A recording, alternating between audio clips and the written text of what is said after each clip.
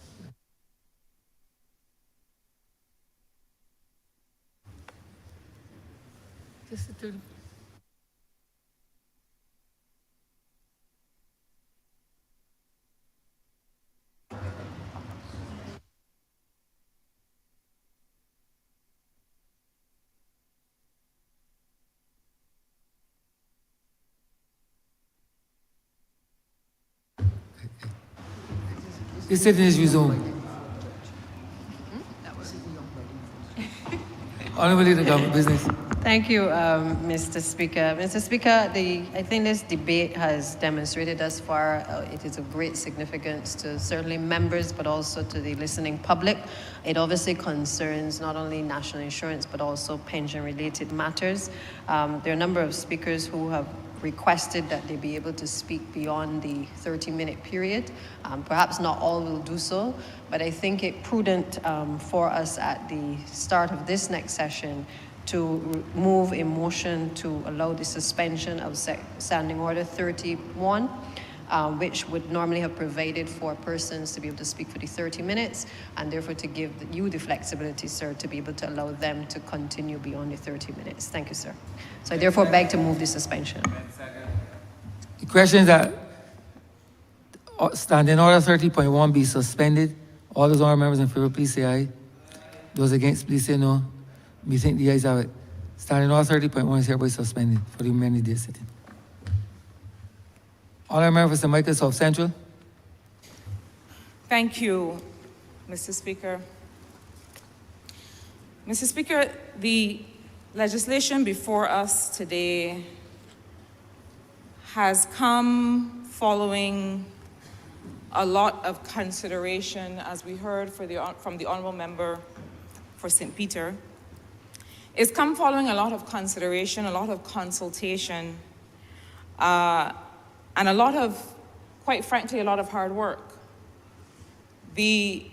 What was presented in the ministerial statement by the Honourable Member, as well as in his lead-off of the debate, these are measures and decisions, I assume, that by Cabinet were not taken lightly. It came as the result of a lot of modelling, a lot of discussion, and a real concern about the principles that guide us in taking care of each other. The principles that guide us in taking care of each other. When I say taking care of each other, I don't mean me taking care of the Honourable Member for St. George North, or me taking care of the Honourable Member for Christchurch East Central. I'm talking about across generations. We are concerned with making sure that we have the wherewithal to protect people alive today and people who are not yet alive. Everything that we do in this honourable place has to be concerned, not just with equity among people who currently exist, equity between people and planet, and equity between generations. That's what we're doing here. So when we think about the measures that the Honourable Member announced, I entreat us not just to think about what that means for me. What does it mean for the children that I dropped to camp this morning? And what does it mean for the children that they will have? I start there because I want to make it clear that the work that is being done here, the decisions that have been taken by this Cabinet here, are not convenient decisions. When I was first starting to be trained in economics and development, there was a certain part of what we learned, what we were made to do, that is known as political economy. Political economy is the study of how political decisions impact economic decisions, and vice versa.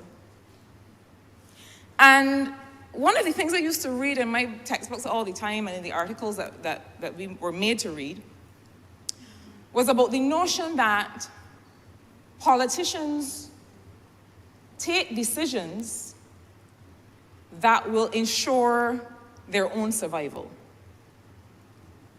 That is really at the basis of the discussion on this whole business of political economy. There's this notion that we have to protect against this survival instinct of politicians. Politicians are thinking about, or lawmakers, legislators, policymakers, are thinking about only what will get me past the next election cycle, making decisions only for that purpose. And it always bothered me. At that time, I did not imagine that I would be in political service. But the notion always bothered me. Because I thought, surely there are political actors, surely there are legislators and policymakers who care about what happens to people and are not just looking to protect their own well-being. Sorry, this may be a controversial thing to say, But if the group of women and men in here, in this chamber and in the other place, were only concerned about their own survival politically, perhaps we would not be debating this legislation. If the women and men in here, if the Honourable Member for St. Michael Northeast, the Honourable Prime Minister, the member who is leading this debate, and the rest of the members of the front bench, and all of us, were only concerned with keeping people warm and happy, notwithstanding the consequences, with keeping people warm and happy today, so that we could ensure that we make it past the next election cycle, we would do nothing about pension reform or about the sustainability of the NIS. These are hard decisions, and I am glad to be part of a political generation, because it's not just about this government, sir. I am glad to be part of a political generation that is setting aside its own self-interest in the interest of the people of Barbados and future generations, because that is what we are doing in here today.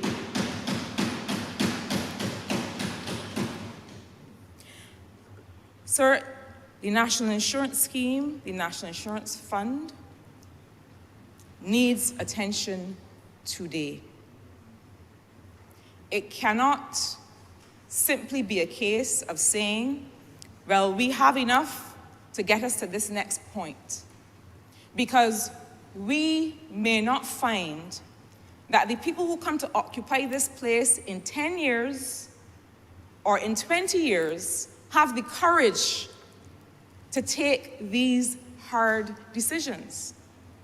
This group in here has the courage to do it. And I really think that we have to see it from that perspective. The NIS needs attention today, sir, for many of the reasons that you heard from the Honourable Member for St. Peter. And I won't attempt to go over them, but we do know that we have demographic challenges. And what do I mean by that? That we have a situation where people are living longer, which means that they will require benefits for a longer period. And we have a declining base of contributors, so fewer people who are paying in to be able to allow us to take care of those people who are living longer.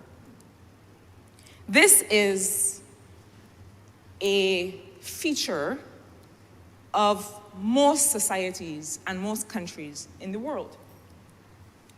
And in fact, this is a feature of most systems that are structured like our national insurance scheme is structured. Sir, within a span of 22 years, between 1995 and 2018, 78 countries in the world increased the contribution rate of their national insurance systems. 78 countries increased the contribution rate. 55 countries had to increase the retirement age. 61 countries adjusted their benefits formula and cut or froze old age pension. Grenada, closer to home now, is in the middle of reforming their national insurance scheme. Last week, the Minister of Finance in St. Vincent and the Grenadines called NIS reform in that territory an urgent and unavoidable imperative. The United Kingdom has also recently been in discussions about their own pension system and did not increase their retirement age, not because they did not realize that it would be necessary, but what they did, conveniently for them, politically expediently for them, was that they looked at their COVID deaths recently and used those figures to be able to adjust their life expectancy numbers and therefore collifox their setting of the retirement age. So in other words, they're able to justify not moving the retirement age on the basis of a newly adjusted life expectancy that is offset by the outlier of the high level of COVID mortality. That's what they did, because they, I dare say, are perhaps a little less courageous and a little bit more afraid of doing something that seems uncomfortable or painful in the short term, but that is absolutely necessary for the survival of the country and its future generations. Ireland, similarly, was called to do something similar because their life expectancy is increasing. They chose not to do it. Arguably, out of political fear. It is an understandable fear. But I wonder what is worse. Is it worse to preserve the fear and the risk for those who will come after us? Sir, I have friends who asked me in 2016, when I started the process of offering myself a political service, why on earth would you do that? Why would you do that? Why would you put yourself in the firing line or the chopping block, however you want to call it? And I said to them, because my back is broad. Because I happen to know that I have the courage. And I don't expect everybody to have the same courage, so let me go forward on behalf of others who do not have the same courage. And it is not to boast, because courage doesn't mean that you don't get frightened. Courage means that you just do it anyway. And that is what is happening in this chamber today. And I dwell on this point because I want us to understand that these are not decisions that we take lightly. And I also think that we have to understand what the National Insurance Fund and the National Insurance System delivers to Barbadians, and what we stand to risk, the protection, the social safety net that we put at risk if we do not preserve it.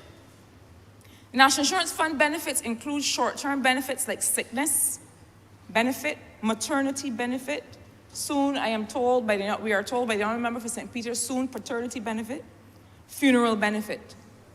It also includes employment injury benefit. That is injury benefit, medical expenses, traveling expenses, disablement benefit, death benefit. The long-term benefits that are covered under the fund: old age contributory pension, invalidity pension, which I hope we soon start to call disability pension, because this word invalidity is perhaps a bit outdated, and survivors pension. The suite of benefits offered by Barbados' National Insurance Fund is among the widest ranging globally. Barbados was one of the leaders in establishing this kind of a system. And because of its age, the amount of time that it has been in operation and offering benefits to Barbadians is a part of the reason we are here today. Because a system such as this front loads contributions. So when it first starts out, you have more that you're getting paid in, and because of its history, you have fewer people that you're paying out to cover. But invariably, a system that is designed like this, and I have friends who are economists who have not very flattering language for the system. The national insurance system as it is set up, because it means that you are having to crowd in contributions today to pay for people who have already retired. So there are those who believe that perhaps it is time to completely unpack what we understand as this common approach to national insurance schemes, and to see whether there's another way that we can deliver these benefits, simply because of the demographic changes that are happening all over the world. So, sir, I want to take the opportunity then to talk about how the NIS works so people understand that it is not that you are paying money into a bank account and leaving it there, and then when you age out of work, that money is there for you. That is not the way the system works. Sir, national insurance schemes in Barbados and much of the Caribbean and many parts of the world were designed to be partially funded systems. So it means that in the early years, contributions exceeded expenditure, and the surpluses that you got at that time were invested. When expenditure exceeds the income that is invested, then the assets that you have to fill that gap, as we heard from the Honourable Member. So social insurance systems are usually designed on a principle of solidarity and pooled funding. I pause here because I want people to understand something else. National insurance systems are not private pensions. They're not set up to operate like private pensions. They cannot be individualized. So for those of us who are saying, look, let me keep my money, let me hold my money and put it somewhere else, if you do that, the old lady that you go to the shop for up the road will not get a pension. Your aunt will not get a pension. So by definition, they can't be individualized, otherwise they will collapse for everyone. They're built on pooled funding. So if you want others, and we really have to think about this. I said in this honorable place before that we keep saying this is who we are, but really we need to start asking ourselves, who is it that we want to be?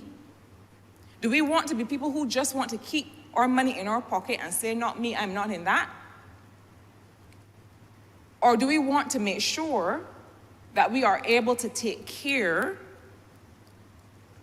not just of other people, but of our own children in the future, when we are gone?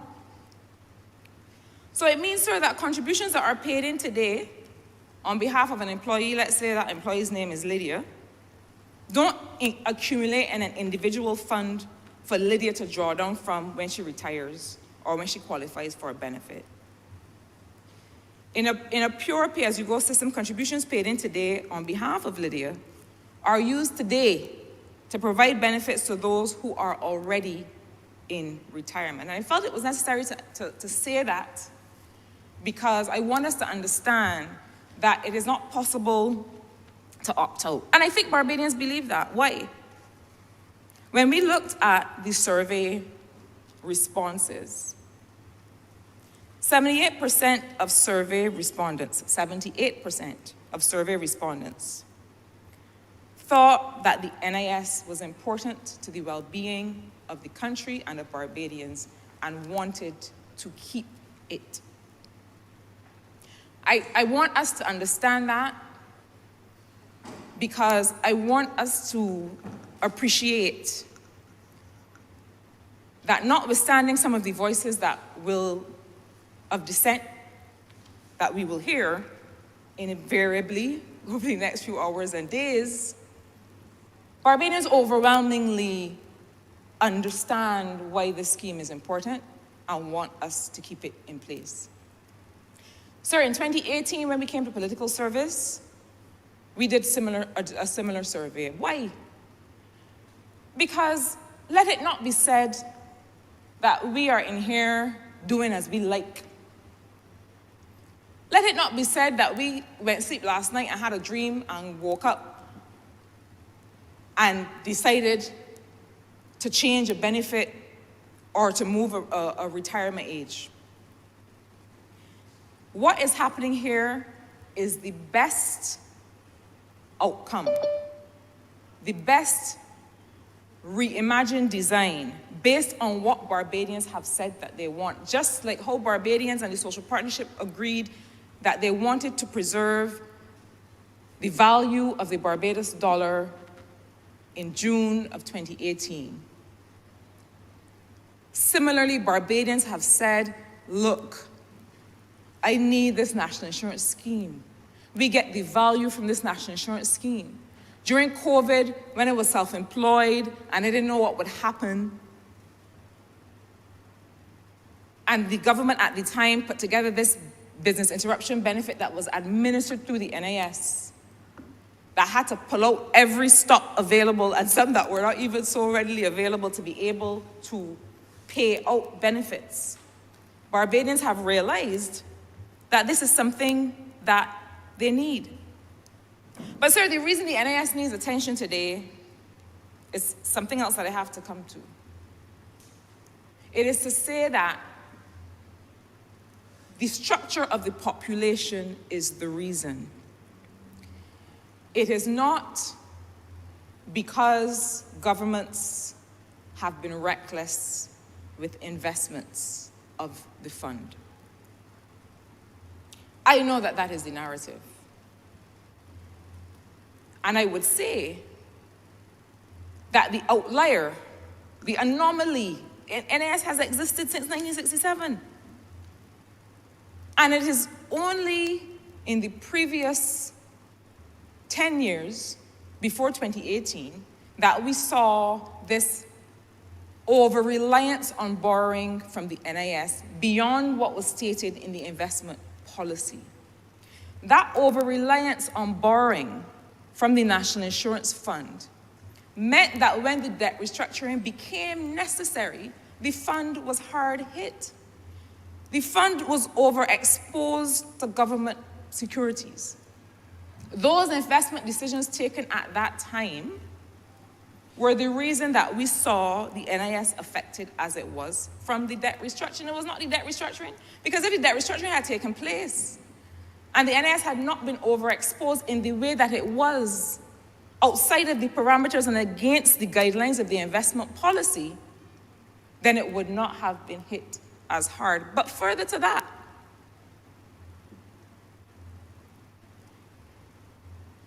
the savings that would have been made, or if that the NIS had not been as hard hit or as affected as it was by the debt restructuring, that would have given us 3 to 4 years time. That would have bought us 3 or 4 years only. It would not have really been any sustainable or sustained way of saving the fund. You know, it is common wisdom that a government should not, a state should not expose a system of social insurance like the NIS to the risk of overborrowing. That is common guidance. That is public finance 101. So, and it is for the very reason that if there comes a time when you have to take action on the debt, then that is going to be one of the first things to be hit. I want to say that I don't want us to get distracted or confused about the reason we have to take action on this national insurance scheme. The reason we have to take action on the national insurance scheme has to do with the fact that we do not have enough people paying into the system today to cover the benefits. That is the reason. Is there space to make sure that investment policy always lines up and that there are not others who will do what was just done and in the future opt to make bad investment decisions? Yes, there's lots of space, and you heard it from the Honourable Member for St. Peter today. And I'll come in a moment to some of the mechanisms, or one of the mechanisms, that tries to prevent that from happening. I'm not saying to Barbadians that it is wrong to be concerned about what happens to the fund. It is perfectly right and in order to be concerned about what happens to the fund. But I'm trying to dispel this notion that the reason that we are here to make these changes and to save the fund long term has to do with the fact that poor investment decisions have been made. That is not the case. Sir, I want to say further that when it comes to the financial sustainability of the National Insurance Fund, there are only so many things you can adjust. There are only so many things that you can play with. And the document that was laid by the Honourable member who led this debate references them as parameters. But really, those are just the things that make up the cost side. So how much you spend on benefits, and the income side, how much you get to be able to spend on benefits. There's certain parameters that you're dealing with.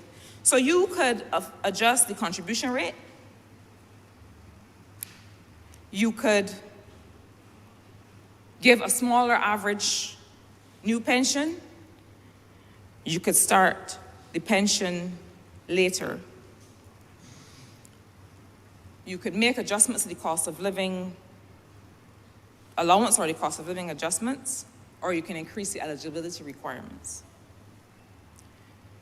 The survey that was completed by Barbadians, the town hall meetings that were attended by Barbadians, said certain things very clearly. One of those things was that people did not want to see the contribution rate touched. So I'm trying to say, sir, that you have certain levers. If you push one, you got to pull another. And the consultation was about what are the levers that Barbadians feel comfortable with having pulled or pushed.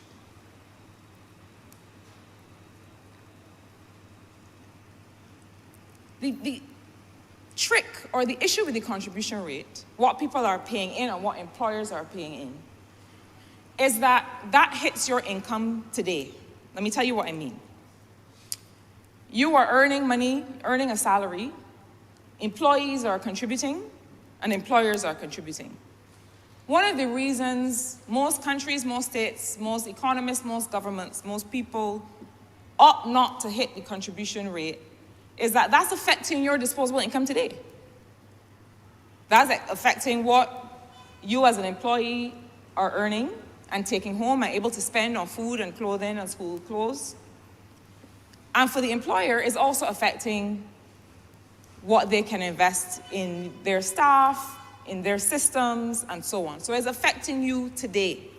And so it is right for Barbadians to say that they didn't want to address the contribution rate. But what I'm saying is, in simple language, if we agree that we want to save the national insurance scheme, we want to keep it sustainable for ourselves and our children. If we agree that we don't want the retirement age to go above 70, which was what we heard. People said, what, 70? Absolutely not.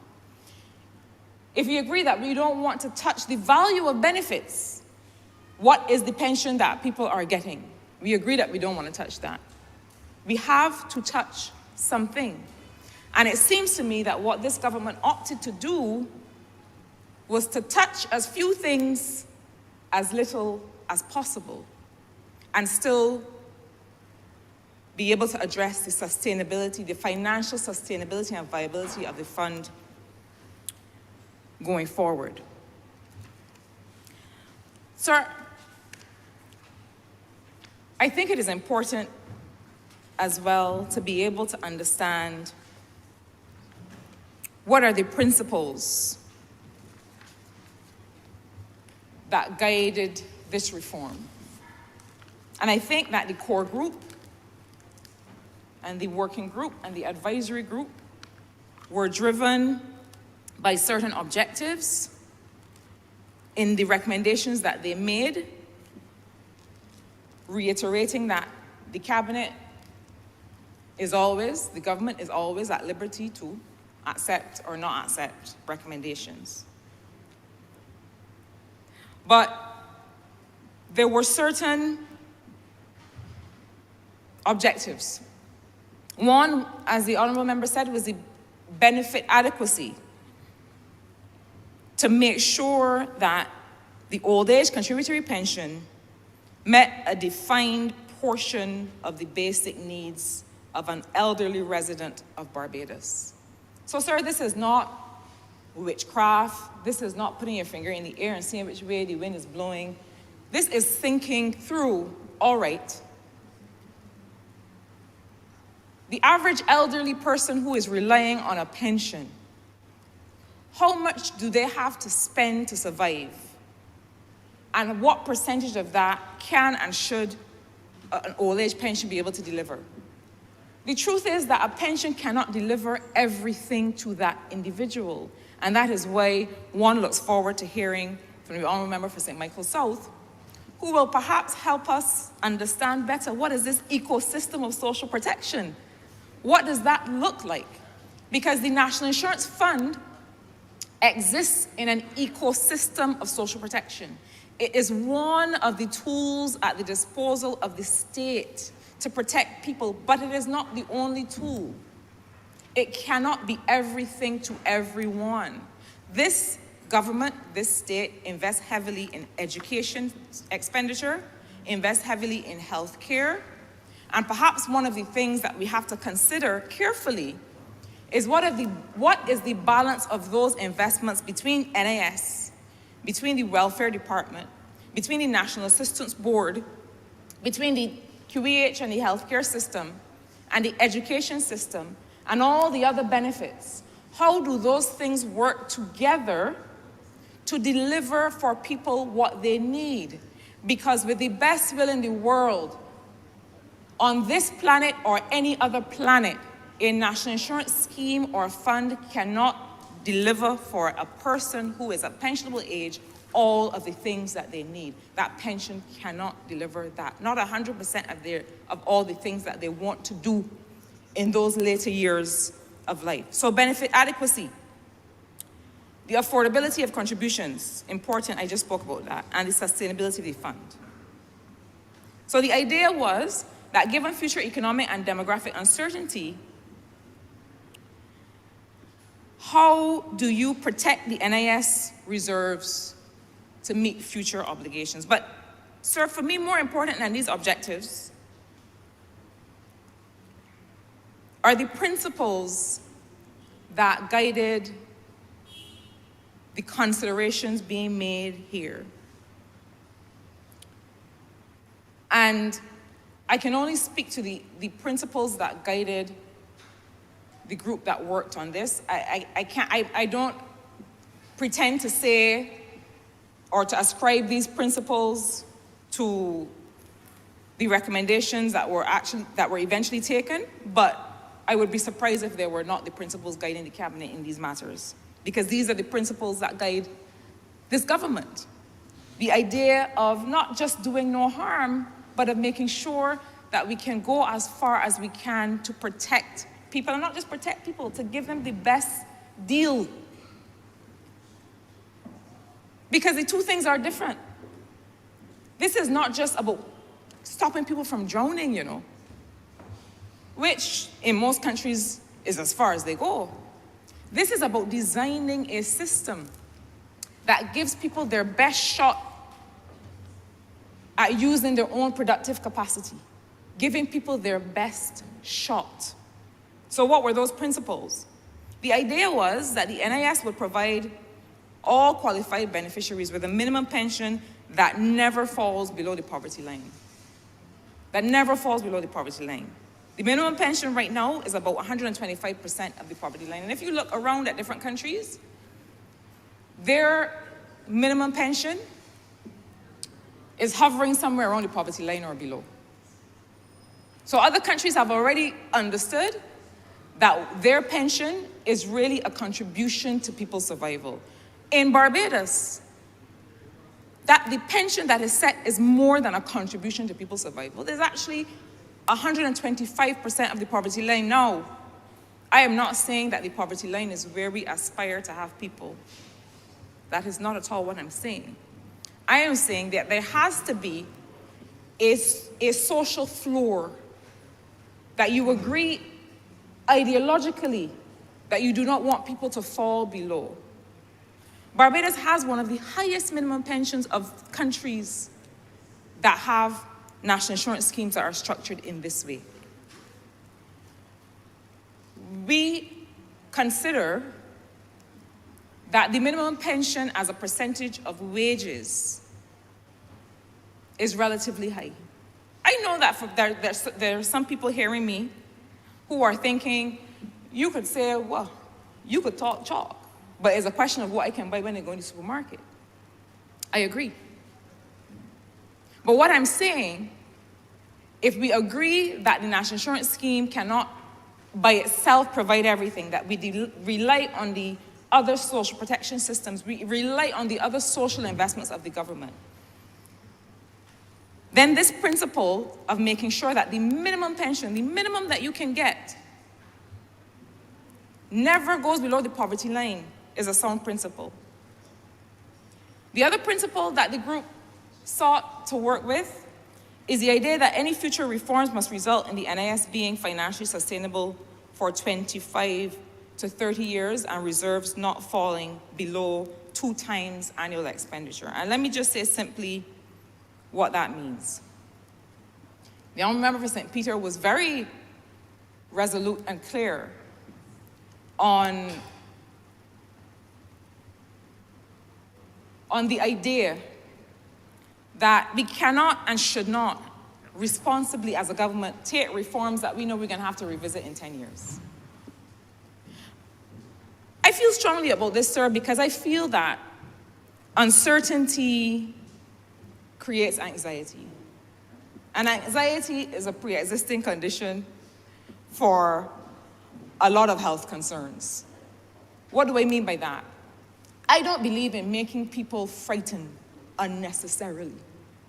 If you have to bring reforms that are going to make the National Insurance Fund sustainable, make your timeline 25, 30 years. Don't tinker. Don't come back in 3 years because you was frightened to take this decision today. Don't come back in 5 years. Don't leave it for the next generation of those who will come to political service to scratch their head and think about what to do. If you have the wherewithal to bring about far-reaching reforms that are going to really affect sustainability, do it now. And that was the principle on which we were operating. The other principle, sir, is that the National Insurance and Social Security Act should include specific target funding levels and required actions to be taken if the actuarial projection suggests that the NIS will not meet stated targets. And this was covered in the presentation by the member who led the debate. Is simply this. The document that he laid references it as something called a compulsory adjustment mechanism. What does that mean? It means that the government of the day, today, in 5 years, in 20 years, will not have the option to cross their arms and wait for the next government to do it. What does the young people say? Get somebody else to do it? You put in the legislation something that binds the state to act. Now, I would say that I would have loved it to be a bit more automatic. I would have loved it to be that when the reserve expenditure ratio, when the balance of what the fund has and what the fund has to spend gets to an unsustainable level, immediately, I ain't coming to the minister, immediately action is taken. That is what I would prefer. I understand why the recommendation is framed as it is, because I don't think there's a more uncertain time, there has been a more uncertain time, sir, now than there is today. So one doesn't know what the government at the time will have to deal with or spend on or consider. So one has to, I imagine is the reasoning of the government, maintain the capacity of the minister responsible to take a decision, to say, well, I want to adjust this and not that. I want to adjust that and not this. But the truth is that something that is more automatic would actually perhaps give people a bit more comfort. Why did we think that this kind of compulsory adjustment mechanism was needed? Because, sir, when we started these conversations with the people of Barbados, there was a concern that you are paying in NIS contributions and somebody could decide to take a poor decision and put your future at risk. It is a valid concern.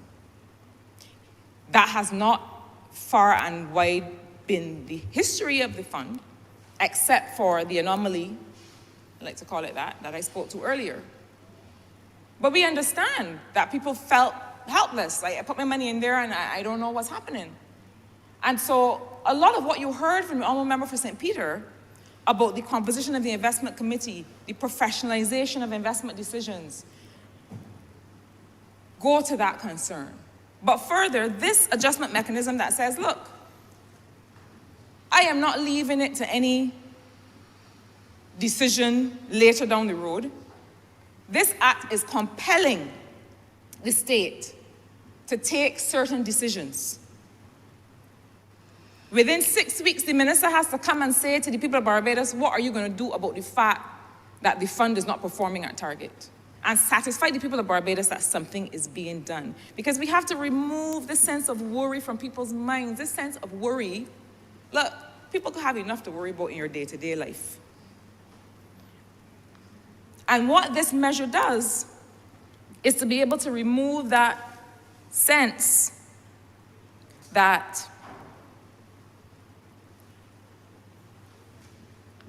people are not certain about what is happening with the fund once monies are paid in. But sir, I want to come to this idea of what the NIS is and is not. And I mentioned earlier that it is not a private pension. And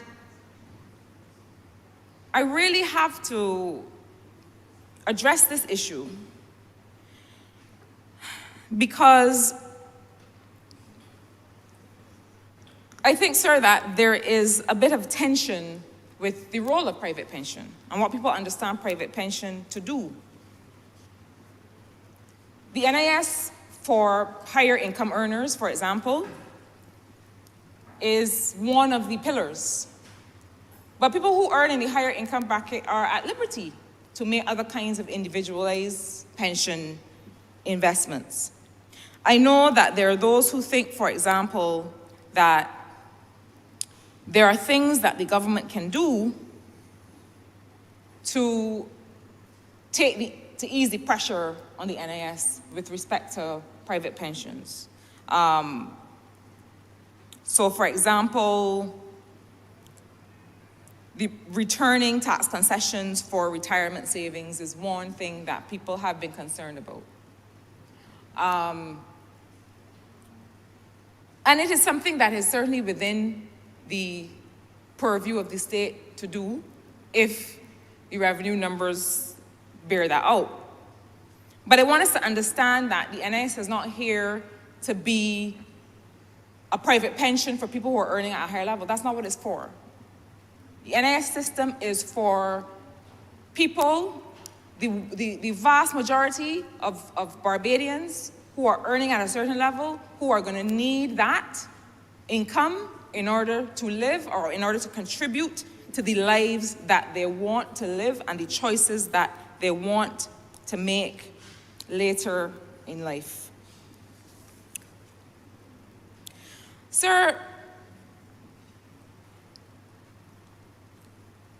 you know, in the couple hours since the ministerial statement was delivered and this debate started, there is discussion about what these measures mean. And I think that some of it comes from the fact that when we get to our feet in this chamber, sir, to share measures or to debate bills or to give perspectives, we cannot say everything. And so because the honourable member mercifully did not take 10 hours to go through all of the things that obtain, there are questions. And there are things that were unsaid. There will always be things that are unsaid. And the board and the staff who have joined us today and who work every day will have to do the work of completing some of this. This is not the end. I really think that sometimes we believe, and when I say we, I mean Bajans. I'm a Bajan, here as a Bajan. Sometimes we believe that you only come when you have all the answers. And so we have this kind of whataboutism, right? And you say, well, what about this and what about that and what about that? And that's fine. It seems to me that government understands, the cabinet that is proposing these changes understands that when it comes to issues like retirement age, there are certain categories that may need an earlier retirement age. I think that has been the discussion. There are certain categories that already have an earlier retirement age. So there are certain kinds of work that are physically laborious. There are certain kinds of work that mentally, if you are not going to be as sharp, sorry, no, that doesn't apply to your discipline, but you're not going to be as sharp later in life as you were when you started out. And so there has to be consideration, and I am sure that the government understands this, and the minister understands this. There has to be consideration for those kinds of works. Soldiers, police officers, there are, somebody's trying to whisper in my ear, surgeons, but I do not believe that qualifies. That's an aside, Honourable. That's an aside, Honourable. Pay no And it will be attention to treated as such. So I think that the concern that people feel about, well, the work that I'm doing now that is so hard on my body, for me to do that for an extra year, what will that mean? And I think that, and I know the government is open to looking at those categories. There are some that say that there are categories of work that the retirement age should be later. And I won't get into that particular conversation now. But I know that there are people who say that there are groups of us who qualify for pension earlier and maybe should not. And there are groups of us who qualify for pension later and maybe should qualify earlier. And I am sure that there are things to be worked out in the details and in the administration of the Act and in the work that is done at the NIS itself to give life to these fears and to give life to these ideas. We could not in this debate contemplate and discuss everything that will be necessary. But the legislation gives us the wherewithal to start the work to make some of these things a reality. You heard about all of the things from that the self-employed, those who are self-employed will be able to do to make sure that they get their contributions paid in and they're able to benefit. But there's something else that I want to say. I agree, of course, with the measures that are meant to make it easier for the self-employed. I agree with the idea that you pay in benefits when you are in a position, pay in contributions when you're in a position to pay in contributions. You have seasonal work. You know, I go and dance in the hotels certain times of the year, high season for tourist season, or I sing during crop over, or I'm a promoter, and that is when I can pay in my contributions, and I want to make sure I can pay as I get money. But there's something else that I want to say. While we make it as easy as we can for those who are self-employed, I think that we also have to have an honest conversation. It benefits you, especially when you are self-employed, to make sure that you are able to have access to the National Insurance Scheme. There is no time that was clearer to us than during COVID. And I think that for many people, because of the way the scheme is structured and because the benefits did not match, because the benefits available to the self-employed were not aligned perfectly with what people who had contributions paid in on their behalf, because they did not align perfectly, there was this notion that, well, I can hold my money and if anything happened to me, I can have it. You could not pay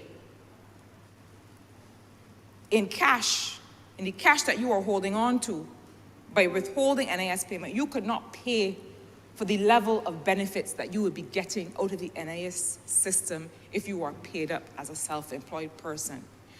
One does not say that just to be able to get revenue into the system. One says that because it hurts my heart to see people working hard every day who should be able to benefit from this system the same way the rest of us do. But because they have taken a decision based on not having all the information, they're not able to benefit. Sir, I have to say something here in general about this question of non-contributory pension and who qualifies and who doesn't qualify. I think it is something that, and I won't try to address it all, there are other members who will speak after me, but I think that the question of who qualifies for non-contributory pension and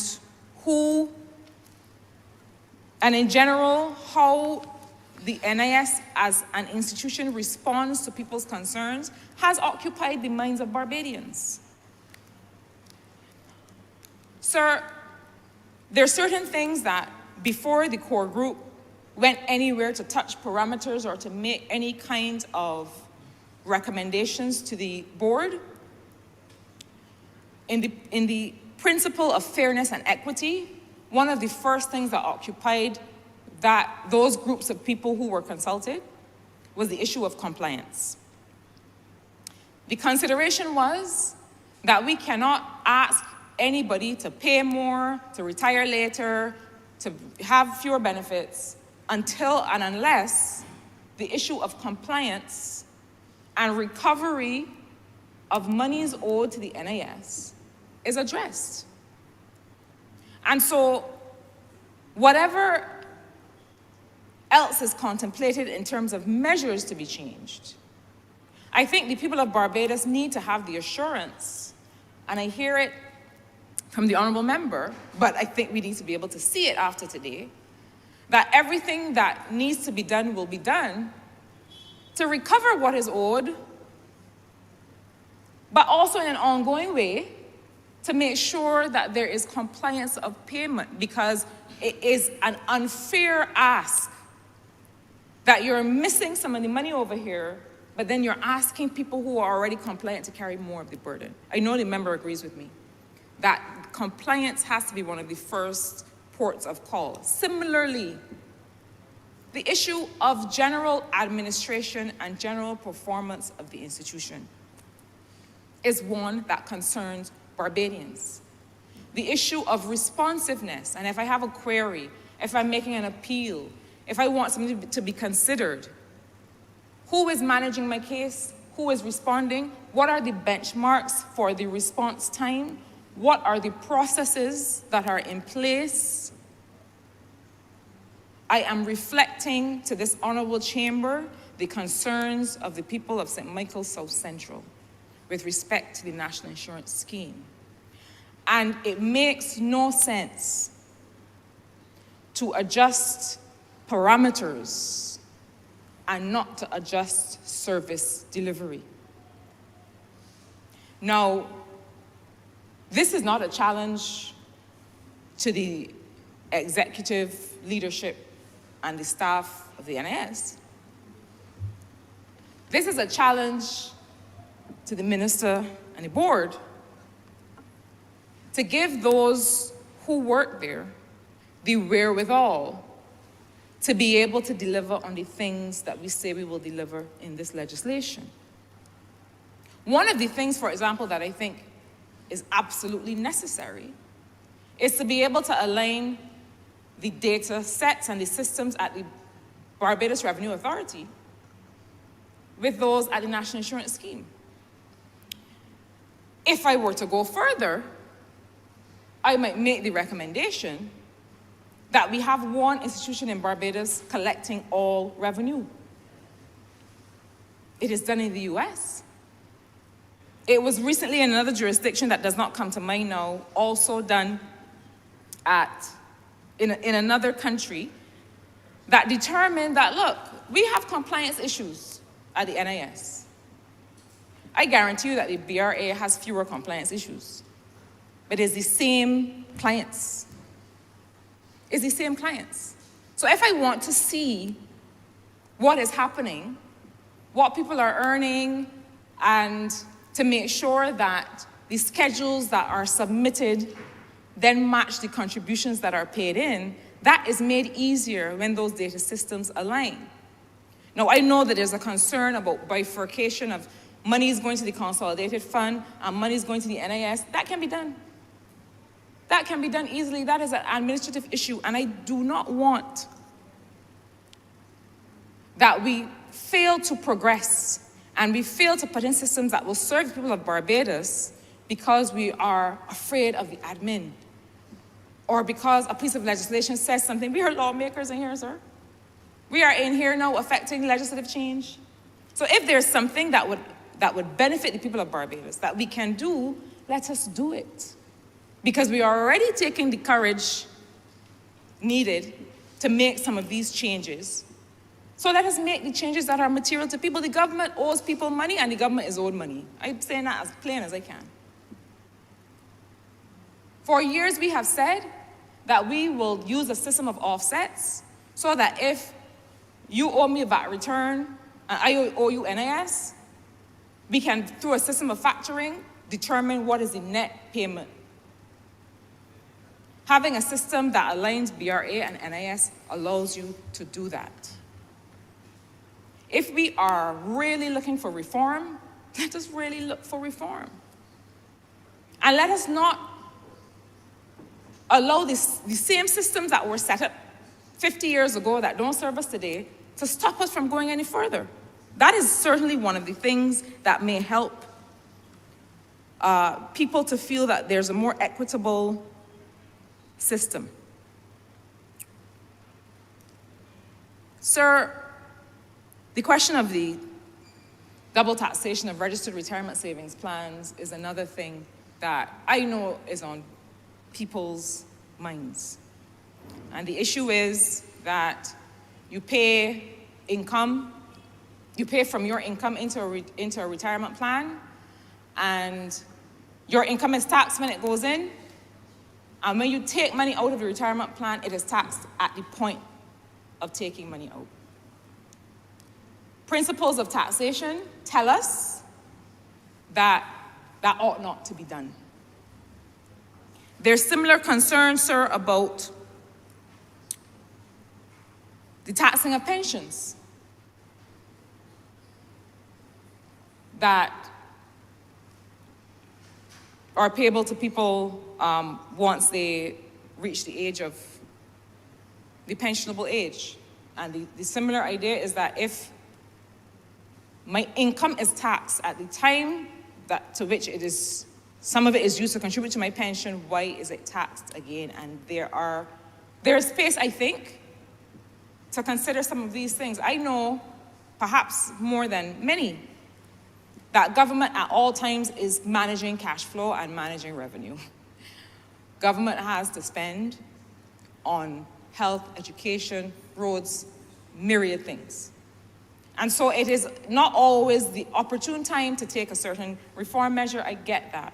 But I think that we have to be driven by principles of fairness and equity and, quite frankly, sir, good common sense. I have to say as well, sir, that and I started to touch on this before, but I think there is a notion, and forgive me, sir, because I'm talking to all Barbadians today, and Barbadians are not a monolith. I'm talking to all Barbadians. I'm talking to those that are concerned about the issue of retirement age, talking to those that are concerned about the issue of compliance. But I'm also talking to those, sir, who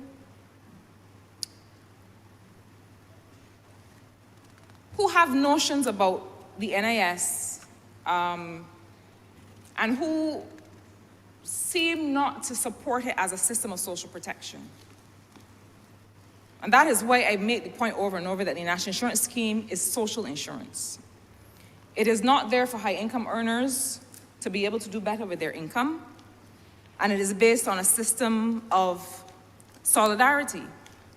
But there is a notion, sir, that the National Insurance Scheme non-contributory pensions are a burden to the fund.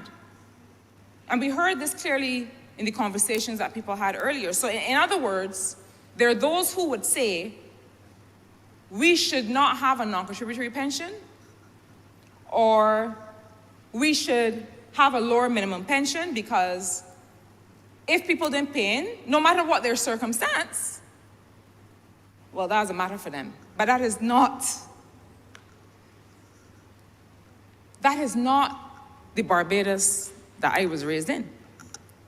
That is not the Barbados that created this scheme in the first place. This is not the Barbados that pioneered the suite of benefits that are available to Barbadians today. So I want to make it clear that in last year, sir, the NIS paid less than $8 million, or 16% of total non-contributory pensions.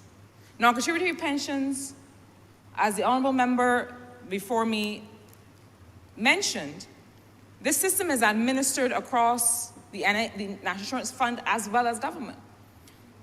So the fund last year paid 16% of the pensions that were paid. The non-contributory pensions are not a drag on the fund. But to be honest, sir, if it were more than 16%, I would have no problem with that. Because the idea of a non-contributory pension originated where? There are people who produce for this economy and this country. They do not get up in the morning and put on a jacket and go and sit down in anybody's office or in anybody's factory. They are raising children. They are taking care of the elderly. They are reproducing a workforce. They are doing volunteer work in communities. They are creating breakfast programs and going and feeding people's children at community centers and schools. They are productive. But our system says that we only see you and your productive efforts when you get a pay slip. The idea behind that non-contributory pension was that for those of us, at the time largely women, who were working within the household economy, because that's what a household is. It is an economy, it is an economic sector, it is a productive sector.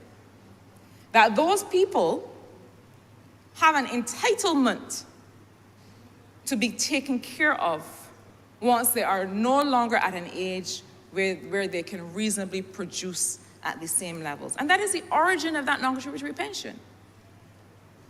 Women and others, increasingly now men as well, who work primarily in the home are not the only ones who should be considered, arguably, for a non-contributory pension. Now, I believe that the system of who qualifies for that may need to be relooked. We want to make sure that people are paying NIS contributions, but we similarly want to make sure that people who, for very good reasons, could not meet the number of contributions are not left outside of our system of social protection.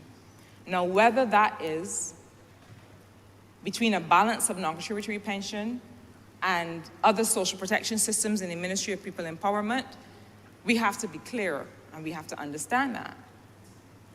But I want us to understand, and I'm speaking to those who believe that the National Insurance Fund should just be there to maximize their returns and not take care of people, that is not what it is for. Similarly, the idea that the NIS should be fully funded, that's not what it's for. It is not by design a fully funded system.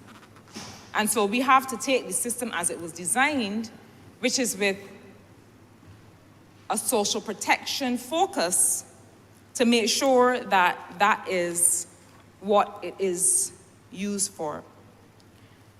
Sir, in my limited remaining time, I want to say two more things. One is that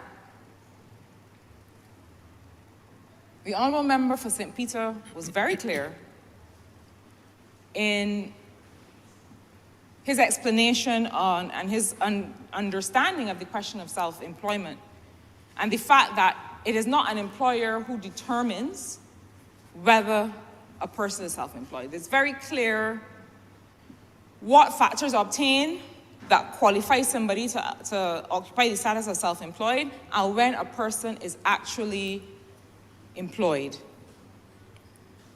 All I will say in that regard is that the government has to always make sure it is leading by example on this matter. The government has to always make sure it is leading by example on this matter. And I know that the political will is there to do it, but sometimes when you look away and look back, the things that you believe obtain do not actually obtain. We have to make sure that there is no category of worker on the government payroll that is affected by this issue that the Honourable Member has outlined. The question of things like if you are required to show up for certain hours of the day at a certain place of work, and you have a set of duties that are assigned to you, that means that certain things come with that. That means that if I have to take a sick day, that I have to be compensated for that sick day. And I am not a labor lawyer or expert. I am just expressing the things that I understand. It means that I am entitled to vacation with pay. The people that we engage, we have to be careful that we do not, that the terms we set align with the category in which we have them. And that is all I will say on the question of who is self-employed and who is a contract worker and who must and should benefit from all of the things that we consider employed persons should benefit from.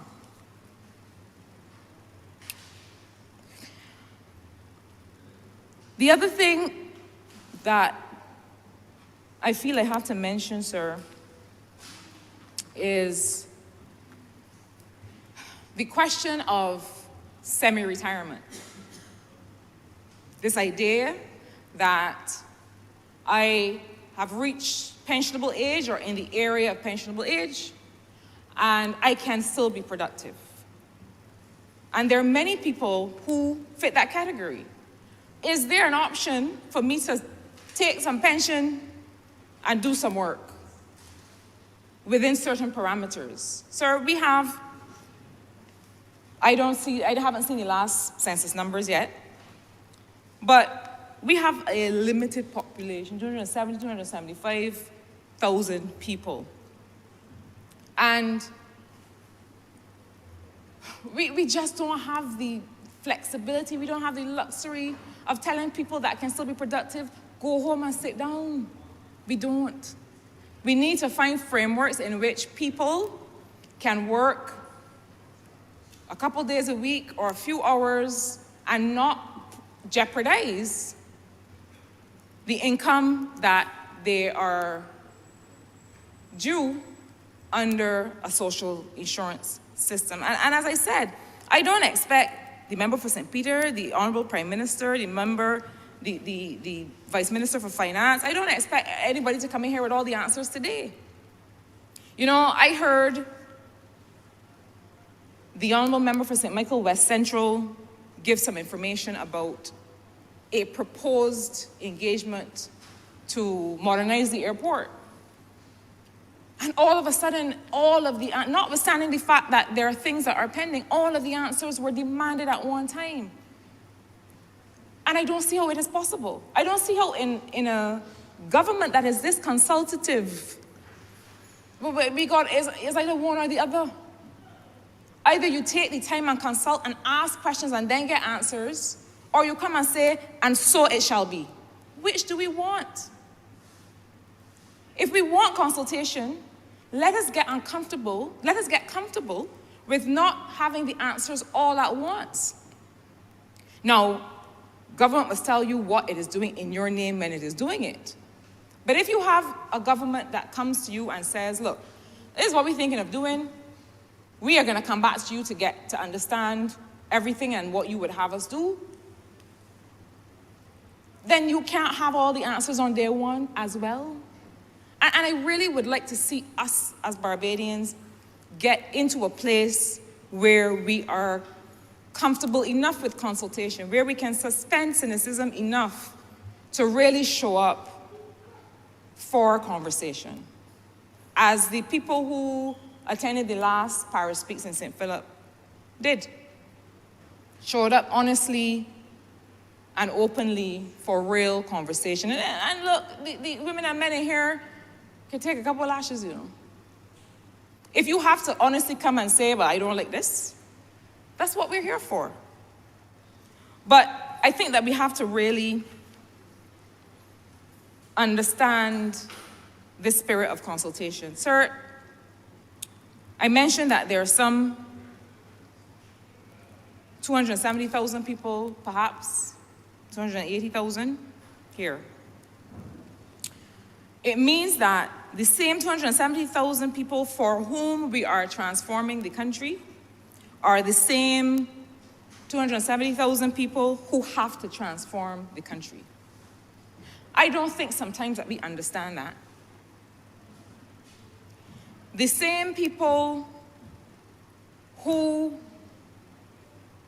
are benefiting from or affected by policy decisions are the same people who have to be a party to those policy decisions. The same Director of Finance and Economic Affairs who is on every board. The same public officers who have to show up for every meeting and who have to do the transformation, sir. Barbados is small, and even with all of the talent that we have, it is one small group of people who have to do everything. That may sound like a very pedestrian point, but it is a fact. And sometimes I wonder whether we do not need to pause and say, look, education reimagination, social insurance and social protection reform, number 2, number 3, number 4, number 5, are the things that we are prioritizing in the next 3 years. Pause. Figure out what are the details of execution. Execute those details. Take fresh stock, take fresh guard, and go again. I say that because when I review the document that has been laid by the Honourable Minister of Labour and Social Security, when I look at all of the things on this paper that I have not yet said but will not say, sir, today, when I consider all of the different permutations of a national insurance scheme, sir, the core group looked at so many options, not just for changing parameters, but for changing structure, for changing the very understanding of what a social insurance scheme is. There are so many things to do and to get right in this work. And this is so critical to get right. When it comes to investment policy and the funding policy, making sure that the compulsory adjustment mechanisms kick in when they need to. When it comes to risk and compliance, when it comes to corporate governance, when it comes to the parameters themselves, when it comes to making decisions about whether the old gentleman who must move around in a wheelchair because he's a double amputee and he didn't have enough contribution benefits. But at the time his application was denied, he was walking around, sir, like you and me. But now he does not. And now he has to get transportation to go into Bridgetown and sell greeting cards, which he does happily.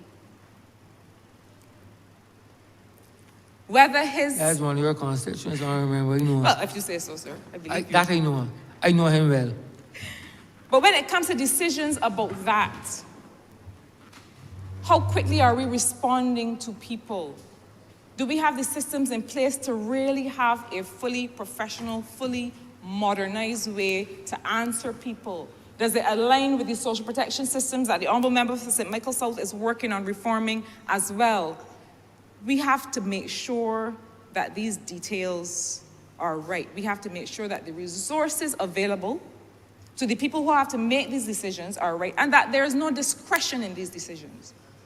That if I meet one officer today and I meet a different officer tomorrow, there is a principle guiding the answer that I get that will mean that it will be the same answer regardless of who is looking at the appeal or at the claim. These are the things, and so I really feel that the resources that we have to be deployed systematically, one after the other, to the things that we need to get done. Because we are in a reform space. We are in a reimagination space of everything. And you see, this is what happens when you now come to service in 2018 and have to start reimagining, because it wasn't happening before. And so everything is up in the air. Understood. But we have the resources that we have. We have the people that we have. We have the numbers that we have. And I'm not saying that we're only looking within our borders. Yes, we have resources from outside. But the people that have to buy in, are the same people that have to execute. And so I say, let us be systematic, and let us be deliberate, and let us be measured about what we choose to do when. And to those people who have to buy in, which is every Barbadian, I will finish where I started. And that is to say that the equity we're concerned with is not about individuals. Social insurance can never be about individuals. It is not just about equity between those people living with disabilities, equity between those in rural and urban areas, equity between women and men. It is not just about that equity, it's about equity between generations. There's nothing that we do today that should disadvantage those coming after us. And if we do not take these decisions today, we have nothing there as a safety net for those coming later. You know, most of us in here are starting to feel our mortality, sir. I know not you, but I know most of us are.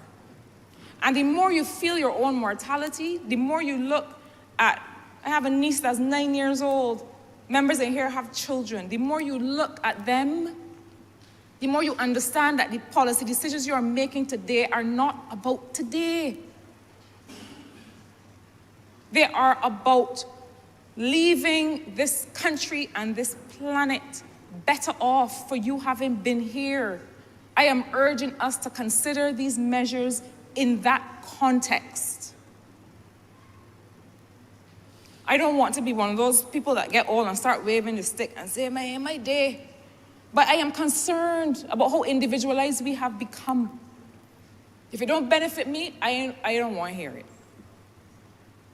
I wasn't raised that way, I have to say. I was raised to stand back and put other people in front. And that is what these measures aim to do. Sir, I commend these measures to this House. I want to assure the people of Barbados that this is not about what was the easy decision. If this government were here just to take easy decisions, we would not be in this place today looking to secure this fund for future generations. And for those that are alive today who will be receiving a pension for some years to come. If we were only here to do the easy things, we would not be discussing this today. We would not be discussing education reimagination. I am happy that having read, 20 years ago now, oh my goodness, talk about feeling your own mortality. Having read 20 years ago now about how politicians only do things that can secure the vote in the next election, I am happy to be associated with a government that has the courage to say, you know what? This is bitter medicine, perhaps, that may not go down well, but there are other measures that we have taken and are taking that are able to hold people up. It is not just the NIS alone. It is all of the things that were done to increase pensions at the beginning. It is all the things that were done to be able to make sure that welfare was increased. It is all the things that the member for St. Michael South is doing now to make sure that the National Assistance Board and all of those things that offer social protection to Barbadians are also kicking in. This is an ecosystem of social protection. It's not just about National Insurance Fund. This is about all of us. And I encourage all of us to be concerned about what happens to future generations and to be able to give this our support. Mr. Speaker, I commend this bill and I'm obliged to you.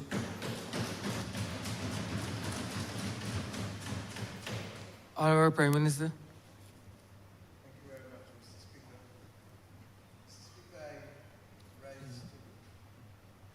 I rise to participate in this debate, conscious that this may come to be recognized as one of the most consequential debates of our generation.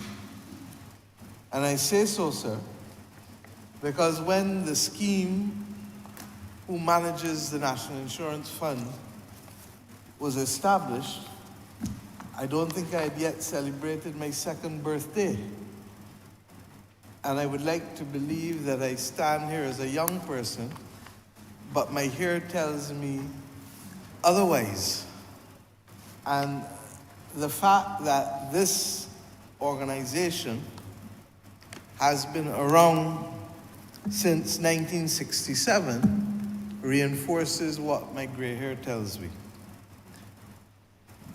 Mr. Speaker, just over a year ago, we received a report from the actuary that indicated that our scheme was not in crisis, but the trajectory, the path upon which it was trodden was such that without intervention, it could be not just in crisis, but there could be catastrophic consequences for those who rely on the National Insurance Scheme. And Mr. Speaker, those catastrophic consequences, while we accept that anything will ultimately trickle down, especially in the areas of economic decline, the reality is that because of the very nature of having a social security scheme, the catastrophic consequences will be first and foremost upon families and individuals at the very time when they are least capable of mounting an effort to mitigate against those catastrophic consequences. And Mr. Speaker, we are talking, of course, of our most vulnerable. We're talking about our pensioners. We're talking about those who rely on the scheme for invalidity benefit, disability. We're talking about people who rely on the scheme for maternity benefit. We're talking, Mr. Speaker, about benefits that go to people when they are least capable of providing for themselves. And that is why whoever came up with that strap line many years ago, we know it because of the ad it used to play usually before the news. or after the news start. National insurance, it's your lifeline. It's your lifeline. And we would hear it and not necessarily internalize it. But for that family, husband and wife, one may be incapacitated at 70, and the other one really can't do much. They might try to make a little sweet bread to sell on the side, a little pone to sell on the side. But without that pension coming in, how are they going to buy the food for the house? How are they going to pay the light bill? How are they going to pay the water bill? They don't qualify for welfare. The reality is, sir, that this institution is vital for the support of hundreds of thousands of Barbadians, directly and indirectly. And that is why I say, sir, that this debate may come to be regarded as one of the most consequential debates of our generation. Since starting, there have been some adjustments. And indeed, Mr. Speaker, I belonged to a government in 2004 that had the courage to also make decisions. It might be argued that we didn't go far enough. And had we gone far enough, and had we not had the level of population decline and the level of economic decline, that the projections that were made then would have become reality. But if I may recall from when we started this journey, those projections assumed that we would have had 30,000 more contributors today than we currently have. And whether we can stop and argue, well, why do we have less?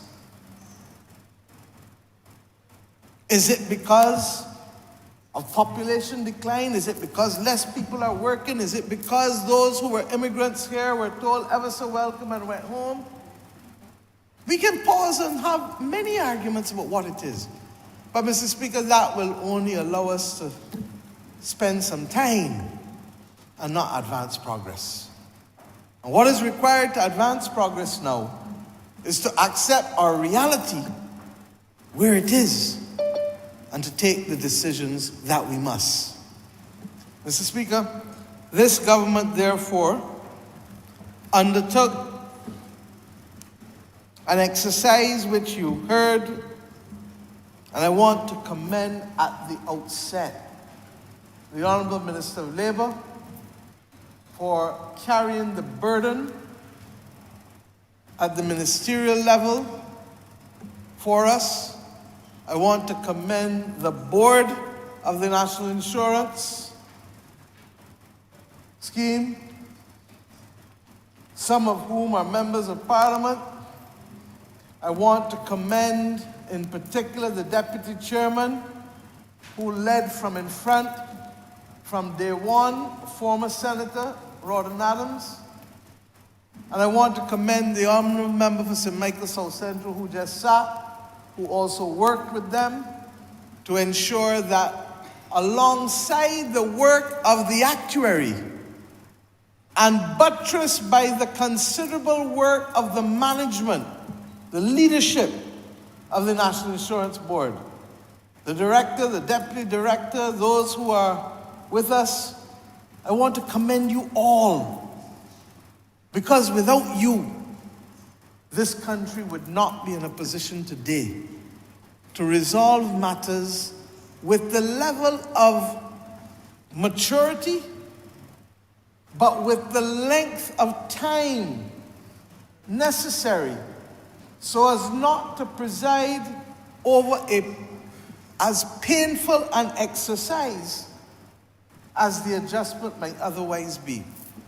And Mr. Speaker, I want to do this also by saluting my colleagues in cabinet and in the parliamentary party for having the confidence and the courage to recognize that there are simply some decisions that must place our country first, even if it means, as has happened on occasion in the last 12 months, don't fool yourself, there are those who would want to attack and take shots, and to recognize that there's going to be some discomfort.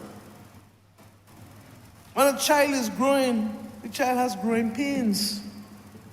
They call them growing pains for a reason. Because when you move from one state to another, there will be adjustments and there will be some pain. But what we know is that growth is part of the path of progress. And similarly here, what we know is that if we don't fix this, not now, not next year, certainly not when I will be in public life, not when perhaps half of the people in here who are over 55 themselves may not be in public life. But somewhere between 2034 and 2041, this country would have had a date with destiny.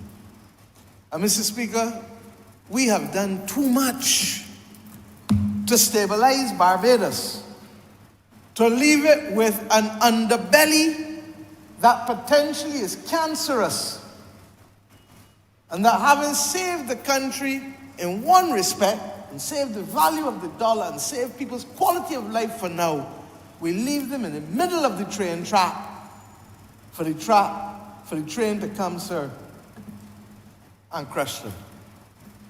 Mr. Speaker, I like to tell the story of a mother who might have had 5 children. And 2 gone away. One actually passed away. So that's 3. The 2 that gone away, one has 4 children themselves and lost the job post-COVID. The other one is working, but the truth is that they're helping to support the sister that got the 4 children. You're left in Barbados with 2 more, one getting an accident and is themselves claiming disability benefit. And you got 1 left to support the mother. In a very real sense, sir, that is what has happened to us. That the dependency ratio has all of a sudden changed. And the number of people that we had to be able to support pensions in this country, people drawing pensions, the number of people making contributions so that we can pay benefits out of contributions has significantly diminished. And it didn't diminish now. It was intended to diminish on the trajectory by 2018. But we reached that point in 2015.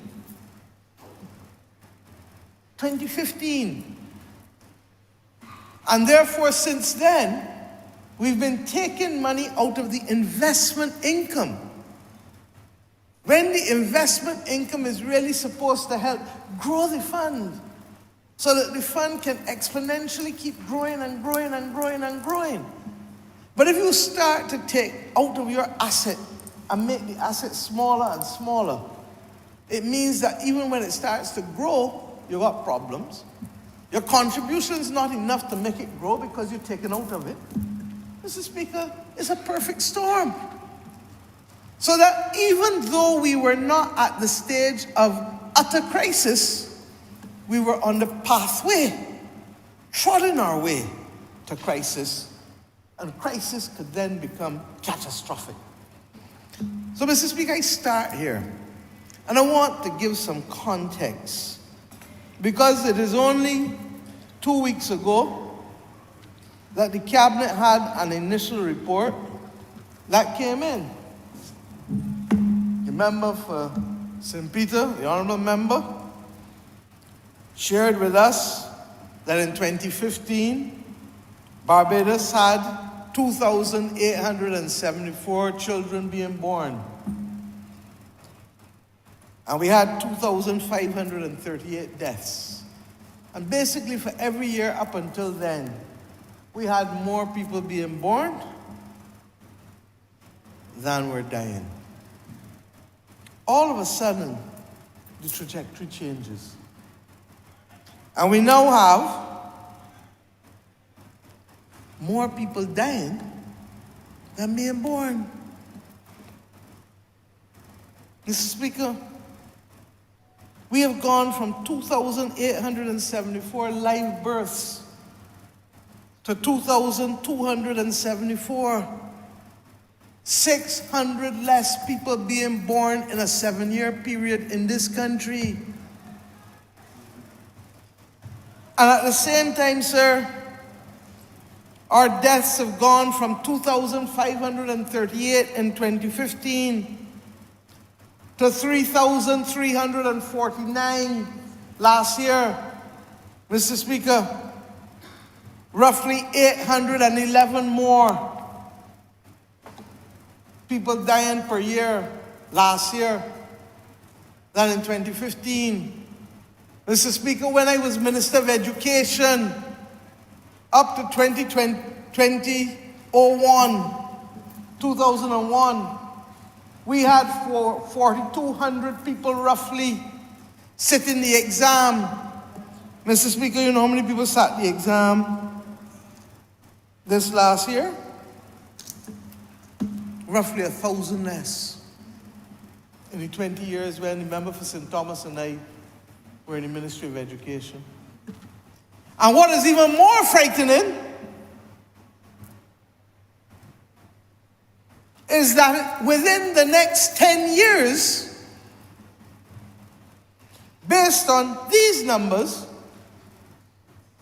another 1,000 less will be sitting the common entrance exam in Barbados.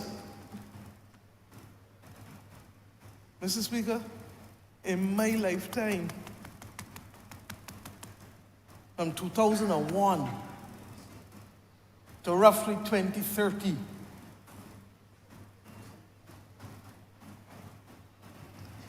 half of the numbers of people being born. We are half of the numbers of people being born, half the numbers of people going to sit the exam. And Mr. Speaker, instinctively when we became the government, we knew that, because had I not served perhaps in the Ministry of Education, I might not have been as sensitive to these issues as I am. And when I saw the numbers when we were in opposition, we agreed that one of the first things we would have to do in Barbados would be to set up a National Population Commission to do the thorough investigation. And they've had consultations, and their formal report is coming. They're tweaking the report. They've come back to us. We've asked them to look at a few things. But it is through that and the completion of the 2020 census, which was postponed or delayed rather because of COVID. Do you know what has happened to our population, sir? I've been talking in the last year about the fact that our population is going to decline. I've been talking in the last year about our population putting us at risk because ECLAC and others have predicted that by 2050, 1 in every 2 Barbadians will be over the age of 65. And some of us may not be as lucky as the member for St. Michael East or the member for St. Thomas, both of whom have a alacrity and a nimbleness that belie the age that they may otherwise have. Not all of us may be born with those genes.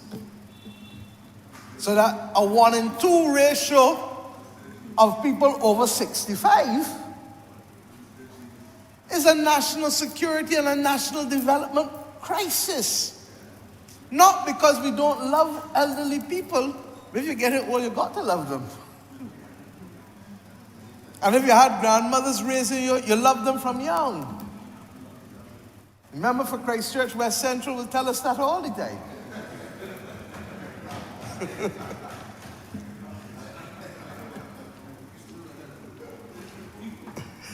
I'm told that some still want to have the population growth.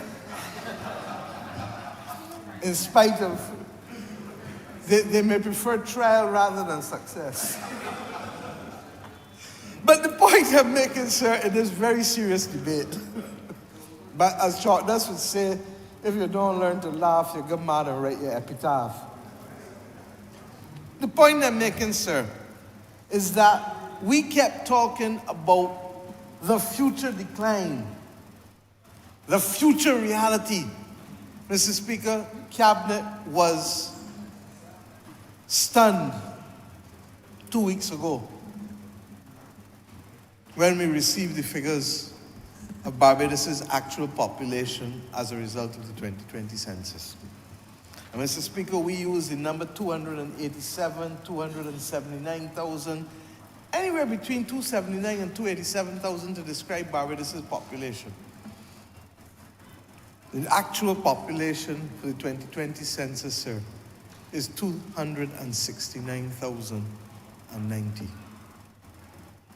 So that the decline that we are seeing in live births and the increase that we have been seeing in actual deaths in the decade between 2010 and 2020 and continuing into this third decade of the 21st century has now given us our worst nightmare. Our worst nightmare, that our population has actually started to decline. I make the point, sir, that in 1950, Barbados had a population of 200,000. 73 years ago, Belize and the Bahamas had populations then of 80,000 each, roughly. Belize and the Bahamas today have populations of 400,000. There was a time when Barbados' per capita income easily outstripped all of the others.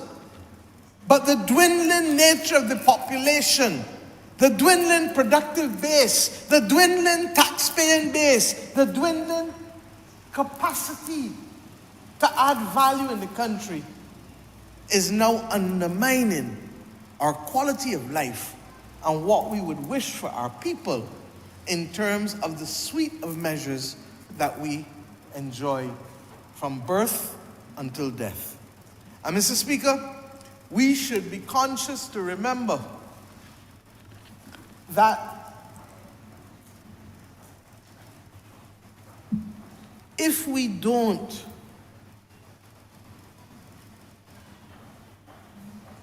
intervene, we will reap what we sow. Now, in this particular instance, this is a much larger issue than just simply Social Security. But I give it to you in the context of Social Security today.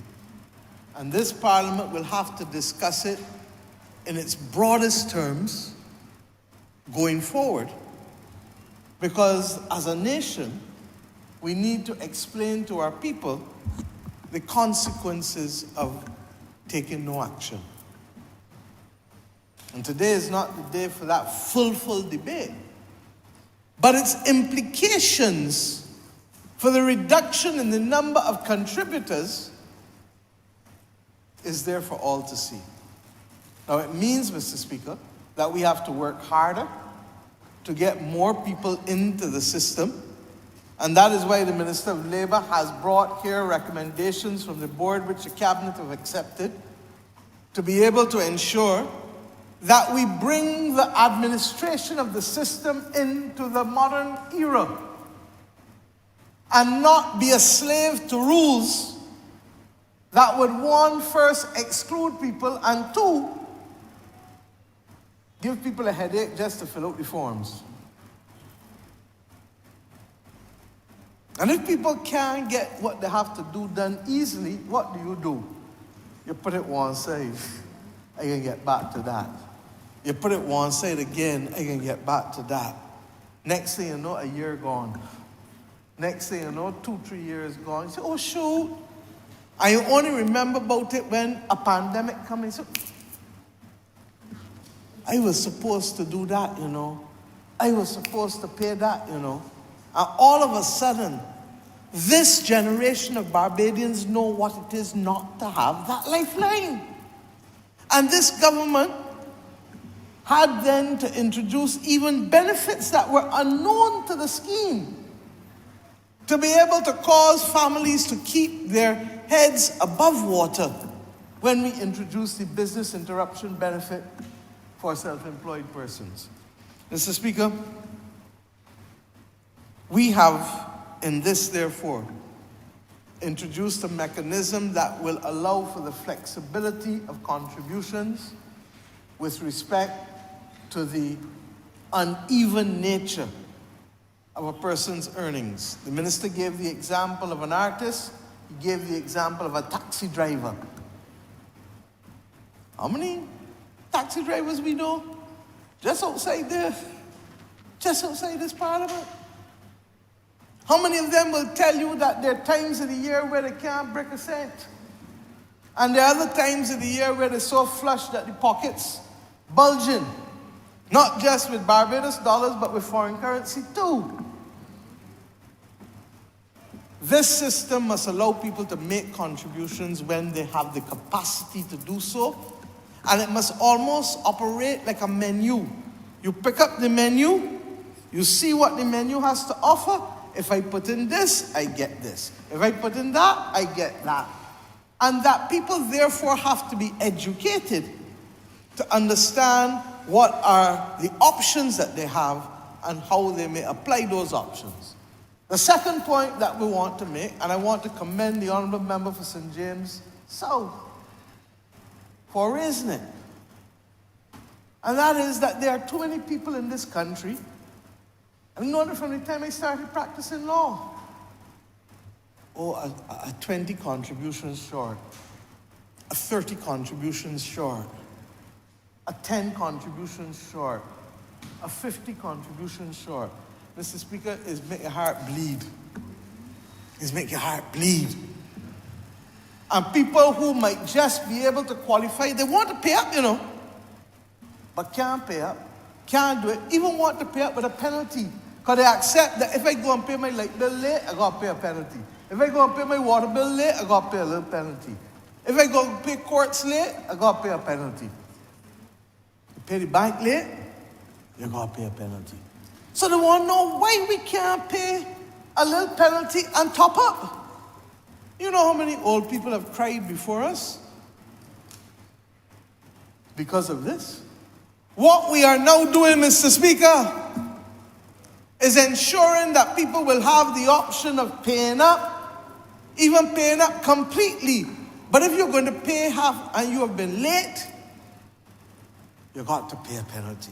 And if you're going to pay a small amount late, it will be a smaller penalty than if you got to pay a larger amount late. Because you still got to be responsible for your actions. If I want to eat pigtails and pork chops every day, the former Prime Minister used to say, member for St. Peter's, he used to say that he was continuing to eat pork chops because for every pork chop you didn't eat, you only saved 7 minutes on your life. I used to apply that principle, but I think I'm having to avoid it now. But the point is that you know that there are consequences to your action.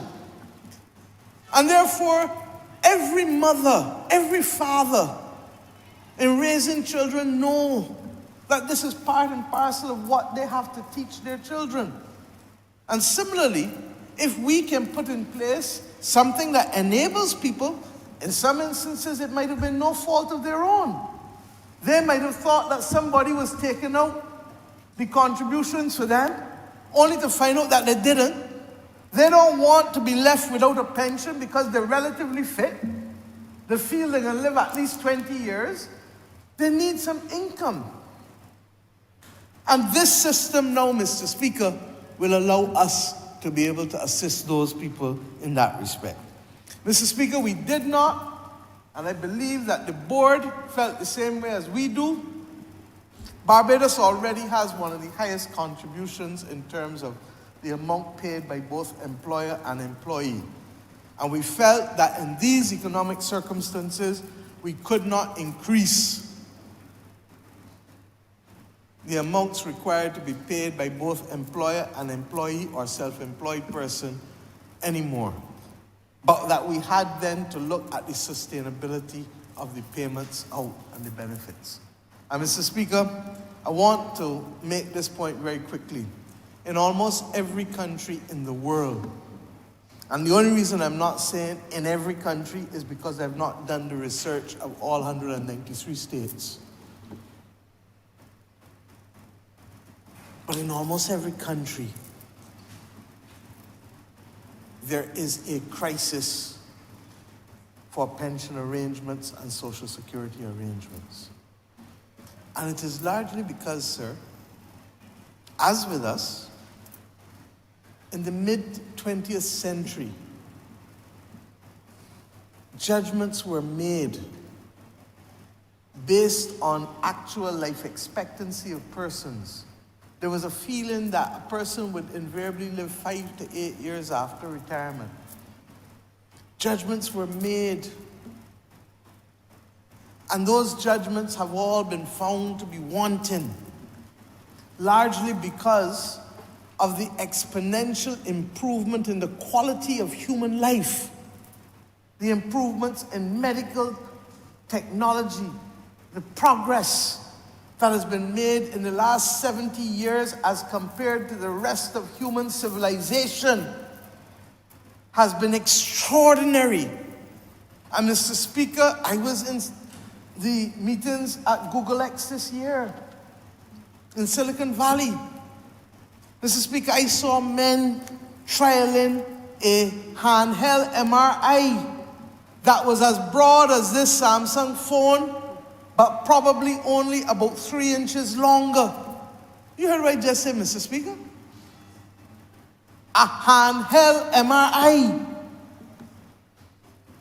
We go to meet this evening with a number of them who are visiting Barbados. It is true they came to watch cricket, and cricket finished early. And we apologize for that.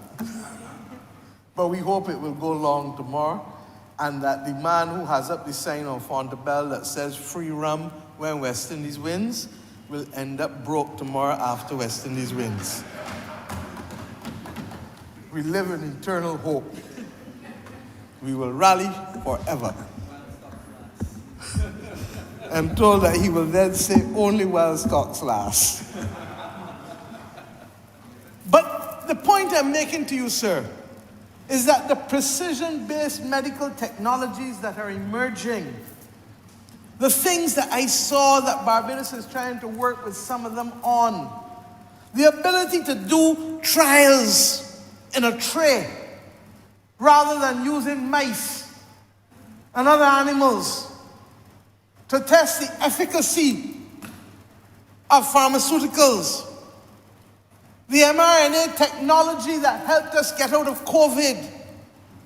The mRNA technology that is at the core of treatment of cancer. Mr. Speaker, believe you me, this government is betting the future in taking this decision with the National Insurance Scheme of Barbados now, because we know that the life expectancy of Bajans will go beyond 80 years very shortly, and may well reach as much as 85 by the time of the end of the next decade. And Mr. Speaker, I'm saying to you that a responsible government, therefore, has to make sure that we change almost all that we do. It's not just in national insurance that we're talking this.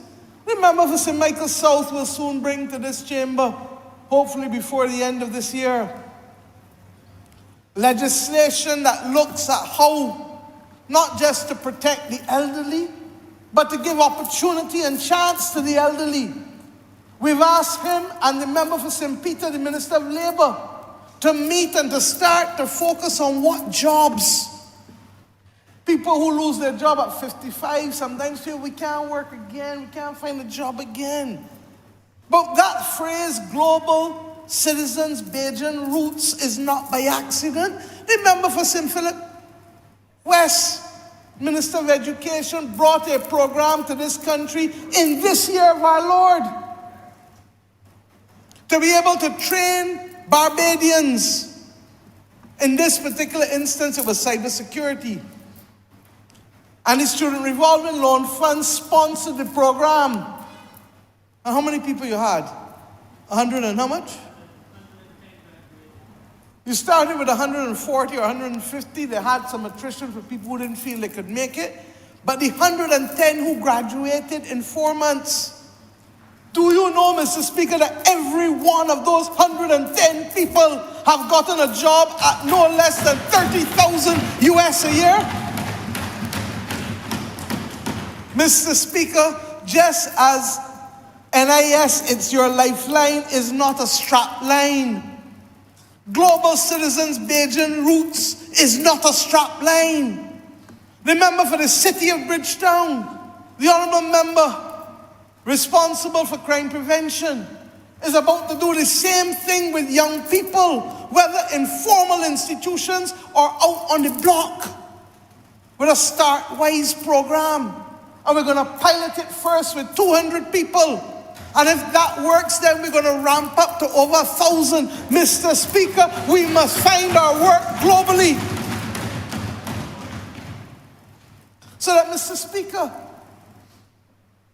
our new reality must take into account that if we are doing all of these things to lengthen people's lives, then we have to equally apply our hearts to wisdom.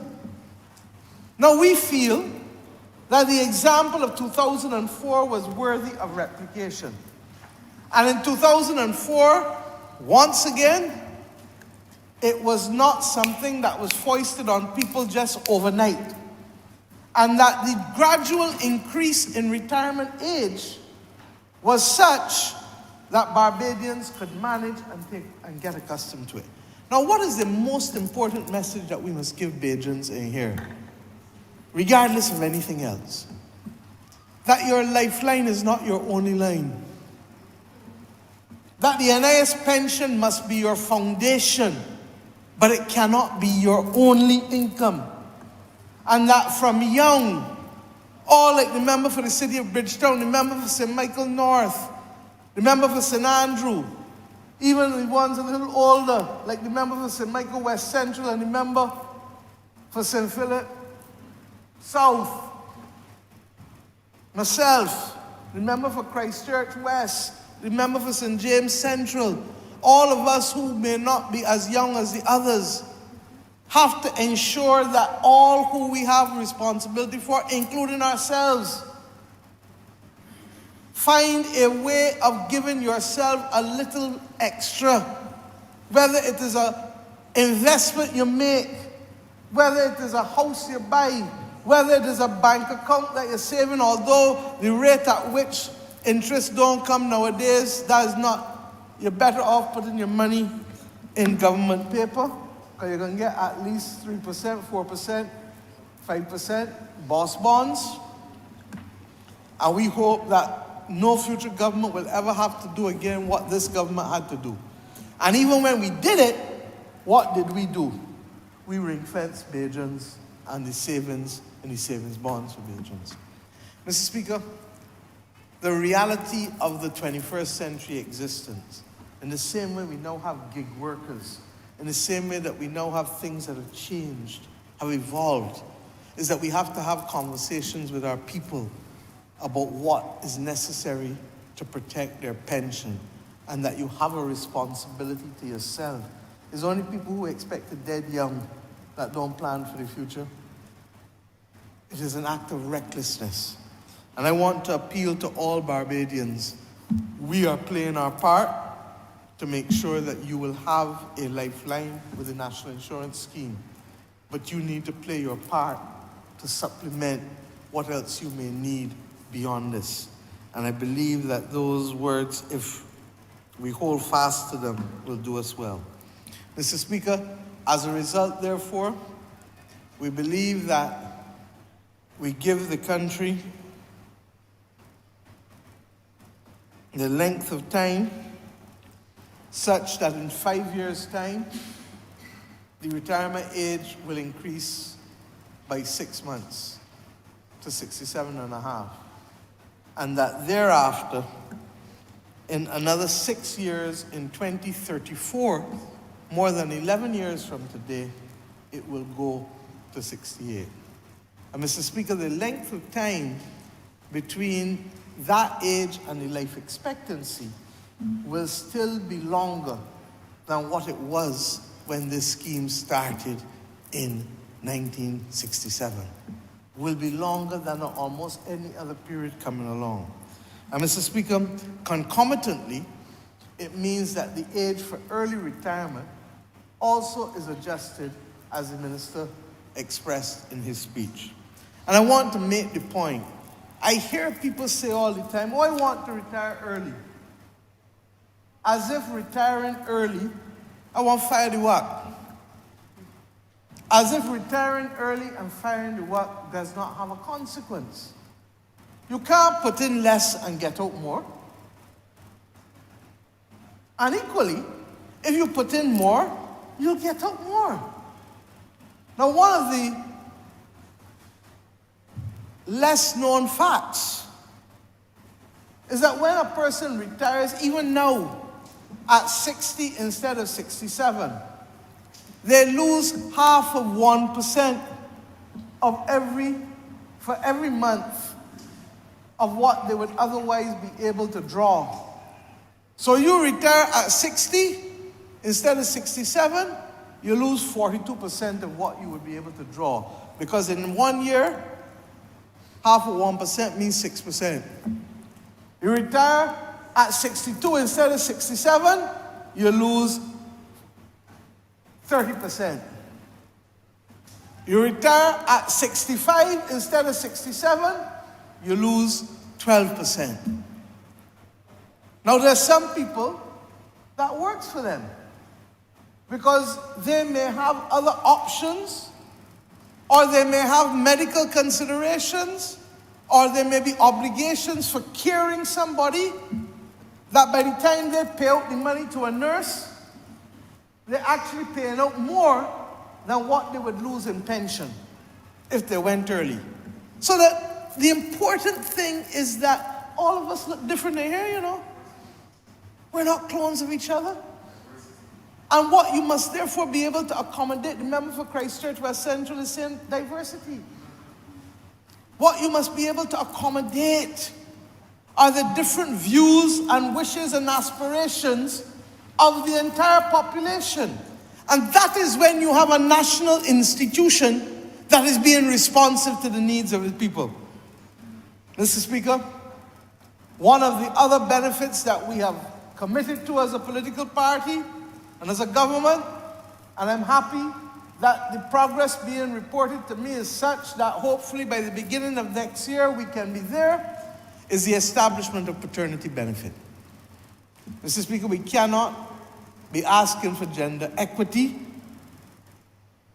and leaving out paternity benefit. I spoke earlier this week about the discriminatory practices against women who play for West Indies cricket. And they must go. But I have therefore equally to speak to the fact that if we want our men to bond with their children, it is only fair that they be given an opportunity to do so from birth as well.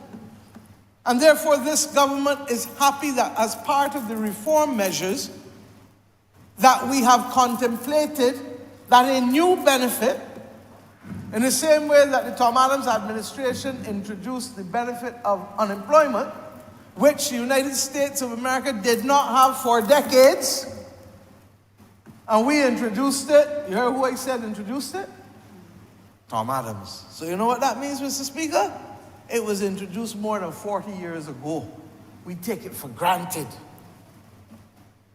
But this government takes pleasure in being able to meet the needs of this society and to be able to put in place a framework for the introduction of paternity benefit for men in Barbados as a part of the National Insurance Scheme. Mr. Speaker, we have reached the point where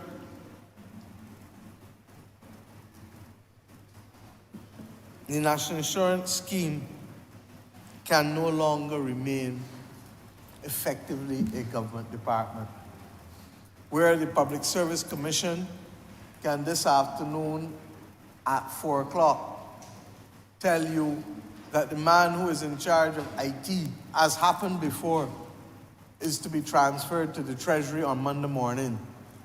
And all of a sudden,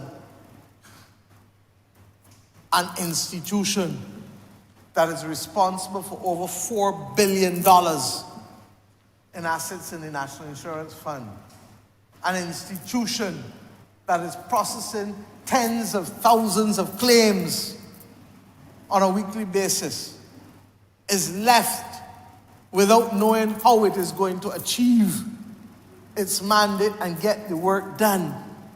Because the people who have the knowledge and the expertise and the experience have been moved because the amorphous system of the public service, because of the needs for seniority and promotion and all of the other things at an individual level that work for the individual but may not work for the system or the institution, are allowed to dominate. Mr. Speaker, that is the major reason you cannot have an entity managing the equivalent of almost 40% of Barbados' GDP. I want to repeat myself. You cannot have an entity that is managing almost 40% of Barbados' GDP being treated like if it is any other department in government. Whatever happens there can topple and destabilize the entire nation state. And therefore, it must have the autonomy, just as central bank does, to act in its own deliberate judgment. And I hope that we will be able to do it with another critical department, statistics, because this country must always have the assurance that those who provide the data are independent. We're committed to these things. And similarly, the National Insurance Fund must always be able to buy best in class and not settle for Cortinas and for other Escorts and Fords that may be nice and sweet and can rev up but might not do the distance. Or might do the distance but can't rev up. Mr. Speaker, it means that they're not tied to government for salary increases. It means that they would not be tied to government for regrading. It means that they can be competitive and become a blue ribbon institution in this country, capable of garnering the best because it is managing the most. And in circumstances, as I said at the beginning, where the consequences to families, to people, are immediate and catastrophic. And therefore, Mr. Speaker, I want to commend the chairman of the board and the permanent secretary in the Ministry of Labor and the minister in particular for them carrying the weight on the transition of the NIS from a department of government to an institution. I want to commend also the tripartite membership of the board for understanding that this journey is perhaps a journey taken too late, but it's still a journey necessary nevertheless. And the reality is that we need to be able to harness the best resources. Now, Mr. Speaker, this issue of the audited accounts of the NIS has been contentious for some time because of the length of time that we have not had audited accounts laid in this chamber. And Mr. Speaker, I'm not an accountant, but I chose to get to the bottom of it recently. And the reality is, sir, that the simple adoption of the International Financial Reporting Standards, otherwise known as IFRS, and the countries, both central government and NIS's choice to move to accrual accounting meant that you therefore had to take into account liabilities wherever they are and to account for them.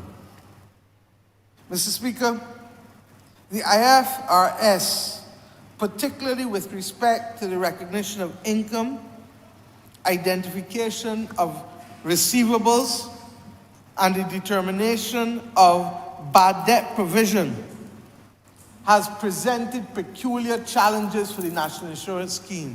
And let me explain what I mean.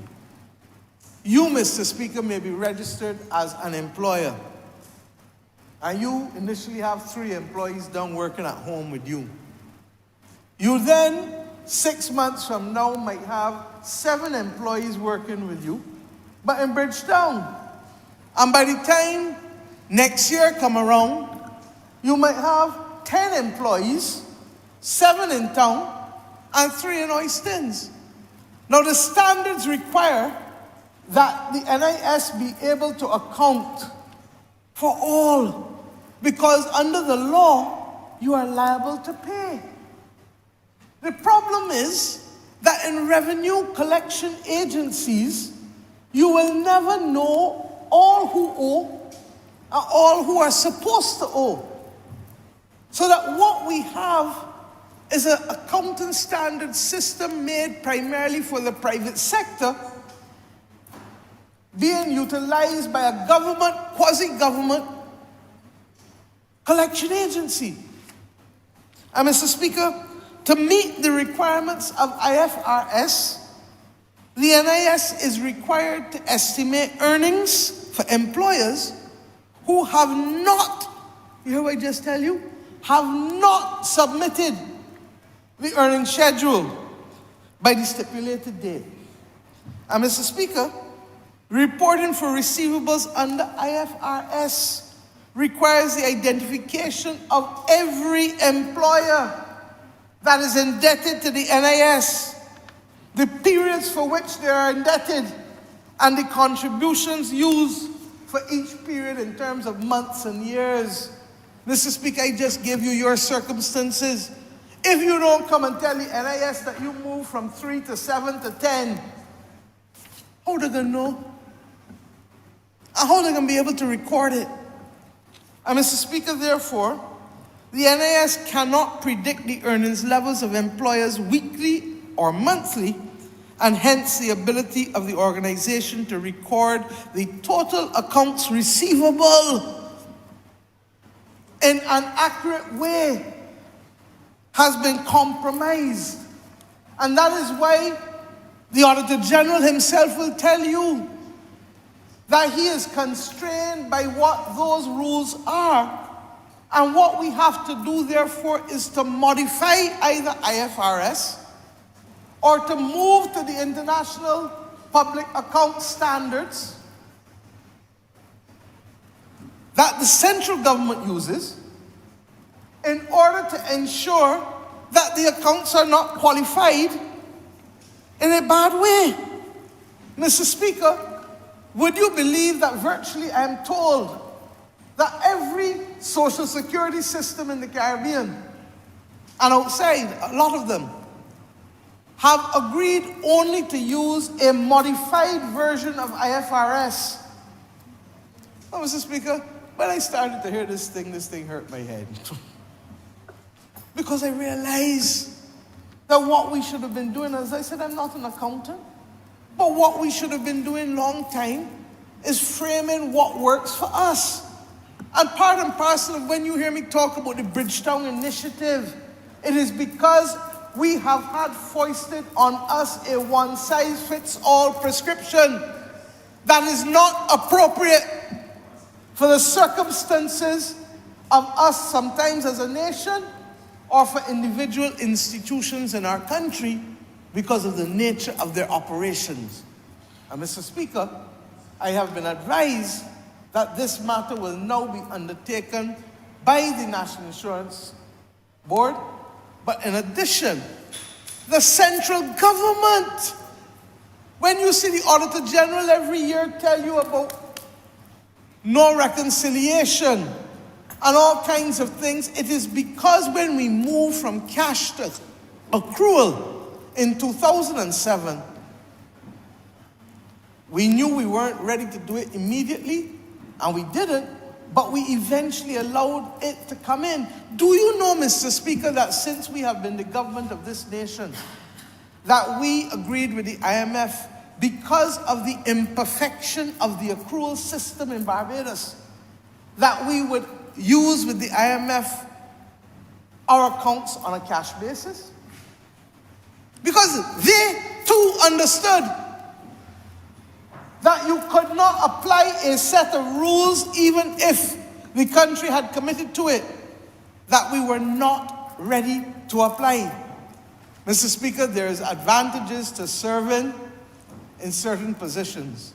And Barbados, by virtue of hosting UNCTAD, is president of UNCTAD at this moment in time. I would have spoken to the Secretary General of UNCTAD because they have done some excellent articles in the past and studies on the extent to which small states suffer from these universal international standards. And in this particular instance, they were talking in the 2005 study on IFRS as well. And that you may have to tweak and to do many things, and even then you're still not sure whether these countries can build the capacity to meet the standards that have been established at a global level, but when they were established, did not see, feel, or hear small states such as us. Now I say all of that, Mr. Speaker, to say this, that we must put this unfortunate episode of more than a decade of accounts not being brought to the Parliament and the extension to the public behind us.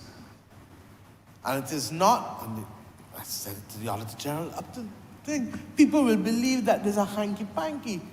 Now I can't tell you whether there is or there isn't, but it is not because of a hanky-panky, it is because of the fact that they cannot sign off on the reconciliation for the receivables. And I just told you why. And they can't sign off in some instances on the revenue. And what also has to happen that Barbados has not been good at, and as Minister of Finance, I've given instructions for it to be changed.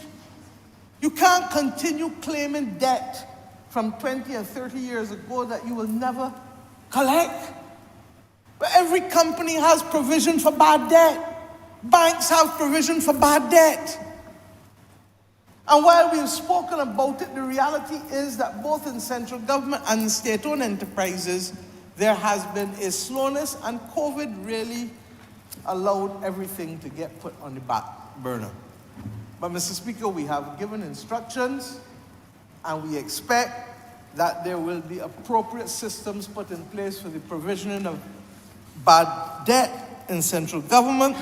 In the case of the National Insurance Board, Mr. Speaker, I believe that that has already been done at a board meeting that would have been held in June of this year, and I therefore expect us to be realistic. At the same time, we will collect what we have to, and this government has been different from others in the sense that we've said that we are prepared to play the role of financial intermediary. A lot of fancy words to be able to say, come in and make a plan to pay. But you must come and pay. If you do that, then there will be a consideration of penalties and interest being waived. And we understand, just as we do by putting this system in place, that self-employed people have earnings that are not in a straight line and that go up and down. And therefore, we accept, I announced it in my first budget speech and repeated it, that we would put systems in place that will allow people to enter arrangements. I'm told by BRA that that has started, And I'm told by NIS in some instances that has started too, but we need now to expedite it. Water Authority was another one that we tried to put arrangements in place. And I want to remind people that the amnesty at the Water Authority will continue until the end of September. But that at some point the Water Authority will take action against people, and I think they're starting to do it now, for people who just ignore the fact that they have used water and not paid their bills. And while we can condone some of that behavior during a pandemic because we did not want to make the pandemic worse, the pandemic is no longer a threat to the country in the same way that it was in 2020, 2021, and 2022. So I want to appeal to people who know you have large amounts or small amounts owing. Just go and make the arrangements. The law of compromise says that so long as you keep to the arrangements that you say you will make, then that is the deal that we have. If, however, you commit and you stop paying, then the whole amount that you owe in the first place comes back there. And that is why the government has taken into account in its arrangements the cash flow, recognizing that because a man misses a month or two, don't make him a bad man. But if he misses a year or two, Papa, you're talking a different story. So, Mr. Speaker, I just want to lay that on the table because it matters to us the importance of compliance. It matters to us the importance of accountability, and we want to be able to get this right once and for all. And the final point I'll make, sir, is this. The notion that only 15% of self-employed people may be paying contributions is unacceptable. It is unacceptable. And I say so knowing what we had to do to put measures in place for self-employed persons to be able to live through the pandemic. It's a fact. And anybody who now wants to be burnt again, because I can tell you, as chair of the One Health Global Initiative, that there are many more pathogens out there that we should be wary of. And in the climate crisis, it is anticipated that instead of us waiting 100 years before we see the next pandemic as happened to us, that we could well see one in our lifetime again because of what is happening in the climate crisis. Sir, there's enough material available to all of us to know that the notion of the temperature of the earth, not the air, being 60 degrees is dangerous. The notion of the temperatures in the ocean rising at the rate at which they're rising and the implications for the biodiversity of the oceans are significant. I say all of this only to make the point that those of us who are self-employed would do well to take out some insurance called national insurance.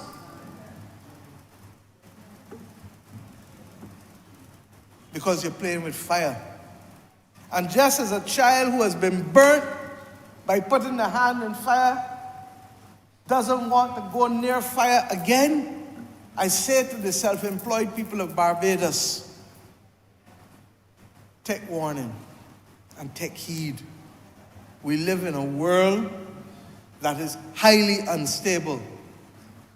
And while you may not feel that you want to give up all that you have, you would be well advised to put in the contributions. The government has agreed to support the NIS in a different approach of outreach to self-employed persons. Just as insurance companies, traditional life insurance companies, have people walking up and down offering to sell you insurance, We believe that the NIS has to go in the highways and the byways, the alleyways. Not only explain to people the benefit, but with the technology, be able to allow them to sign up and show them how they can put a $20 or $50. You don't have to buy everything in groceries or in a long neck every day or week, or an extra shirt or an extra dress. You don't got to be the one standing the bill in the shop all the time. Let the other stand the bill with you and take a $50 or $100 and put it down. Especially those who are in their 20s and the 30s who need to build up a track record of earnings. And Mr. Speaker, I speak from my heart in this respect now, because I have seen too many people in this country over 30 years in public life be reduced to tears because of a lack of income when they most needed it. God knows what can happen to any of us when we walk on the road. A car can knock us down. You can become crippled. You can't work anymore. You might just lose the use of your hand, but it is your hand that earns your living. And Mr. Speaker, I therefore want to commend all who played a role in allowing this country to punch above its weight again by taking care of its people.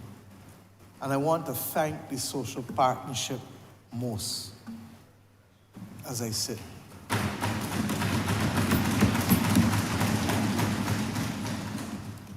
The social partnership has been around for 30 years. If government was easy, I think it was a member for St. Michael South Central who said it, we wouldn't have to do half the things that we were doing. And if we had inherited a government that was not the third most indebted in the world, we wouldn't have to do half the things that we're doing. But the reality is that life is not easy. I challenge anybody in this country, in this world, to tell me that every day of their life has been sunny and happy, and that they've never had to face challenges. Mr. Speaker, it is the nature of life. It is the nature of the destiny of a country. There will be some strong days, there will be some weak days. And Mr. Speaker, we therefore have to remember. We therefore have to remember, Mr. Speaker, that sometimes you just have to tweak and adjust. The fact that we had a country where contributors could get benefits after 500 was a great thing. But I've just explained that every pension scheme and social security scheme in the world is at risk. So what would we rather? Not to carry it to 750 and then 10 years from now everybody lick up? Or be able, Mr. Speaker, to move to that recognizing, Mr. Speaker, that the work life of a person is actually far more than 750 contributions. And that 750 contributions is still only a sample of your work life. And remember what I said, Mr. Speaker? If you put in less, you get less. If you put in more, you get more. But what we have done is just to change the basis upon which you can draw. And we have to carry it a little higher because we've gotten a little luckier in being able to live longer. A child who is 3 foot tall will go over a bar that is 6 inches, that is 9 inches. Then they may, at 3'6", go over a bar that is 18 inches. If you're really acrobatic, they might get 2 foot. But by the time that child gets to 5 foot, the bar for the child now can be as high perhaps as 3 feet.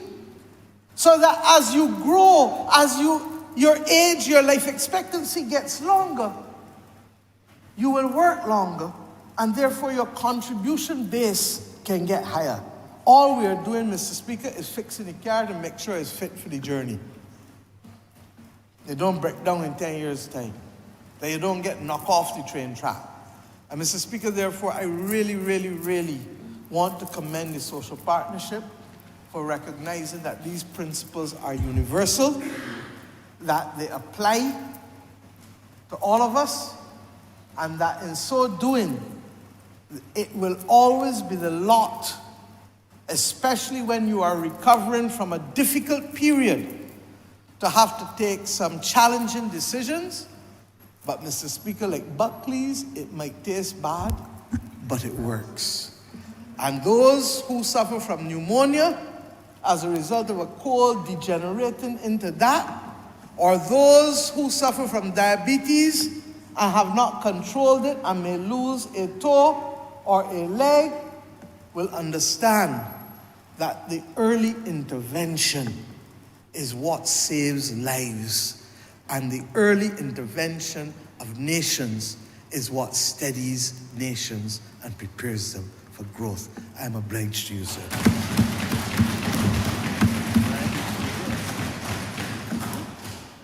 Honourable Member for St. Michael South. Thank you very much, Mr. Speaker. I intend to be very brief this afternoon. I know there are many speakers to speak after myself. I want to begin, of course, by commending this bill, the National Insurance and Social Security Amendment Bill, that is before this House, sir. I think, as the Honourable Prime Minister said, this is perhaps one of the most important things we will debate over the next few years that we are in this place, sir.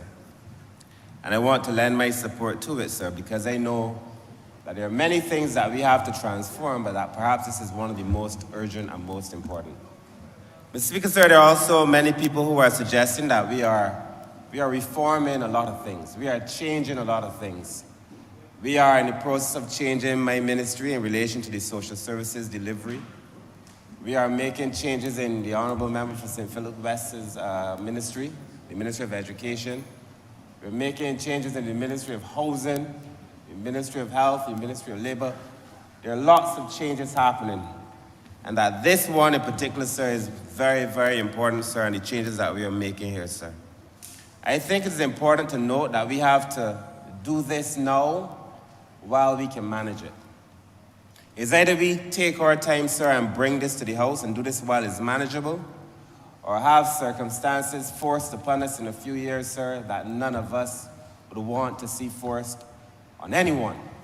That is why I think it's important, sir, that we do this right now. We have to do it when it is manageable. You know, I would like to say that this is forward-thinking, this is transformative, and all those things, sir. This is necessary. This is necessary. And we need to do it now, Mr. Speaker, sir. I want to commend the Honourable Minister, sir, the member for St. Peter. I thought his presentation was brilliant. But I also want to commend him, sir, on what was actually brought to the House. Because this could be a much more difficult pill for people to swallow. I commend him, sir, because the truth is that we are only really moving the pension age by a year. You know, the average pension age in Barbados now, the pension age is 67. We are moving it to 68. Only a year. I'm following the social media conversations, sir. There are many people who are shocked and horrified by 68, arguing that at 60 they would rather go home, believing that they could have retired. I mean, they can. At 60 with benefits, full benefits. Some are saying that we've now moved it from 65 to 68, sir. The average age, the pension age in Barbados is 67. We've increased it by 1 year, sir. And there are many people who are having these conversations because they probably do not fully understand that for the most part, we can retire at 67. And as the Prime Minister said, and the Honourable Member for St. Peter also said, you can choose to retire early, but it has a cost. It has a cost, sir. I must tell you, I have no intention when I leave this place, and I don't intend to be in this place my whole life, but I intend to work for a long time. When I was a young man and I joined the VAT office, my first real job. My first job was stuffing pillows at 10 cents a pillow. I had to stuff real pillows to get $20. But when I got my first real job, sir, at the VAT office, there was a lady there, she said to me, buy land, when I wanted to buy a car, when I saved enough money, buy land and buy an insurance plan. Buy land and buy an insurance plan because you're going to get old before you realize it. I had a friend on my 40th birthday, now at the Canadian High Commission, he said to me, yesterday when I turned 40, he said to me, Kirk, yesterday I was 40, tomorrow you will be 70. Meaning that time goes by so fast. And the last 10 years of my life, sir, as I approach 50, have gone by so quickly, sir. I advise Barbadians, those who can, to buy a private insurance plan, but those who are working to contribute to the national insurance. Because before you know it, sir, you're there and you need that help. As an MP, sir, I've canvassed St. Michael South several times. I've met many people at that age, sir, many men, regrettably, who receive absolutely no pension at all. Because many of them would have worked in their lifetime and have had several partners during that lifetime, several houses that they visited. Many end up with no house, so they have no real fixed place of abode. And many end up with no income because they did not contribute or that they barely contributed to the NIS, sir. And it breaks my heart, sir, and people only realize it when they get old, sir. We in this Labour Party, we often say, you would heard the Prime Minister say, I've said it, that you should not find yourself reacting to something that you ought to see coming because you had enough time to plan. And I say so conscious of the fact that many of our older people will find themselves reacting to something that they ought to see coming. And I commend the minister, sir, because he's preventing us from finding ourselves in that position. We're in the next 20 years or less, really. I heard 34 and 35. But in the next few years, if we do nothing, then we will find ourselves without an NIS that can support any of us. These are hard decisions, sir. I used to, when they would show the 9/11, you would see people holding hands and jumping from the top floor of some tall buildings, guarantee that at the bottom of that fall is absolute and certain death.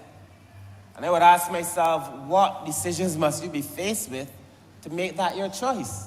But no rational person, sir, would choose to inflict pain on themselves or on a society. But sometimes the options, when you are at UE, the first thing they tell you, sir, you would know you taught for a long time, but when you are a teacher, do nothing is always your first option. There's always an option. In theory, the reality of this is that we cannot afford to do nothing. Do nothing is not an option in this case, sir. We have to do something to be able to save this country, sir.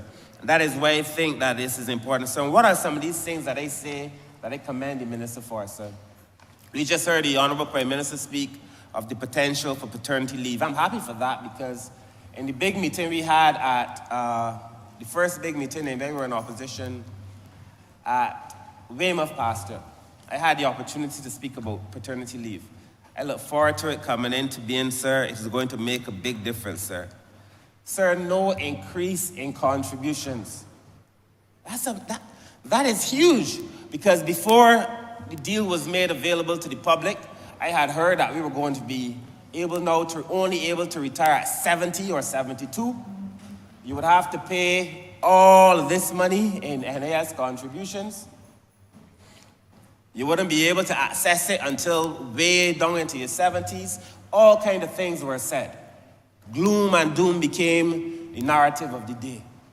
But sir, this is the easiest pill that any Barbadian could be asked to swallow with consequences, sir, that would see you, me, sir, our children, our grandchildren being able to live in this country, sir. And people argue every day that they want to see children do well, but these are the things that we have to do. I commend the Honourable Minister, sir, because now we have easier ways, or we'll have easier ways for self-employed people to pay. And that is going to be very important, sir, easier ways for self-employed people to pay. I spoke with the people in my constituency. I had a man, sir, who had paid in, and I wrote NAS, so if NAS staff wish to go and check it, I can't help him now because the man is dead. He died, sir. He had paid in 498 contributions. 498. He needed to get to 500 apparently to get a pension. And I could not. He explained to me how difficult it was for him to pay. I wrote the NAS, sir.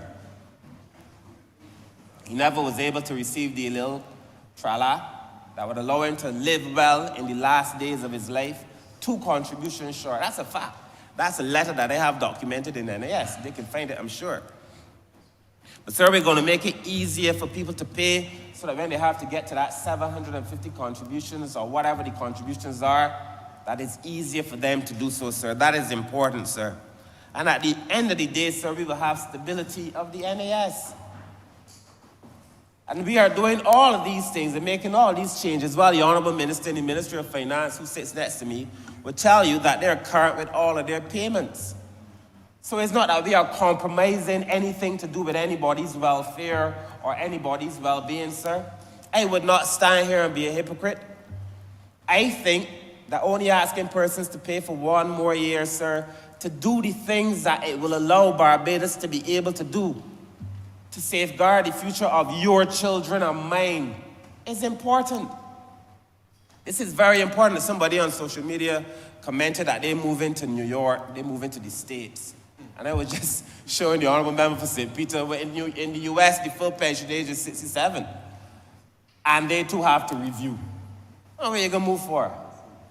Where you gonna move for? In the United States, they have a view that a man should pull himself up or herself up by his bootstraps or her bootstraps. You know what that means? They don't support the idea that you might be going through scarcity and need help. It means that you have to find a way to dig yourself out of your poverty. That's why they call people welfare this and welfare that. That is why very recently in the US, when they attempted, sir, to give debt relief to the students, people came out and said, no, they have to pay it themselves. In Barbados, we will celebrate that, sir, because they have a completely different viewpoint. Barbados is a social democratic country, sir. We've held steady to the principles of social democracy for a long time. That means, sir, that we anticipate that in this country, that persons will be able to benefit from the state's intervention and the state's provision in their well-being. We expect that. We expect, sir, and we guaranteed it when we came in, that people could get free education in this country from birth until university, sir. That is what you get in this country. We ask people just to pay a little something more, not because anybody squandered it, sir, which is not to say they didn't have some squander media between 2008 and 2018, but that is not the main reason, sir. It is because the institution that was built, the purpose for which it was built, sir, those things have changed. And as the times have changed, the institution changed, sir, the purposes changed, then obviously we have to make changes too, to be fit for purpose. Sir, all of us must ask, we've been asked by the PM to deconstruct. I mean, if I say they could probably finish it like a mantra. Deconstruct and reconstruct. We know it. Go through your ministry. See the things that were put in place for a different time and bring them now to some kind of modern reality. I commend the bill, sir, because I now have 2 daughters, sir, and a third young lady whom I love just the same, that I raised from a previous relationship, another conversation. But the point is, sir, that I want to see them. I want to say when I retire, sir, that I was part of the administration that put things in place to be able to make sure that when they get to a certain age, they would have something. This is what this conversation is really about, you know. Sir, we could ask, if people ask us to do nothing, if people ask us to walk away and leave it, sir, then so be it. But then what happens to your children and your children's children? And what happens to this country, sir? This is about really and truly, sir, the future of Barbados, you know. This is not about politicians coming in here making mock sport at people, sir. This is not what this is. This is about a choice. We could choose to go down the road and stay a course, sir, that will lead us to certain disaster. or we could come here, sir, and make the big, bold changes. In my last contribution in this place, sir, I said, sir, many of us believe, we watch movies and we say, were we the protagonists in these films or in these stories, we would make the big decision in the end. Faced with small little things in life, little hurdles, many of us stumble, sir. We have to make the big decisions, and we have to make the big decisions now, sir. This is the reality of our time, sir. And, sir, we must do so because I know, as the Prime Minister hinted at it, and I will spend a little time on it very quickly, though, the dependency ratio, sir, is something that Barbadians have to become familiar with. And the dependency ratio, sir, as a social scientist myself, sir, is something that you have to study because it tells you the trajectory of your country. Really. It is, sir, the population that is not working, sir, that is dependent on you. So 0 to 14 in Barbados, I would say probably 0 to 17, because up to 17 you should be in school, or 16. And 65 and over, because they too have to depend on people. So that population in relation to the working population and how much people are working to be able to support that population, sir. You have heard from every single person, every administration, professionals, that Barbados is aging and aging rapidly, sir.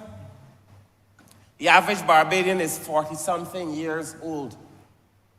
We are not having children at the rate we used to have children. And Barbadians are living longer, sir, and it means, sir, that dependency ratio is going to become a problem. And it might sound like it's balancing out because we're not having children, sir, but understand we're not having a lot of children, but we're having more and more old people, and believe me, it costs about twice as much to provide for an older person as it does to provide for a child. Just go and look at the cost of the Pampers. Imagine the cost of going to the doctor, the frequency, the diseases that you're dealing with, sir, when people get older. So as our population gets older, you're dealing with a lot of illnesses, sir. So even the working population, and we measure dependency based on the working population, but a lot of our working population, sir, is sick. We have people dealing with more NCDs than they should have. And that is why when we have this conversation about reparations, people don't understand it. It is because the slave food, the slave genes that we carry, sir, that give us now a higher propensity for NCDs, affecting us, sir, long after slavery was abolished. Sir, we have to talk about these things. But the reality is, sir, that dependency ratio is going to become a problem. And we have to be able to do something about it, sir, because in Barbados, let me tell you, sir, the struggle is real. It is real, sir. I am the minister responsible for people empowerment now, sir, after the Honourable Member for St. Thomas. She would tell you, sir, about what it is that we are facing. I know for a fact, sir, that every year we are increasing the amount of money that we put toward the social services. And persons who do not wish to pay increased money, because increased time toward the NAS, sir, you have to pay one way or the other. Currently, sir, there are 2,000 persons on the welfare list with disabilities, and 500 persons who are considered elderly. This is persons receiving grants. Out of the 6,500, 2,500, 2,000 who are disabled or with disabilities, sir, and 500 who are above it, who are above 65. If we get to a point where people are over 65, 67, 68, and they have no income, where do you think they're going to end up, sir? At some point in somewhere, the country will pay. Either we manage this social problem by applying smart, common sense, deeply rooted in economics and planning and actuarial sciences and so on, solutions, or we find ourselves dealing with a mass of people going before the welfare department at 67, 68 years old, asking for financial support. The reality is, sir, that Barbados will have to pay either way. We could either choose to manage it, sir, and pay according to science and what we know is best, sir, or we will have to realize that many persons will end up before the social services department, sir. And we are already, as it stands, sir, under pressure. And I say so because, sir, at the end of the day, sir, it is not a case where, people think I will not contribute to the NAS. I mean, I've been reading the chatter on, I was saying to the Honourable Member for St. Peter that just before I got out, he had 295 comments on one of the many articles that are out about this conversation, sir. 295. And I was just perusing them very quickly. And persons are saying things, sir, and I feel like we have to engage Barbadians, sir, in a conversation, sir, so that we could educate them about the reality. First of all, the pension age in Barbados is 67. There's no retirement age in Barbados. So you can work as long as you're fit to work. There's some companies, the member for St. Peter was reminding me, there's some companies who might get you to sign a contract and tell you got to retire at 65. If you enter into that contract, then you've entered into that contract. But there's no retirement age in Barbados. You can work until you feel like stop working. I hope that I'm in a position to work for a long time. I know my mother, sir, she's a conductress, was a conductress, she's retired now. But we used to say, and many older people say, that when you start working, you just go home and then quick so. I believe that to be true. I want to work for a long time, because I don't want to hear quick so. I would like to work for a long time, sir. But we have to find now, sir, as our society ages, sir, ways to involve older people in doing different things. That's the truth. Because it is not enough for us to accept that our society is aging and our systems have not advanced in a way that is commensurate with the rate at which our society is aging. And by that I mean, sir, I've been having several conversations with the ambassador from Japan, sir. We've been studying this aging phenomenon, sir. Japan is a wonderful example as something for people to study. We looked at Singapore, we looked at other places, sir. But in Japan, sir, they have found a way to make the silver economy really mean something. The silver economy is the fact that people are up to a certain age, they're buying and they're selling goods and services. They are a whole market, a whole set of things to be done. So we have to find a way, sir, to retool our older population, so that they can be productive too. And that is what the Honourable Prime Minister was speaking of, that the member for St. Peter and myself and the member for the city will soon be having conversations around. How do we retool our older people, sir, to make them more, not that they can't work, but our minds, the problem with Barbados in many cases, sir, is our mindset.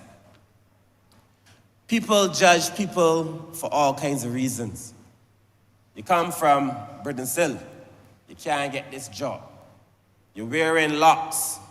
You're not you, Mr. Speaker, sir, but you probably had your time with that. You're wearing locks, so you can't get that job either. You're a woman, this ain't a job for you. We bring our limitations to people's existence. So you see a person now who is 60, I hear it several times. You see a person who is 60 and you say, man, they want a job for so-and-so, and they tell you, man, they can't, about these 60, they can't do the work. But I have just said to you that the vast majority of Barbadians, at the rate that we are going, will soon be 60. Barbados is an aged society. We can stop saying Barbados is aging. Barbados is an aged society. So it means that we have to find things for older people to be able to do and stop blocking them from having access to the resources that we make available to everybody else, sir. They tell me in Japan they have hundreds of universities for older people.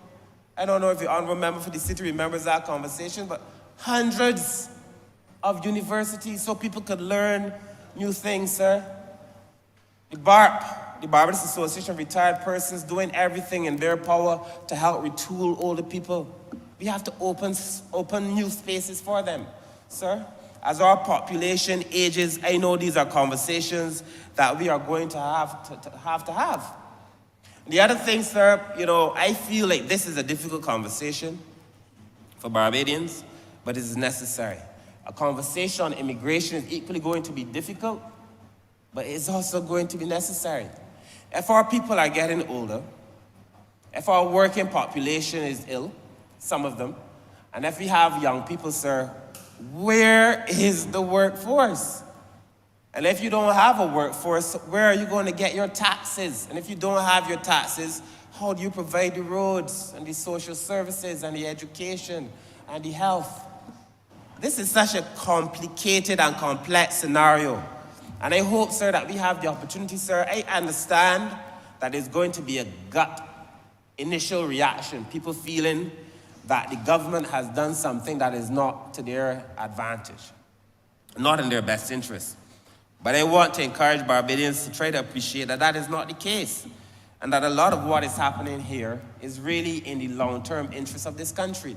I say to anybody who's close to me, anybody who's close to me will tell you, that I ask them, if you're doing something now, and it does not align with where you want to be 7 years from now, why are you doing it?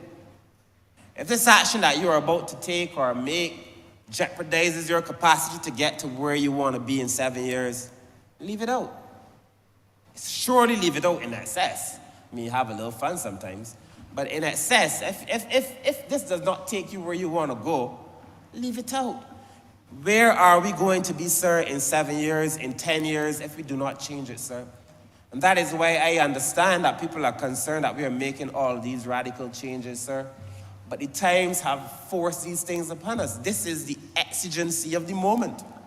That all of us, sir, in our various ministries have been called to make these changes because such is the demand of the time and the times in which we live, sir. But people can work longer.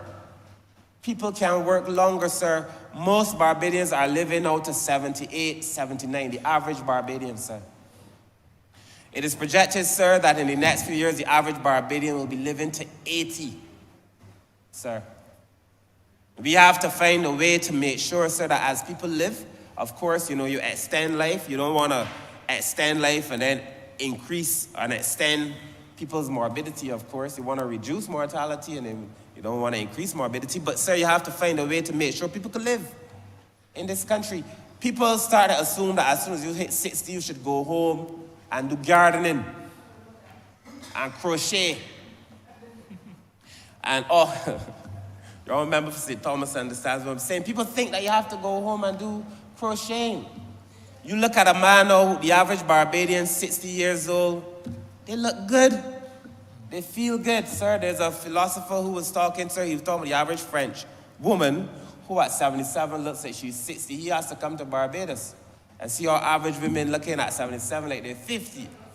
Because Barbadians still look good. You will see, sir, over the next few days, and certainly a Monday not too far from now, how good Barbadians still look, sir. But the reality is, sir, that this increase of a year, sir, we're not asking Barbadians to pay for 10 more years. We're not asking them to pay more money every term, every month, every week. Just a year, sir.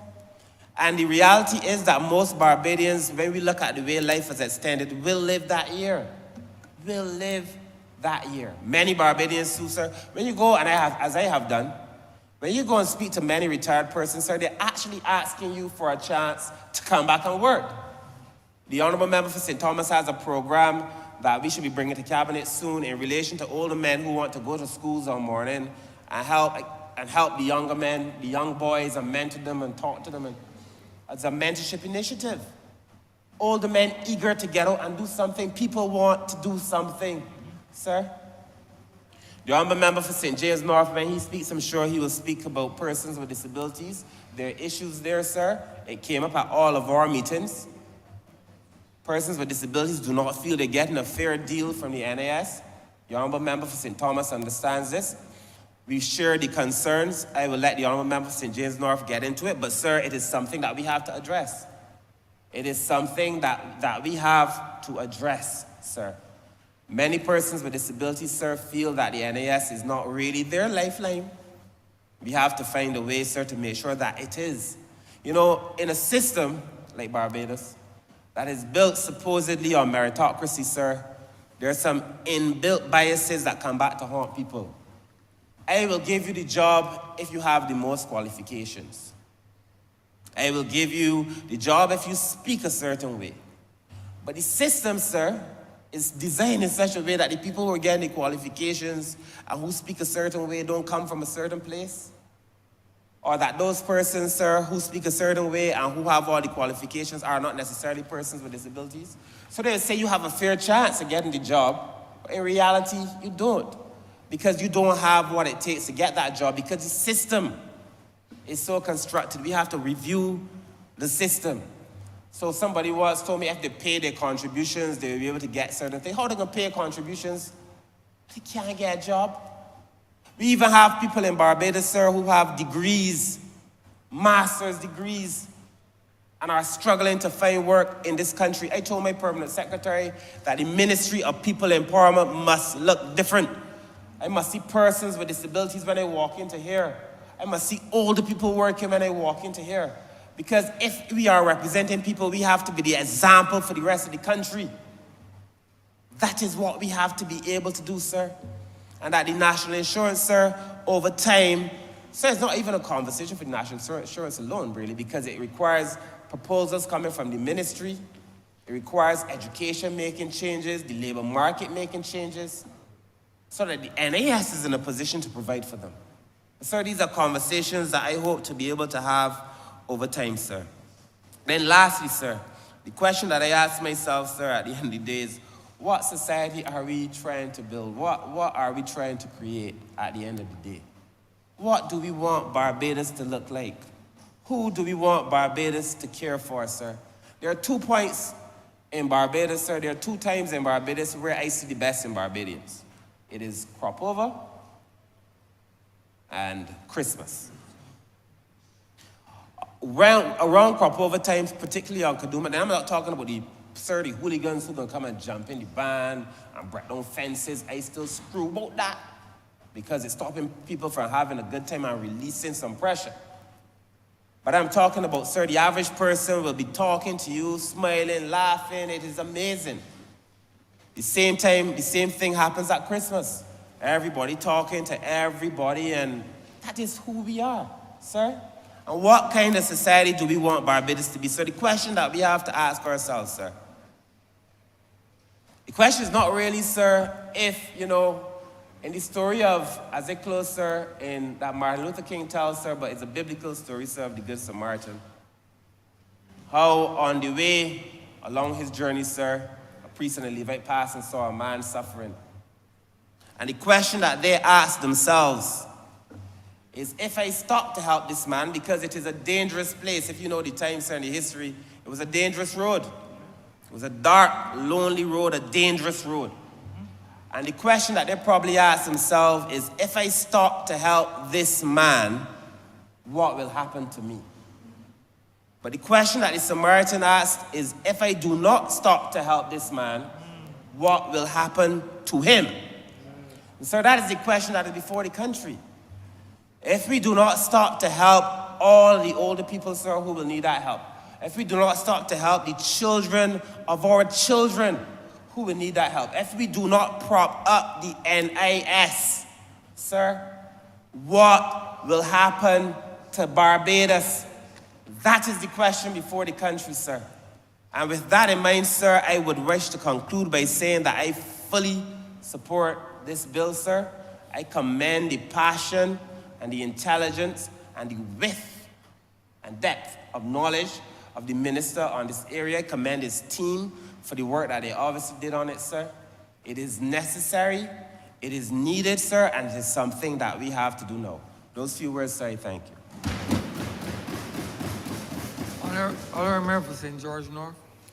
Thank you, Mr. Speaker, and I wish at the onset to assure this honourable chamber that the suspension of Standing Order 13.1 was not done for my benefit. The Minister of Labour. Honourable Member, You lost me somewhere. No, don't to give extensions to speak extensively past the 30-minute provision. You said it was not for your benefit? It's not for my personal benefit. I Meaning don't that you intend to did- use oh, it. You see, I don't intend to you use say it. that, but you have extended my time. Honourable, I'm speaking. One must speak without equivocation. But what you just said was equivocal. So you Yeah. ought not to, because Yeah. that can be interpreted differently. Yeah, I do not plan right. to Say that. take advantage Right. or abuse any privilege Say that has been extended, Right, Mr. say Speaker. that. Because they thought it was done for the benefit of the entire chamber. But when you start to speak, it is as though it was not extended to you. But since I'm in the chamber, I think it will be taken that it it's will not- be extended no, to no. me. So we've corrected it. I'm grateful for the correction. And maybe I should reconsider having been interrupted several times. The chair can't interrupt you. The chair Take can advantage never of the interrupt a speaker. I am vested with the authority to speak at any time and not be deemed interruption. It is if the member for St. Microsoft speaks, then that can be deemed interruption, not when the chair speaks. Thank you, Mr. Speaker. Thanks for the advice. But the Honourable Member of Parliament for St. Peter and Minister of Labour, in his very extensive contribution this morning, spoke quite extensively on a number of issues. I think he took great time to ensure that anyone who is following the debate really could understand what is being done. I would wish to make a few observations, however, around some of the factors that he indicated in his submission that the amendments before us consider. He spoke about demographics, the factor of demographics, and of course the birth rate and death rate and so on. He mentioned the fact that life expectancy is now 10 years higher than it was when the national insurance system was effectively designed back in 1967.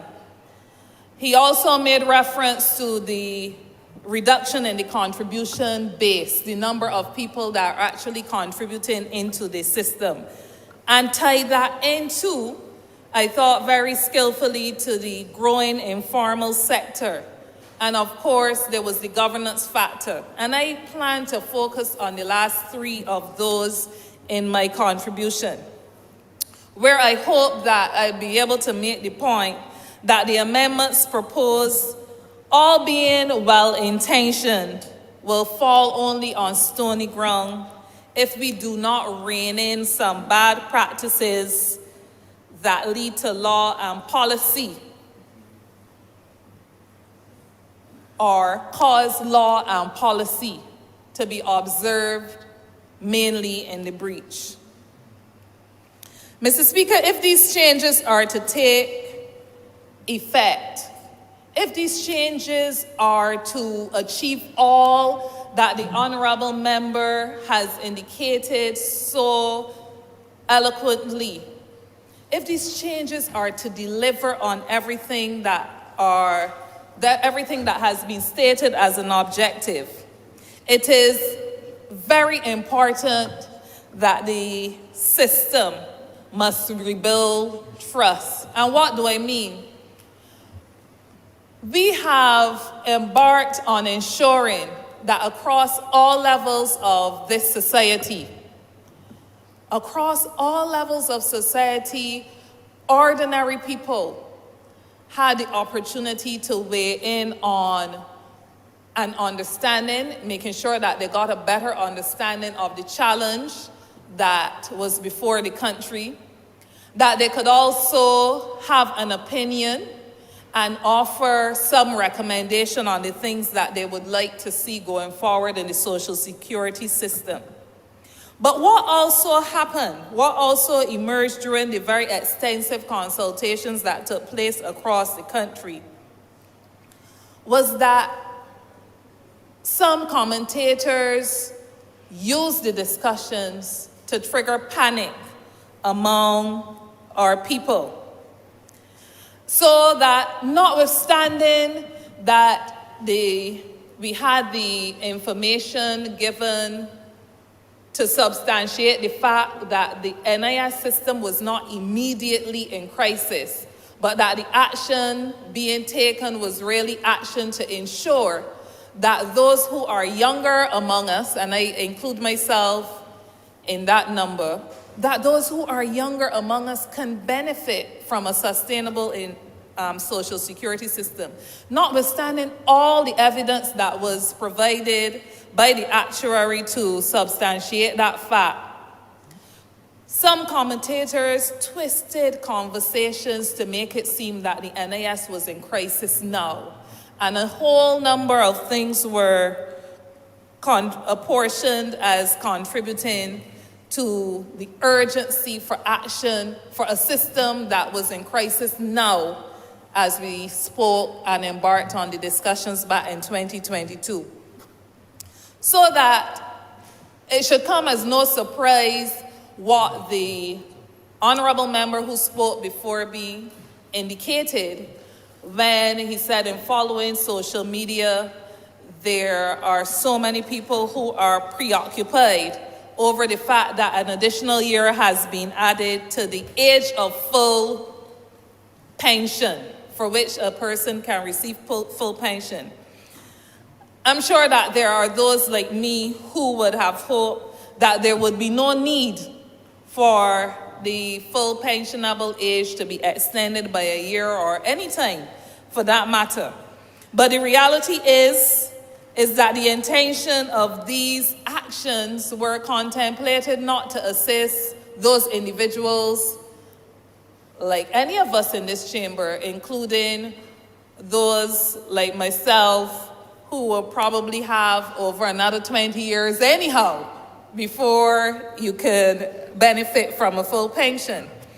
But these are more so to protect those who have not even come into the world of work as yet, those people who might still be students.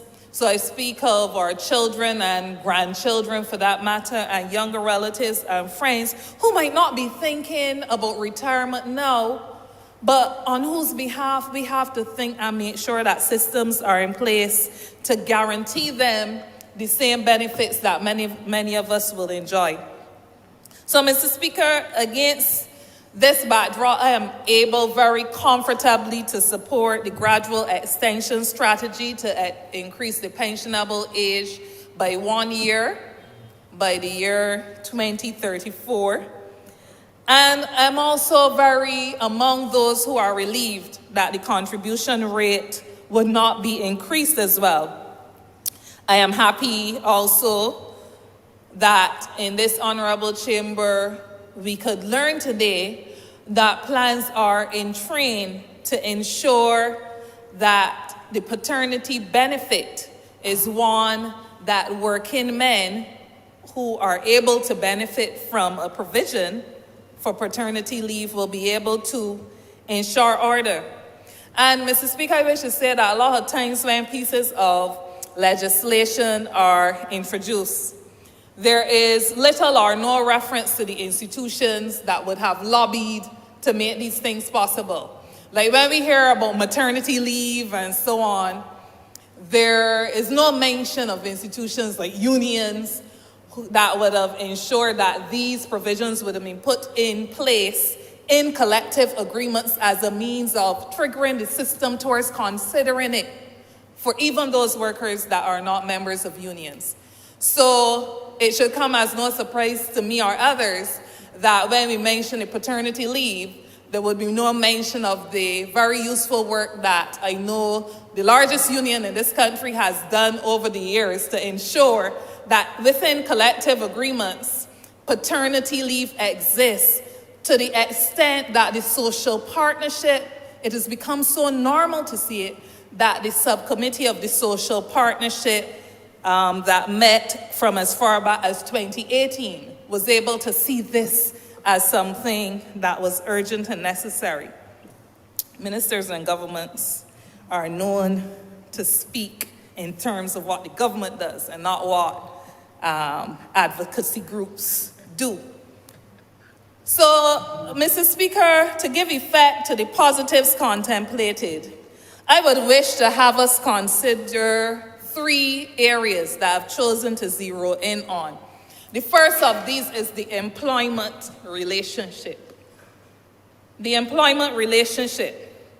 The absence of or lack of recognition being given to the employment relationship in law increases the chances, or the factor, contributes to the factor that was raised by the Honourable Member for St. Peter, where he spoke about an increasing informal employment relationship.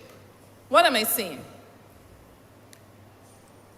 If we do not consider an employment contract for what it is, then there will be the tendency to consider an arrangement or relationship that is supposed to be a formal one as an informal one. What makes the situation worse is that where a system has a law that expressly states what a contract of employment is, but where all the criteria for a contract of employment exists, but in that system, their employers allowed to treat to it as if it does not, then it makes what is wrong not only wrong, but it makes it seem or appear to many as if it's being supported. I know that in this honorable chamber on numerous occasions, my voice was supported by others, like the Honourable Member for St. Peter, the Honourable Member for St. Michael South, St. James Central, and others who have had to speak on the vexing issue of how employers are labeling workers as contractors or contract workers, notwithstanding the fact that they fulfill all the criteria under the Employment Rights Act for contracts of employment. Mr. Speaker, this trend is worrying. And why am I mentioning it under a debate for the amendments of the National Insurance Act, the NIS Act?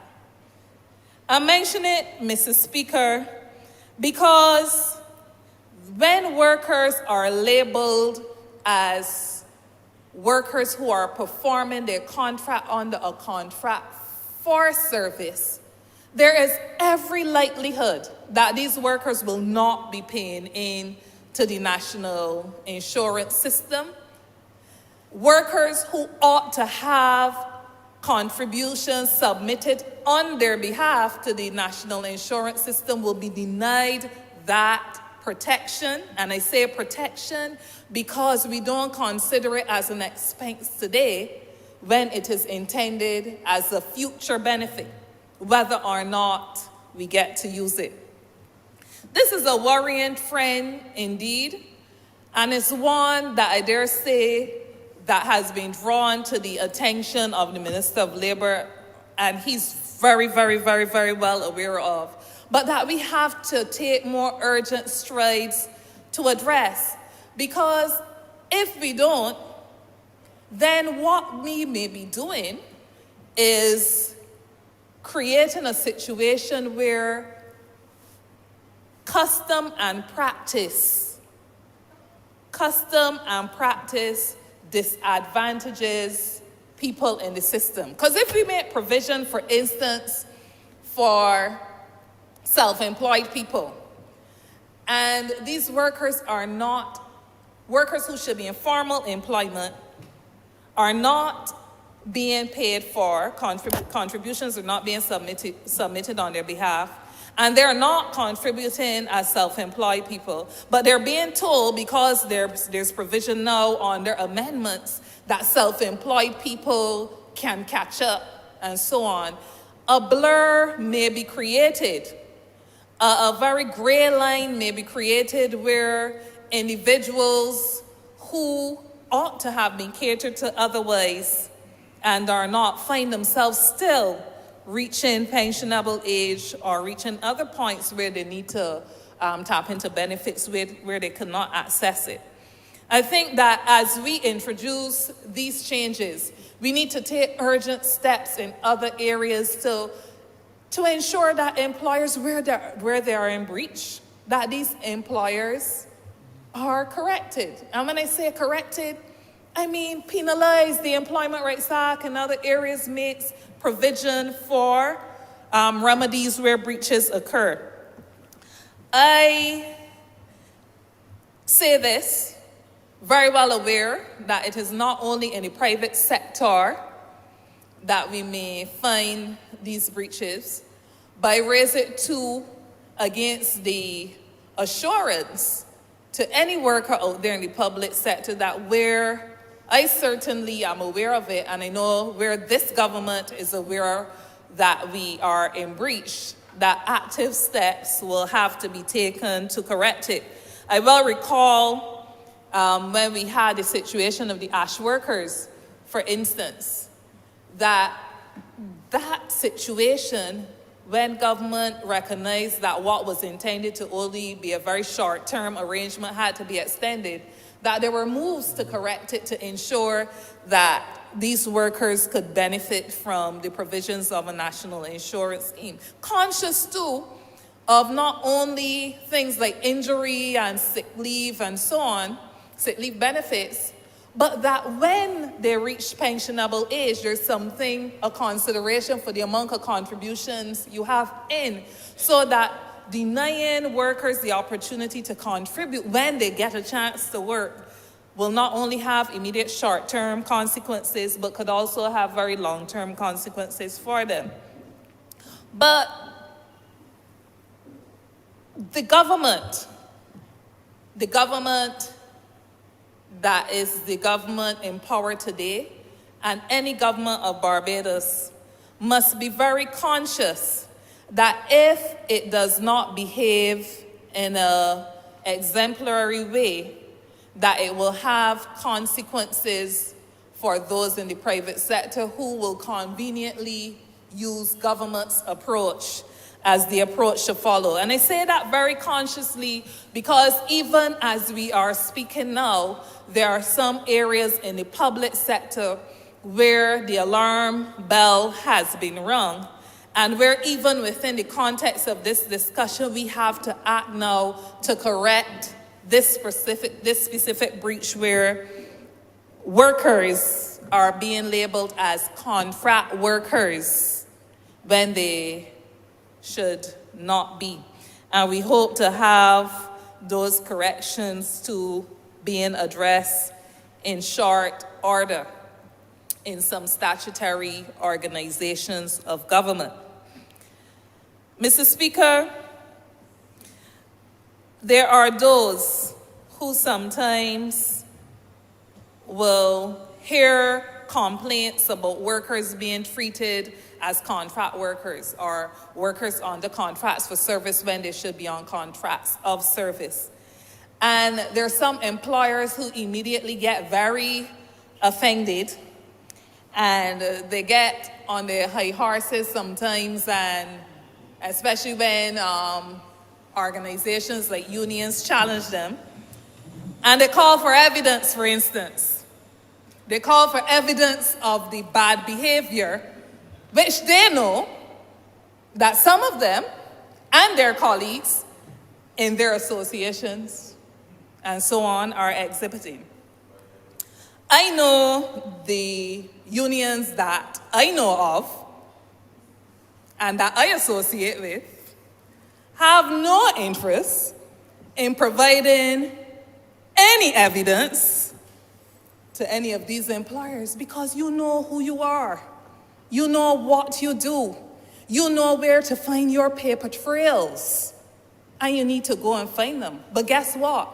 The workers in these organizations also have the evidence because they experience it. They live it every day. These are the workers who would have been, for instance, if we are to take an example of the tourism sector.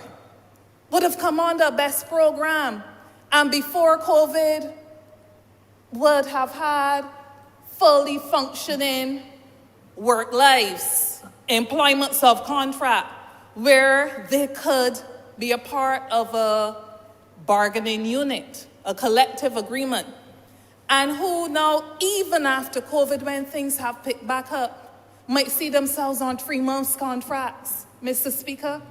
A contract for 3 months. I well remember when the Employment Rights Act was being conceptualized.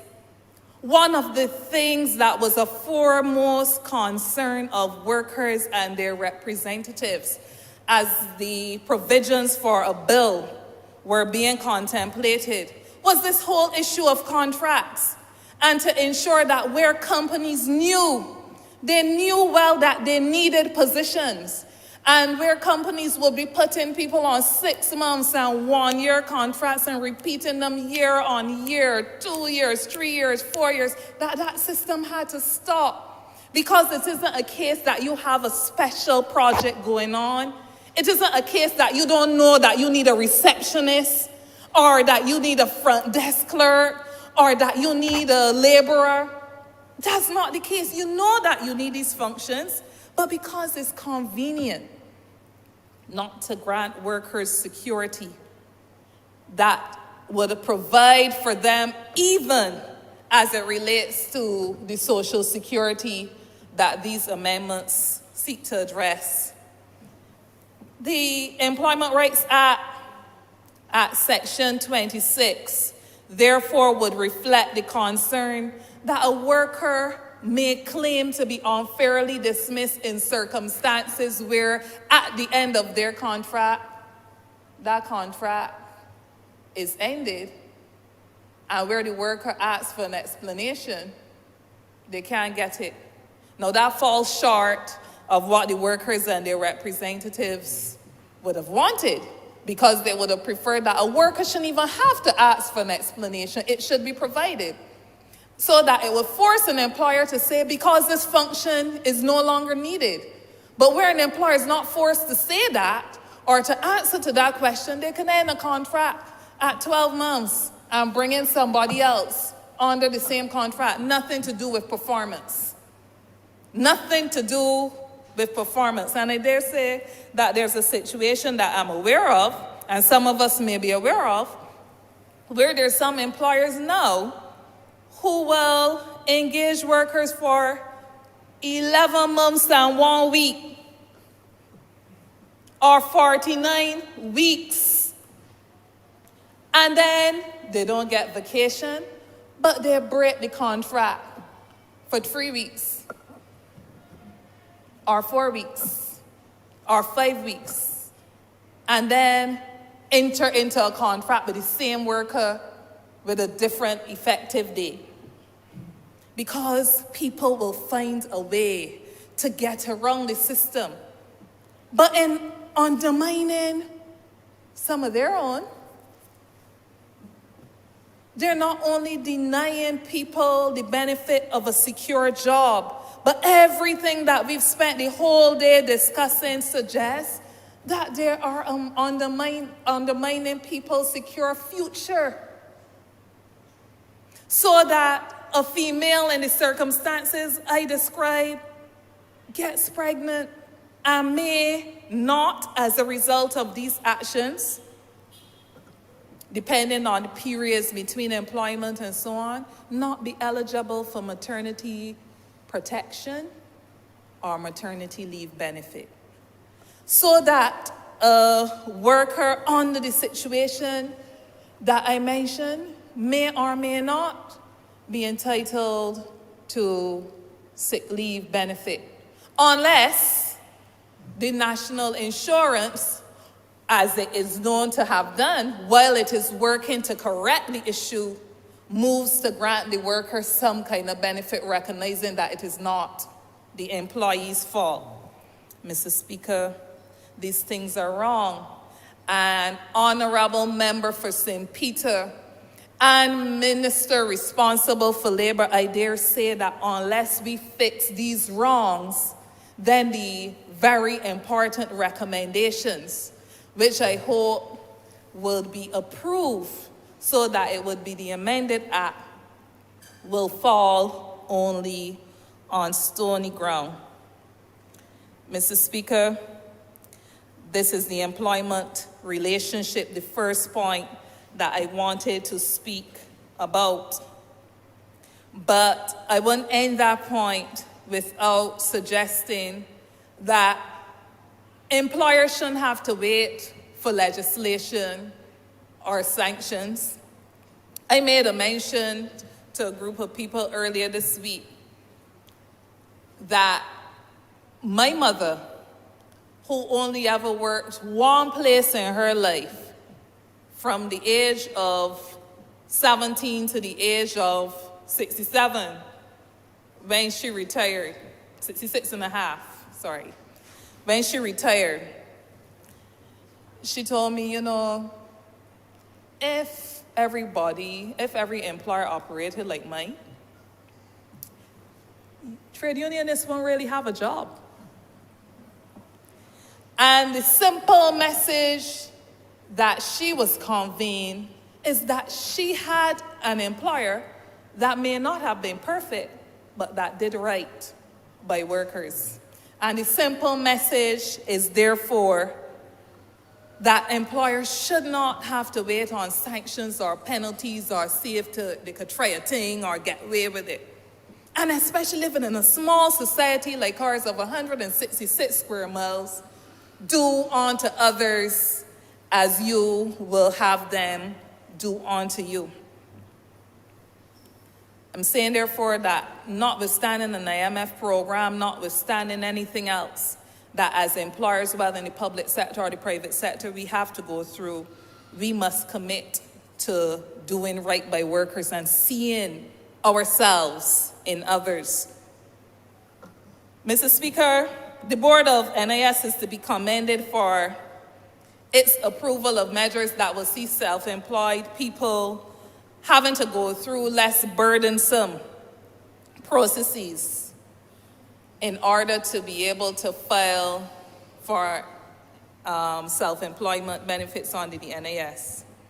Registration, contribution payment, delivery, and claiming mechanisms have to be considered as we construct this mechanism for which we will do it, because very often the criticism for social security schemes worldwide is that they do not often take account of the limitations of self-employed people and informal workers who are really termed hard to cover or hard to identify workers. One of the challenges, if we do not address the whole issue of whether a worker is under contract for or contract of service, was very, very evident at the National Insurance, where employers and in the public and private sector regarded workers as being under contracts for service, but when they went to the NIS officers wouldn't allow them to file the claims for self-employment. And why? It was the NIS officers sticking very close to the letter of the law where those provisions were made under the Employment Rights Act for what constitutes. So we see, therefore, the importance of making sure that these kinds of hindrances are removed so that, one, workers are properly recognized or identified within the system for the types of relationships they work under, and two, that we may address to the processes that will probably deter workers. And one of the things that I hope that we will do as we consider this process as well is maybe re-examine also the thinking that informs us now that self-employed people should pay, or that a system could emerge that will see them paying both the employer and the employee portion. Some self-employed people will be able to afford that. If you think about the self-employed in the informal sector, like your hairdressers, some will, others simply will not be able to. If you think about the hot dog vendor, might not be able to. So I think that we may still have to do some more work when we actually get to rolling out that system to ensure that affordability informs the ultimate solution that we derive as well. So I mentioned the first one was the employment relationship. Secondly, I wish to draw attention to the fact that there's need for us to strengthen awareness and access to information. I am very aware, very certain that the National Insurance plans to promote information sharing and elevating awareness regarding the usefulness of Social Security and the administration of Social Security within Barbados. I am very sure that there is plan as part of a very extensive campaign to target the informal sector and therefore the self-employed. However, I would like to suggest that it should not be left only for the National Insurance, but that across all levels of stakeholders and interested people, that there would be the need to undertake efforts to raise awareness and educate our workers and employers, including, as I said previously, by ensuring easy access to information about the importance of social protection and the conditions and rules that are available to them. I heard the Honourable member for St. Michael Northeast made mention of the fact that employees can often fall through the cracks if employers do not declare that they have an employment contract with them. When the point was made that you may have 5 employees today and 17 tomorrow, and if you don't declare these. But I take this opportunity to say to workers of Barbados that they also have a personal responsibility to ensure that their contributions are being paid in, and that's why the NIS over the last few years as well instituted a process that you didn't have to walk in and ask. You register on the system, log into your portal, see what's going on, so that if there's anything that raises a red flag, then you can go in and check that out. That's not to say that we don't have to fix the honesty issues that there are with employers declaring workers, but also encourages workers to take the responsibility to ensure that their lifeline is secured. The third and final area I would wish to speak to is amplifying governance. On the subject of good governance, the Minister of Labour spoke of the active involvement of all stakeholders, including workers and employers' organizations on the board of the National Insurance. He also spoke of the very extensive consultations that were had in contemplating the changes before us. But key to providing the governance structure and key to ensuring the restoration of trust that I spoke to earlier in the system would be the application of the system of inspection. So I'm happy to hear about the plans to make improvements to the inspectors and so on, and I believe that that would be in terms of the numbers and so on of inspectors. But where inspectors do what they are supposed to do, i.e., go into companies, verify that employers are paying the requisite, making the requisite levels of contributions and so on, we must ensure that there is no interference at any levels. I'm sure that it is evident to all from the amendments before us that there could be no contemplation on the part of this administration to undermine the very amendments that are before us. But over the years, governmental interference has undermined the sustainability of the NIS. See, honorable members looking at me like, what are you talking about? So I will explain. There are companies in Barbados who are known, the inspectors have identified and so on, who are known not to be in compliance with the national insurance system. Employers in Barbados,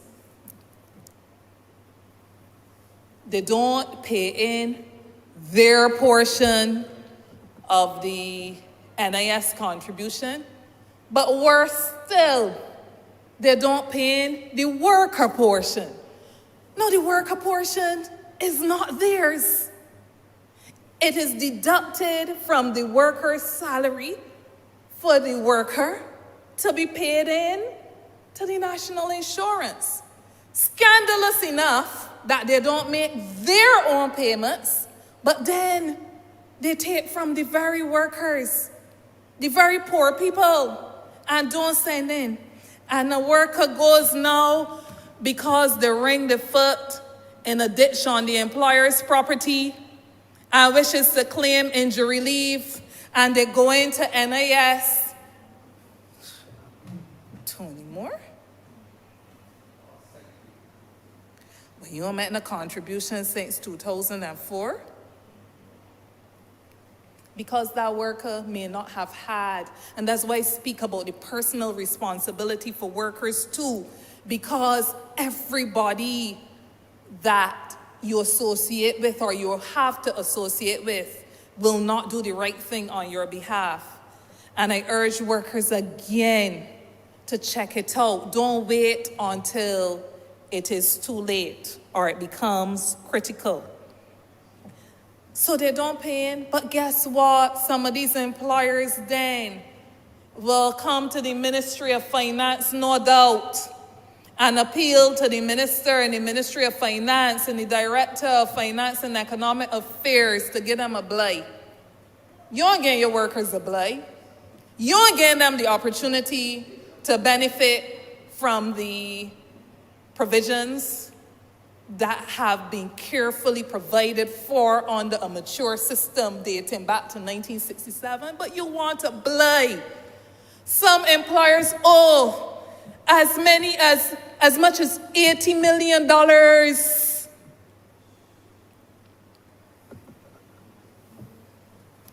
They might ask me now to provide the evidence. Wrong bird. I ain't gonna provide it. But they know who they are. They know who they are. I dare say that yes, a consideration in fixing the demographic challenge is more people coming in. But we can't bring in more people on top of bad practices where we have been allowing unscrupulous people to get away with murder. You go into their work, you go into their business places, and you have no evidence that the company is not thriving. Customers galore. Long waiting lines. But them in paying into the NIS. And this is something that has been allowed to obtain from administration to administration, and that is why, Mr. Speaker, I also welcome the changes that are being proposed to change the structure of the NIS so it doesn't fall into government, but that the board really has more flexibility to deal with these situations. And I will challenge this government that I'm a part of, that any of them, because once I know they come for blood, and I know that they're not honoring their commitments, this government can't say it doesn't know, because I will make it know. And I will challenge this government, therefore, to make sure that it does not join hands with people who are not doing right by workers. So yes, the amplification of the system of inspection, the improvements to the inspectorate of both the National Insurance and the Labor Department, because these two bodies must work hand in hand.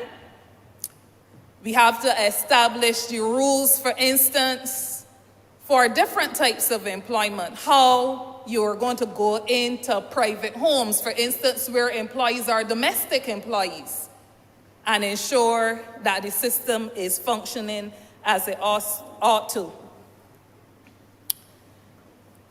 Mr. Speaker, it is therefore important to ensure that for all of these things, to make sure that we keep faith with all of the good things that we are putting on the books, that there is adequate financial resources for a rigorous inspection process.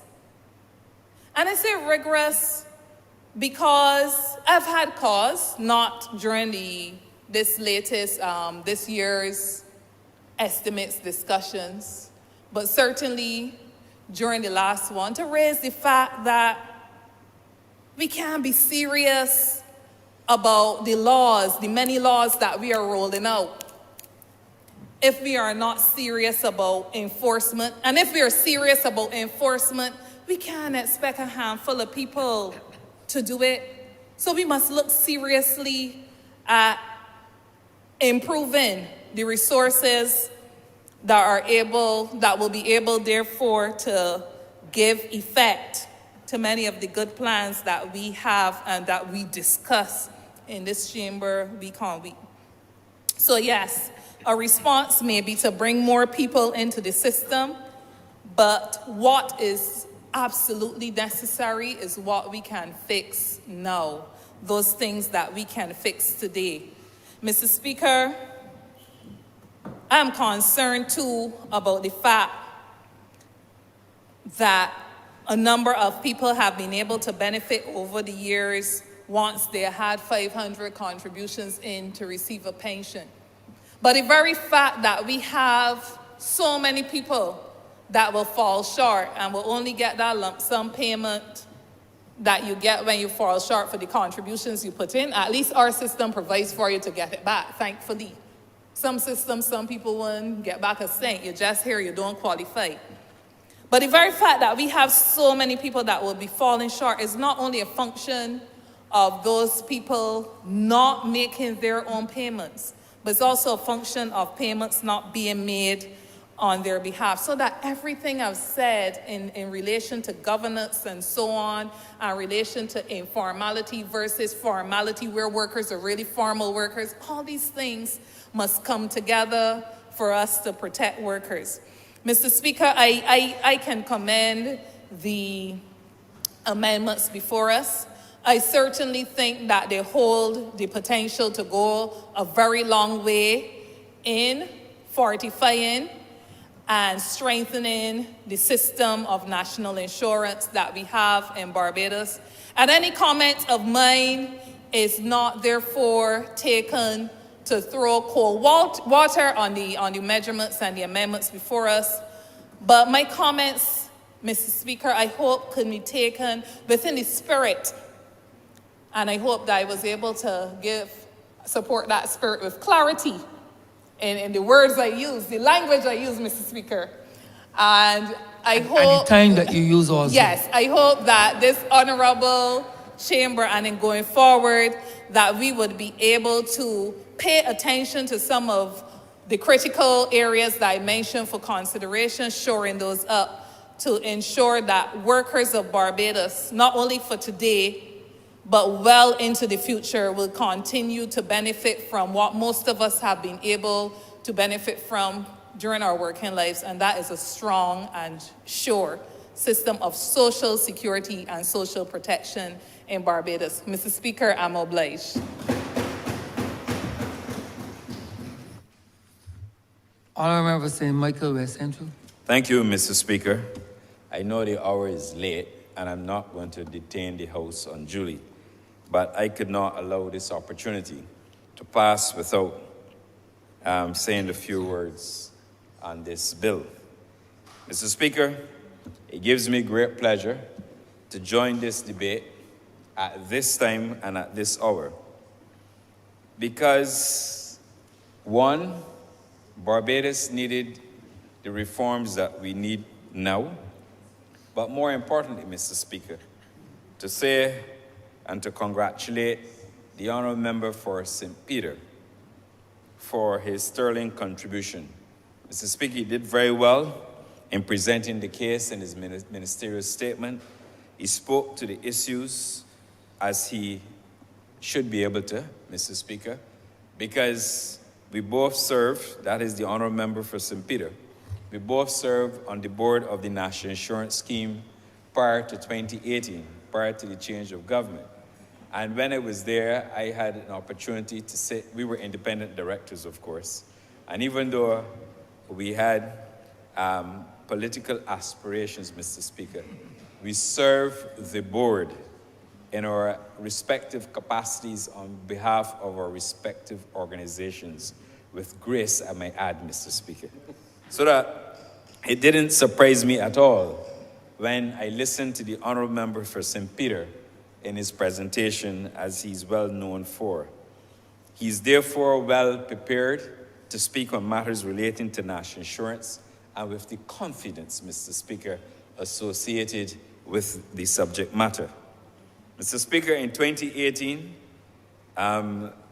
the Honourable Member for St. Peter assumed ministerial responsibility and obviously would have exited the board. I remained, Mr. Speaker, but not as a member at the time, but as chairman.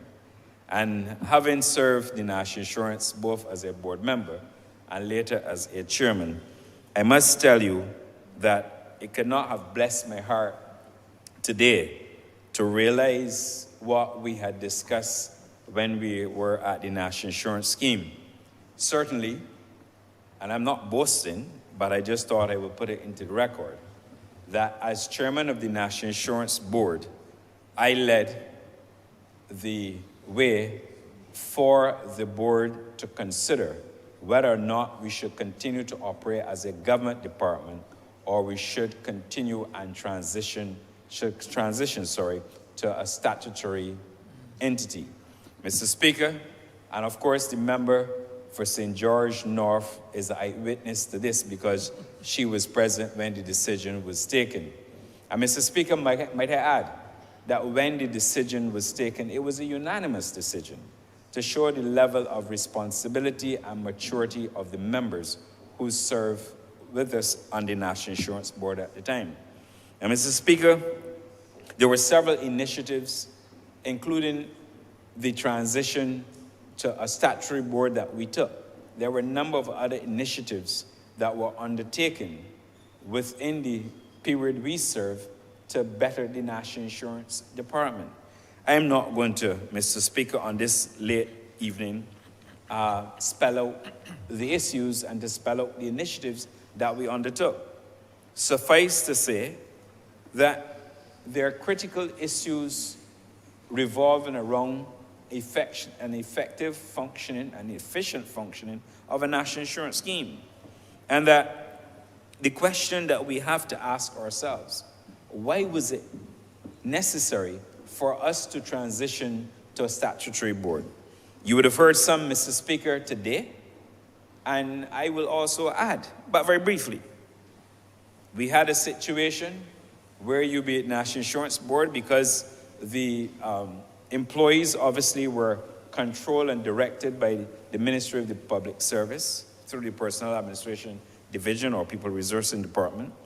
And you would walk in, and then tomorrow you have a senior officer who might be directing your IT or directing your investment unit or a finance person being redirected to another ministry. Mr. Speaker, that can't be good for any business, certainly a business like the National Insurance with billions of dollars in investment. The second issue is that when you require staff of a certain caliber, you would have to go through the public service. Now, of course, if you have somebody who wants to perform at a higher level and you decided that you want to go and get a competitor, secure maybe an employee from one of your competitors, you also are faced with the issue of the level of remuneration for the post, Mr. Speaker. Mr. Speaker, you also had a governance structure tied in to a reporting requirement to ministry. Not that that is wrong, but Mr. Speaker, you have to be very flexible in this arrangement. And therefore, what the bill, as we have today before us, would allow, as we transition the national insurance to become even more flexible, not only in its decision making, but, Mr. Speaker, become very flexible in other areas. Mr. Speaker, you have to give a fund the opportunity to be very flexible, obviously with the attendant governance protocols. You have to make the national insurance and allow, Mr. Speaker, the National Insurance Board to have greater autonomy. You cannot, Mr. Speaker, be managing a $3 billion fund and have all these restrictions, Mr. Speaker. Not all these restrictions. What is important is to have a governance structure that responds in a very flexible way, not only to the investment decisions, but also to the managerial decisions. And let me, at this point, Mr. Speaker, salute and thank the workers at the National Insurance Scheme. I have seen them having to work, Mr. Speaker, when I was chairman, during the COVID period, when they had to generate unemployment benefits checks for thousands of Barbadian workers who didn't know when they were going to get a payday, Mr. Speaker. I saw it firsthand, and I really want to use this occasion, because this will be the first occasion since I left the institution, to publicly thank them for all the work that they did during the COVID to realize the execution of the unemployment benefits to the workers. But, Mr. Speaker, I also want to single out the investment unit of the National Insurance Scheme. Mr. Speaker, I believe that the National Insurance has one of the best kept secrets in the world, but that the investment unit is responsible for safeguarding the investments within the National Insurance Fund. And, Mr. Speaker, the people who work within that unit, they're not paid when compared to some private sector agencies as handsomely as they would wish to be paid. They don't have any bonus incentives to compare with certain people in the private sector that will allow them, if they had achieved a greater rate of return than the prior year, that they will get assured, Mr. Speaker. But that these are men and women within the investment unit who went to work, and they still go to work every day, and sometimes on their day off as well, monitoring the external markets, Mr. Speaker, to ensure that the investments in the external markets are not going south, Mr. Speaker. In other words, not going, I call it that's why I have to be mindful of my corporate language. But that they're not going in the wrong direction, Mr. Speaker.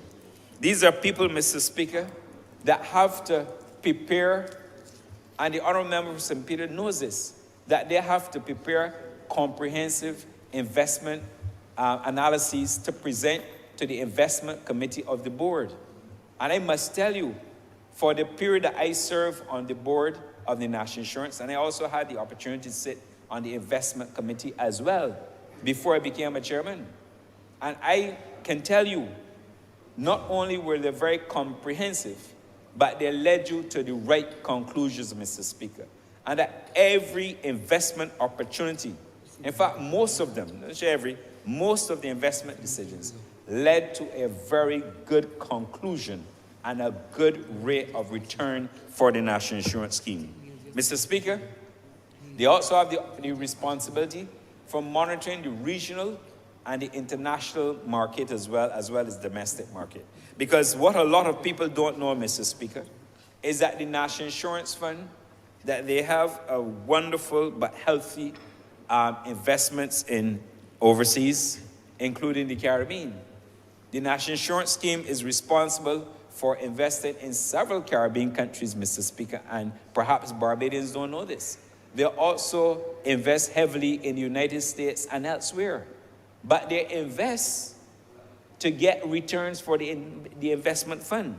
And as a result of the very sound investment policy that the National Insurance Board continues to follow, that has caused Barbadians and caused the National Insurance Fund to be as rich as it is today, Mr. Speaker.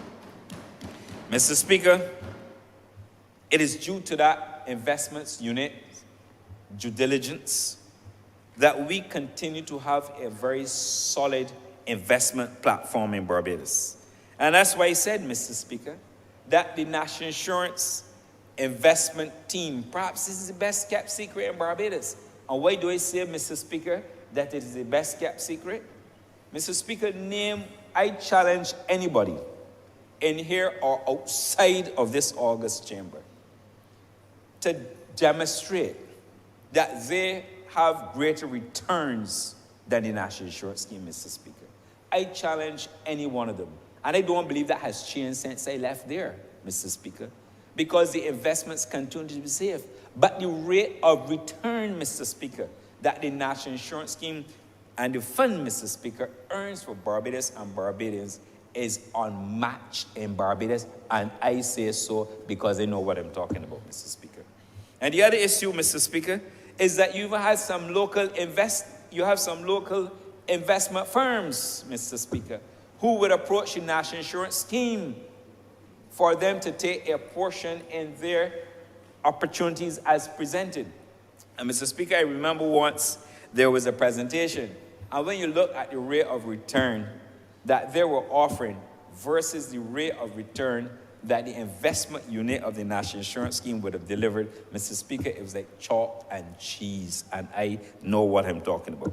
So that, Mr. Speaker, Barbadians must remain confident that they have not only an investment unit that will look after themselves, because they too will become pensioners in Barbados, because they are Barbadians, Mr. Speaker, who work in the investment unit. They're Barbadians. They're not foreigners, they're Barbadians, Mr. Speaker. So they have a vested interest in the success and the outcome of the funds that they invest. So that when you hear people in Barbados making certain pronouncements, and they're talking about, oh, the National Insurance got this amount of debt, and the National Insurance this, and the National Insurance, Mr. Speaker, I sit back and really ask myself sometimes, the people who are peddling this nonsense, Mr. Speaker, they have no clue about what they're saying. And I hope in the new arrangement, Mr. Speaker, that we can continue and will continue to attract the quality of officers that we have within the investment unit. But I also make this point, Mr. Speaker, and then when you hear all the naysayers and all the people who are critical of the National Insurance, I will ask them one simple question.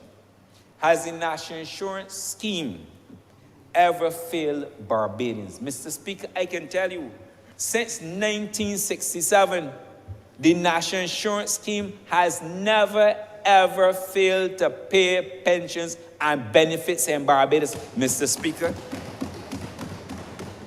Not one contribution or pension payment has been missed in this country. In other words, since 1967, Mr. Speaker, counting 55 years, the National Insurance Scheme has never failed pensioners in Barbados. They've never, ever reported to the country or to their pensioners that they can't pay, Mr. Speaker, the pension or the benefit that they're properly entitled to. And that is the measure, Mr. Speaker. So when we hear all these people who will want to confuse the public, Mr. Speaker, let the message go from this chamber that the National Insurance Fund is sound, it is solid, Mr. Speaker, and that we have people working in the investment unit and persons sitting on the investment committee, Mr. Speaker, who know what they are about, Mr. Speaker, unlike other entities in Barbados. And I had to reinforce that point, Mr. Speaker. I also make bold, Mr. Speaker, at this point, that during the COVID period, the National Insurance officers had to work around the clock to make sure they get the money to the workers, and I made that point earlier. But why am I re-emphasizing the point, Mr. Speaker? I'm re-emphasizing the point because even at that point, when the call on the National Insurance Unemployment Benefit Fund was severe, Mr. Speaker, who stepped in and filled the breach, Mr. Speaker? This Barbados Labour Party, the Ministry of Finance, stepped in and replenished the fund so that Barbadians who were uncertain about their future and didn't know whether or not they would get any income, the National Insurance Scheme did not fail them, Mr. Speaker. Thousands of workers in Barbados received the unemployment benefit thanks to the Barbados Labour Party's administration, Mr. Speaker. And I, Mr. Speaker, really, in addition to all that I've said, would like to lay a challenge, Mr. Speaker, to those who, I call them critics on occasion, Mr. Speaker, and on other occasions, Mr. Speaker, I say to the uninitiated, Mr. Speaker, to the uninitiated, I would like to simply ask them this question. How many countries, not only Caribbean, Mr. Speaker, how many countries in the world, Mr. Speaker, can boast about a benefit system that we have? Mr. Speaker, when you look at the range of benefits offered by the National Insurance Scheme, because even though we call it a National Insurance Scheme, there are multiple funds built in. Mr. Speaker, you have funds for the pension, and I just made the point that the National Insurance Scheme has never failed to deliver a pension payment in Barbados. Not one, Mr. Speaker. Mr. Speaker, but name a fund, even in the Caribbean, Mr. Speaker, it is not widely known that you have Caribbean countries that don't have an unemployment benefit fund. Mr. Speaker, we are fortunate in Barbados to have an unemployment benefit fund, Mr. Speaker. When you look at it, severance fund, Mr. Speaker, might I add that the workers in Barbados do not pay into the severance payment fund. It is the employers, Mr. Speaker, who contribute to the severance fund. But we have a severance fund here. And we have a severance fund to protect workers just in case, Mr. Speaker, that an employer cannot honor his or her obligation, that the workers will never be disadvantaged, and we have that. Mr. Speaker, we have survivors' benefits. So that, as happened to me, Mr. Speaker, if your mother should leave you at a very young age, and I was a beneficiary of it too because my mother paid national insurance, that your guardian can get a survivor's benefit. That is a fact, Mr. Speaker. That is what obtains in Barbados for Barbadians. Mr. Speaker, we also have disability benefits. Disability benefits. But equally, Mr. Speaker, we also have a benefit that few can contrast and compare. Mr. Speaker, we refer to it as the Employment Injury Benefit Scheme. So that if you are at work, Mr. Speaker, and you are injured on the job, you will not only get 90% of your average insurable earnings, Mr. Speaker, but you too will be reimbursed or shall be reimbursed for all the medical expenses associated with your injury on the job, Mr. Speaker. And I'm not going to go through the range of benefits. And we heard the Honourable member today making the point about what is to happen with paternity benefits. We have maternity benefits, Mr. Speaker. And the maternity benefits are paid to Barbadian women, right? Whenever, of course, they give birth to a child. And that is on record. And there is no limit, Mr. Speaker. There is no limit to the claim from the National Insurance Scheme for maternity benefits. That is the beauty about our system, Mr. Speaker. And you know, Mr. Speaker, this is something that is not, the point I'm going to make is not widely known. Even if you are working for an employer in Barbados, Mr. Speaker, and the employer does not pay the contribution, but the employer submits the monthly earning schedules, Mr. Speaker, notwithstanding that the employer, for whatever reason, did not pay, we have a social security scheme in Barbados that says you will not be penalized. That even though the employer don't pay the cash into the national insurance scheme, that they will look after the collection and how to retrieve that money. But that the workers in Barbados, once the earning schedules are submitted, can get all the range of benefits provided for by the national insurance scheme. So, Mr. Speaker, I made the point that these benefits are matched even in the Caribbean. And it's something maybe, Mr. Speaker, at the appropriate time, the Honourable Member for St. Peter, who has responsibility for labor and that institution, perhaps during a further explanation session, would demonstrate to the country the range of benefits and compare those benefits, not that we are boasting, Mr. Speaker, but to say how mature we have become as a country in respect to how we manage our national insurance scheme. Mr. Speaker, the other significant point, and is a point that Barbadians must always remember, because oftentimes when you realize that you have a representative from the Ministry of Finance on a board, that people believe that you only put in somebody there to do government's bidding. That was under the last administration, Mr. Speaker, not under this BLP administration. But that the government of Barbados, and it must be made aware, has a responsibility, Mr. Speaker, because you also need to have somebody on the board representing the Ministry of Finance's interests, because you have to make sure that the right decisions are taken.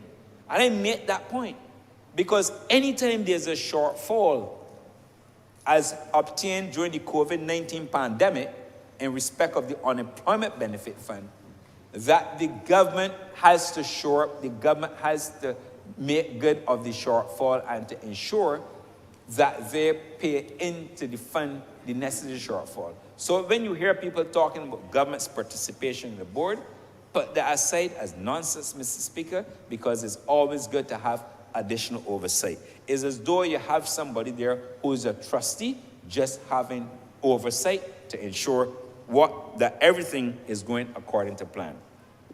Mr. Speaker, I also want to thank the Board of the National Insurance Scheme for their foresight in having a flexible payment arrangement. Mr. Speaker, for contributions, this is critical.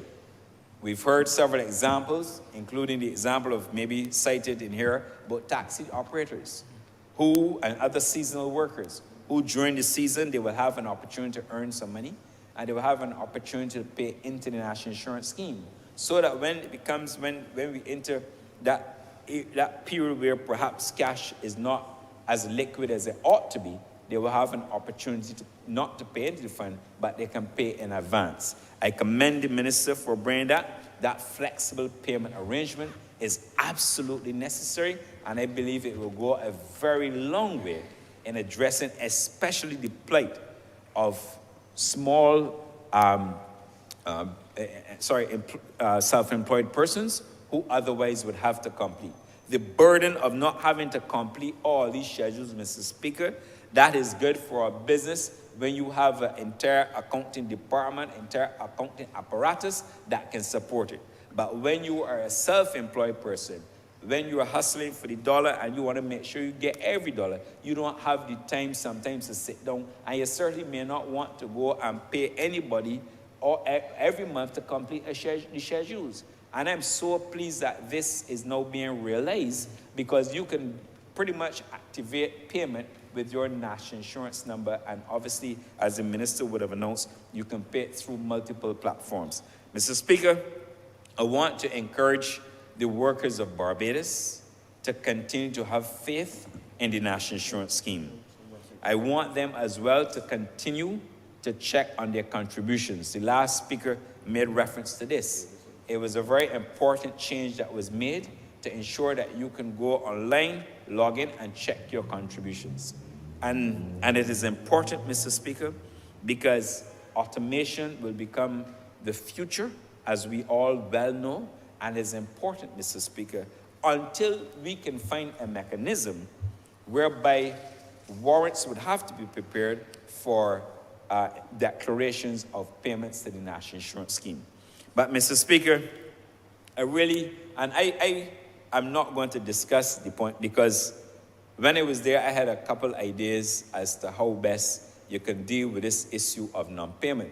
In fact, I recall that I went on record, I believe it was a Sunday Sun publication front page, when I made certain comments on how perhaps we should deal with this issue of collections at National Insurance. It is a challenge. We have to confront it. And I know that this matter obviously is engaging the attention of the board.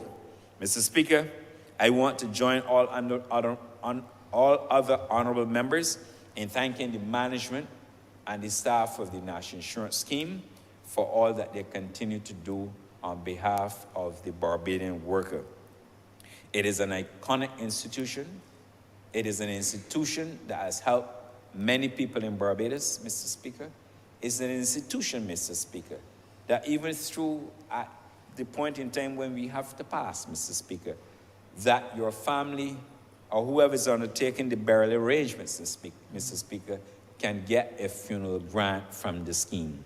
It shows not only the range of benefits, Mr. Speaker, but it also takes into consideration those workers who have worked hard, and at the moment when they have to pass and move on and transition elsewhere, that their families too can get a contribution. And Mr. Speaker, I know well, because like you, Mr. Speaker, we represent St. Michael constituencies. And you know, in St. Michael constituencies, you get a little more pressure than you get in the rural areas, Mr. Speaker. And oftentimes we also have to help people in a number of fundamental ways. But that the funeral grant, Mr. Speaker, has allowed a lot of people, especially in our areas, Mr. Speaker, to benefit largely from a program that will help people at the point where they transition.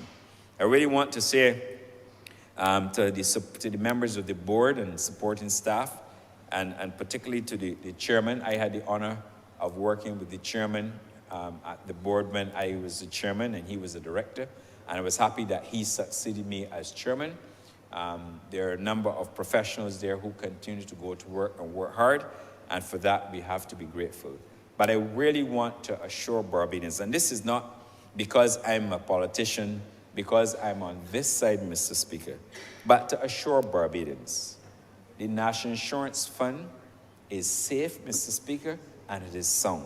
And that is why I went to great lengths to explain the fact that you have an investment unit led by Barbadian workers, Mr. Speaker, who look after the investments and the returns associated. And that is why I also made a very important point and put out the challenge, Mr. Speaker, that if anybody were to try to suggest anything other than the National Insurance was a very successful scheme, Mr. Speaker, I challenged them to name another investment company in Barbados who can drive and deliver more returns than the National Insurance Scheme.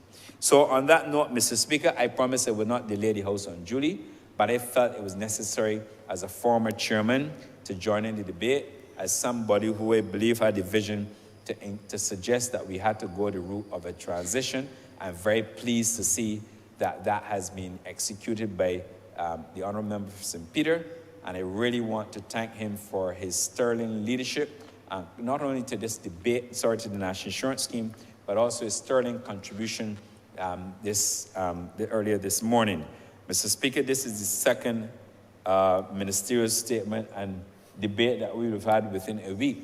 It shows that, Mr. Speaker, our government is hard at work, working on behalf of everybody in Barbados. But this debate, Mr. Speaker, is one that speaks, Mr. Speaker, to the heart of Barbados. The fact that we are here today to make meaningful changes to ensure the sustainability of the National Insurance Fund, which remains, Mr. Speaker, the lifeline of all Barbadians. And to you, Mr. Speaker, I'm obliged.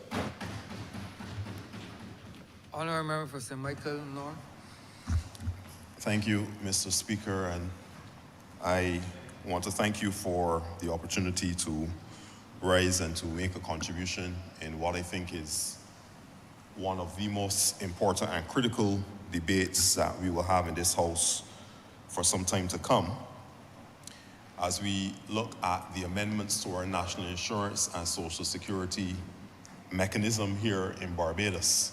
And I think I will start off where my good friend, the Honourable Member for St. Michael West Central, would have ended off by first congratulating and applauding Mr. Speaker, the Honourable Member for St. Peter, the Minister of Labour, and his team from the NIS board and the management, and all those who have played a critical role in bringing these amendments to the fore today.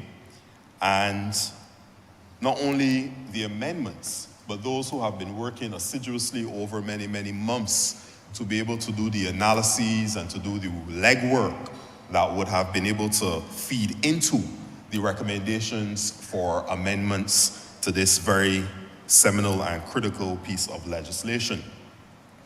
And Mr. Speaker, sir, we know that the National Insurance Scheme is one of these legacy initiatives, programs, institutions that Barbadians have become very familiar with. It has become almost a part of the DNA of what it is to be a Barbadian.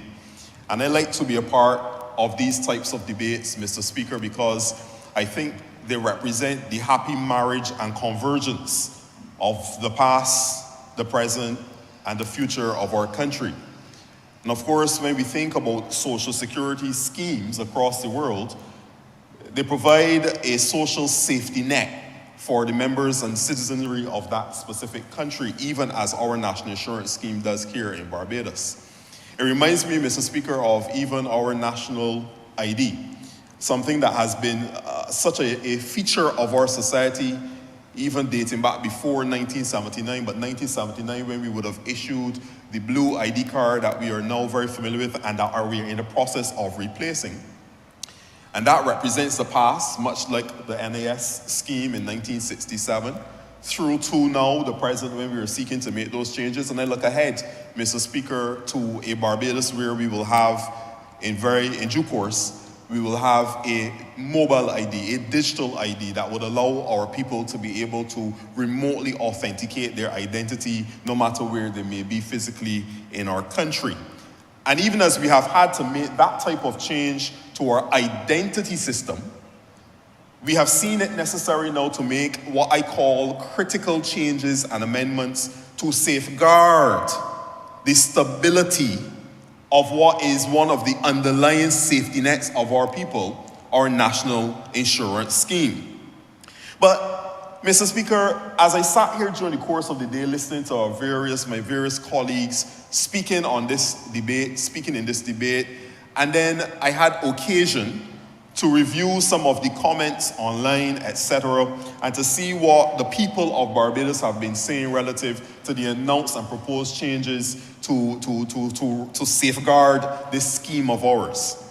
And it started to make me reflect, Mr. Speaker, on where we really are as a people and as a country.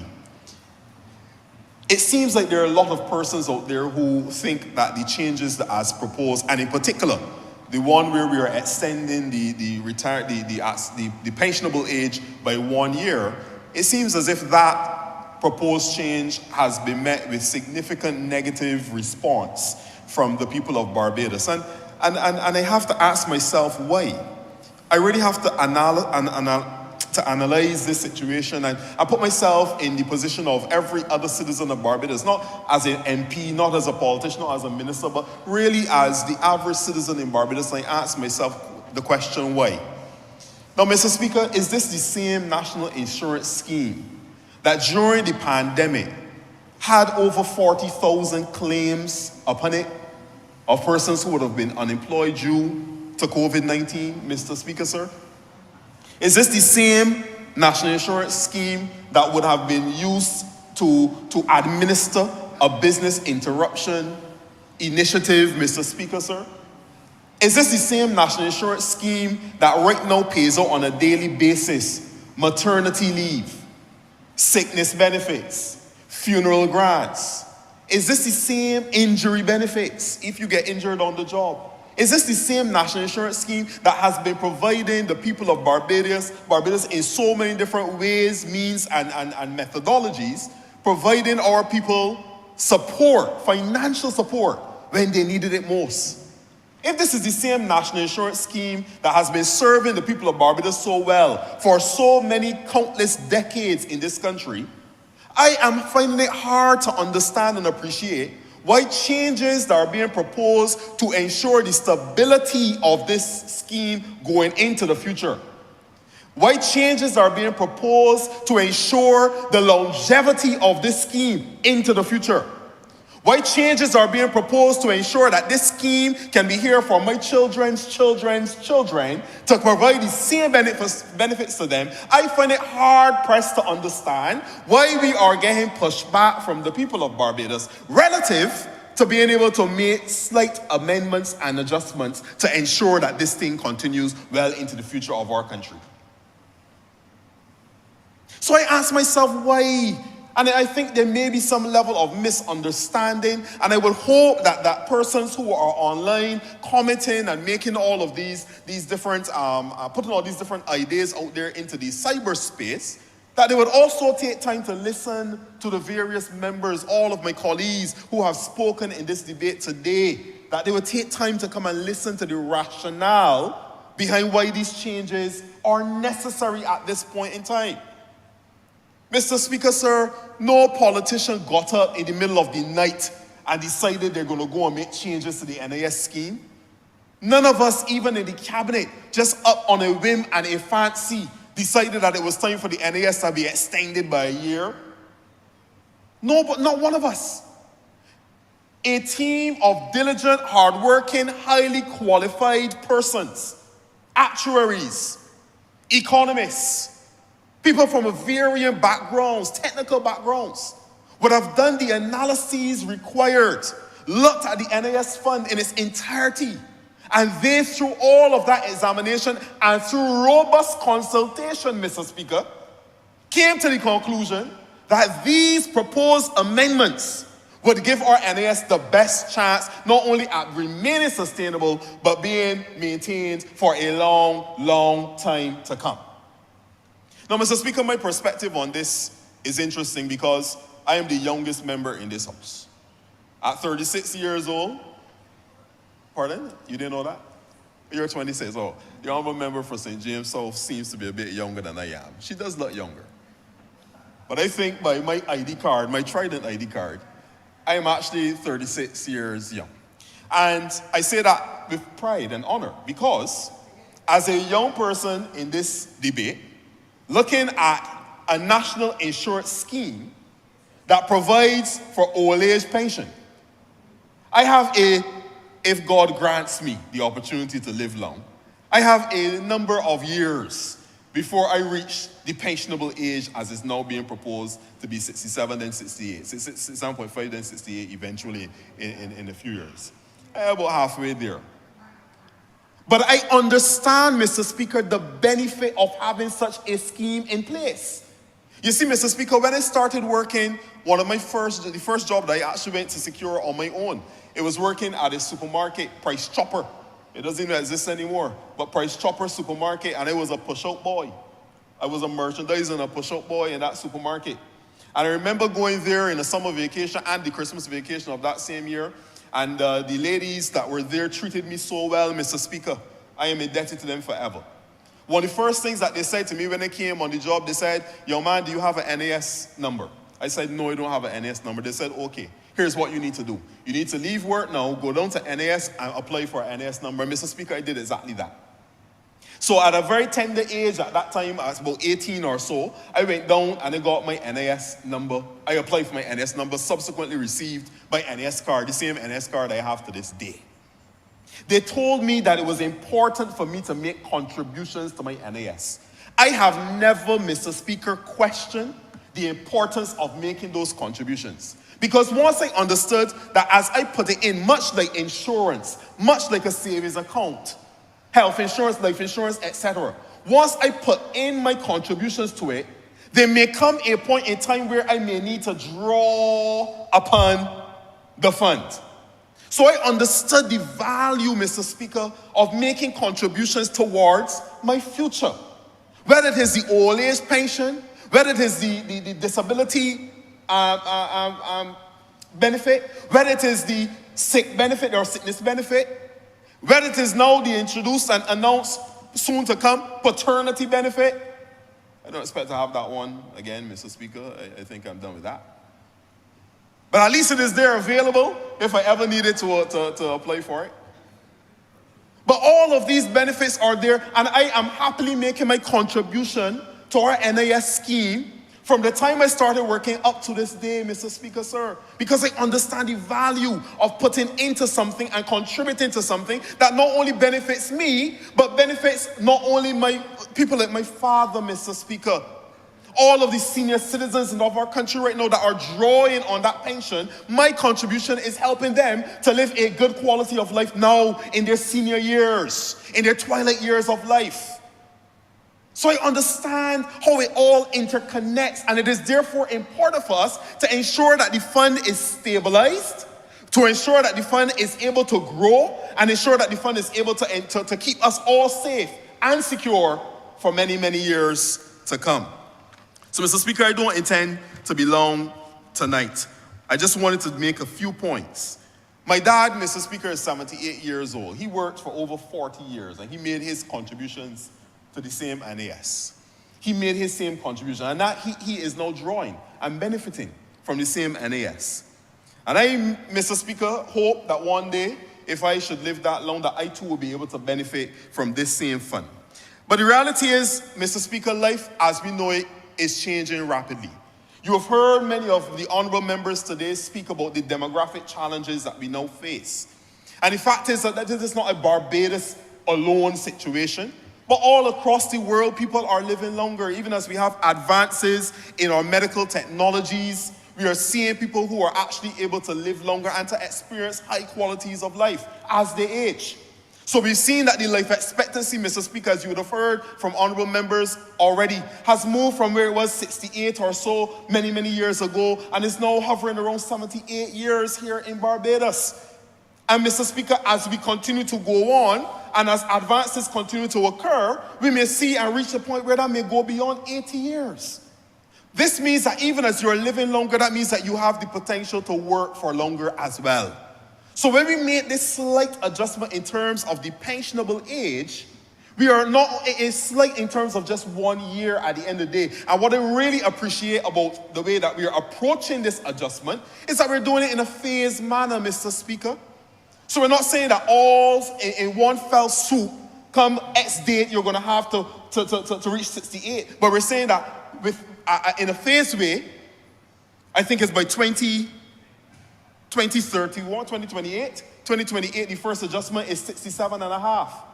And then by 2031, the next adjustment is 68, Mr. Speaker. So we're doing it in a phased manner that would allow for people then to be able to put themselves in order.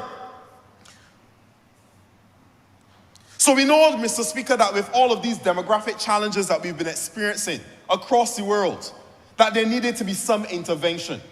We have a situation where because there's a growing base of persons receiving the benefits of the NAS funds, but yet we have a shrinking number of people who are contributing thereto, we have a situation where an intervention had to be made. And these interventions and these proposed amendments are going to give us, based on what the experts have said, based on what the technical persons have said, they will give us the opportunity to ensure that the fund continues to be viable going forward well into the future. Not only the near future, but in the distant future as well. And I say all that also to say, Mr. Speaker, and to reiterate the point, the NIS is not currently in any crisis. I read in some of the comments where people said, we're to do with all the money at NIS. Mr. Speaker, you have heard many times today, the fund is managing over $4 billion in assets. The fund is strong, it is robust, it is stable. It is very stable as of now. What we are seeking to do is to ensure its stability going into the future. Because as we look at it, and there are people, actuaries are trained in the sense of looking ahead, not 1 year, not 2 years, not 3 years, Mr. Speaker, but 20 years and 40 years and 50 years down the line. And they do their modeling and their forecasting and their projections. And when they did that, at the current trends, the demographic challenges being noted, they recognize that we will have a severe challenge in a very few years. Mr. Speaker, by 2034, we would have had a significant challenge. And as I think I heard the Honourable Member for St. Michael North East, the Prime Minister said, we would have had a date with destiny. We would have encountered a significant challenge if we had continued on that same trajectory. But we are making these changes to ensure that we do not encounter significant challenges.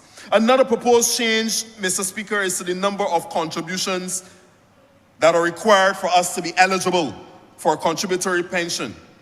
Mr. Speaker, it was set at a period of 10 years of working before.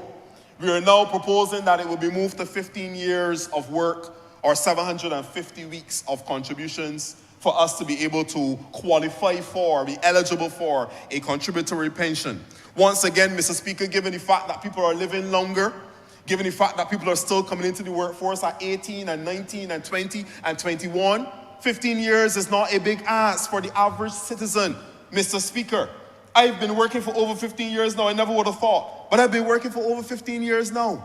So I've already reached the threshold for eligibility for my NIS pension whenever that time will come, if God should allow. So when you think about it in the context and the reality, and I think our people need to do that and stop, and instead of getting caught up in what may be at the surface, a sensational response, that we need to really listen and stop and take note of what is really being proposed here.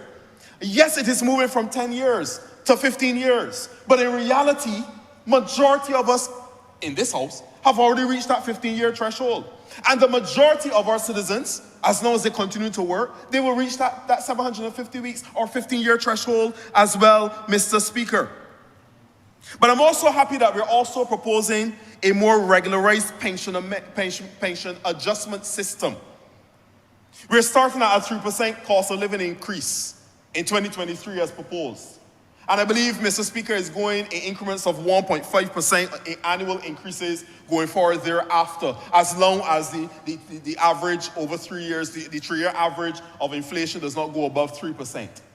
So I think that is a very good and noteworthy benefit as well, an adjustment that's being made and proposed to the NAS and the administration of the NAS. Because right now you have it now in a very structured, timely manner that shows you that you're due for an increase, not only the 3% this year, which I think needs to be applauded and celebrated by the government, giving our pensioners that another increase right now for their contributions. But also, you can expect that 1.5 annual increase, again, only in cases where the inflation does not go past 3% in a 3-year average. So I'm very pleased with that as well. So, Mr. Speaker, I see these changes as prudent and necessary. I think that they will safeguard the future of myself, my constituents, my family, my children, my children's children. And of course, I think all of us in here, we understand and appreciate why it is necessary for us to have this debate today. So I want to applaud the Minister of Labour, the Honourable Member for St. Peter. I want to applaud his team. I want to applaud all that have had any say or contribution in getting us to this stage where we can make these decisions. And it was said that these are not always comfortable or convenient decisions to make. If we had our way, Mr. Speaker, we will leave everything as it is, because we wouldn't want to have the public crying out and saying, oh, not bad things about us or negative things about us. If we had our way, we would say and do nothing. But Mr. Speaker, that is not why we were elected to serve the people of Barbados. We were elected and put in these positions so we can make hard decisions when necessary in the best interest of the people of Barbados. That's why we were here. That's why all of us have come to serve. That's why all of us have come to public life, to make the decisions that are necessary to safeguard not only Barbados of 2023, but Barbados of 3033, Barbados of 2053. There may be a Barbados of 5033 too, God willing. So we're here to secure the future of our country. And that's why we take this job very seriously. And all of us come to work every single day to move the needle just a bit forward, more forward every single day in the interest of the people of Barbados, Mr. Speaker, sir. I want to, in closing, encourage all Barbadians. Make your contributions to the NAS. I remember the jingle coming up as a young lad, even to this day, is still played. It's more than a contribution. It's your lifeline. And for many people in Barbados, Mr. Speaker, sir, the NAS has been a lifeline for them. I just this morning happened to pass one of the post offices. And as usual, around this time of the month and around this time, you will see lines and lines of people going. People go, people depend on the assistance that comes through the NAS scheme in its many different formats and modalities. I want to encourage our self-employed people who now have been given the assurance that we're making it easier for them to participate and to contribute to the NAS scheme. No more forms, no more schedules, no more due dates.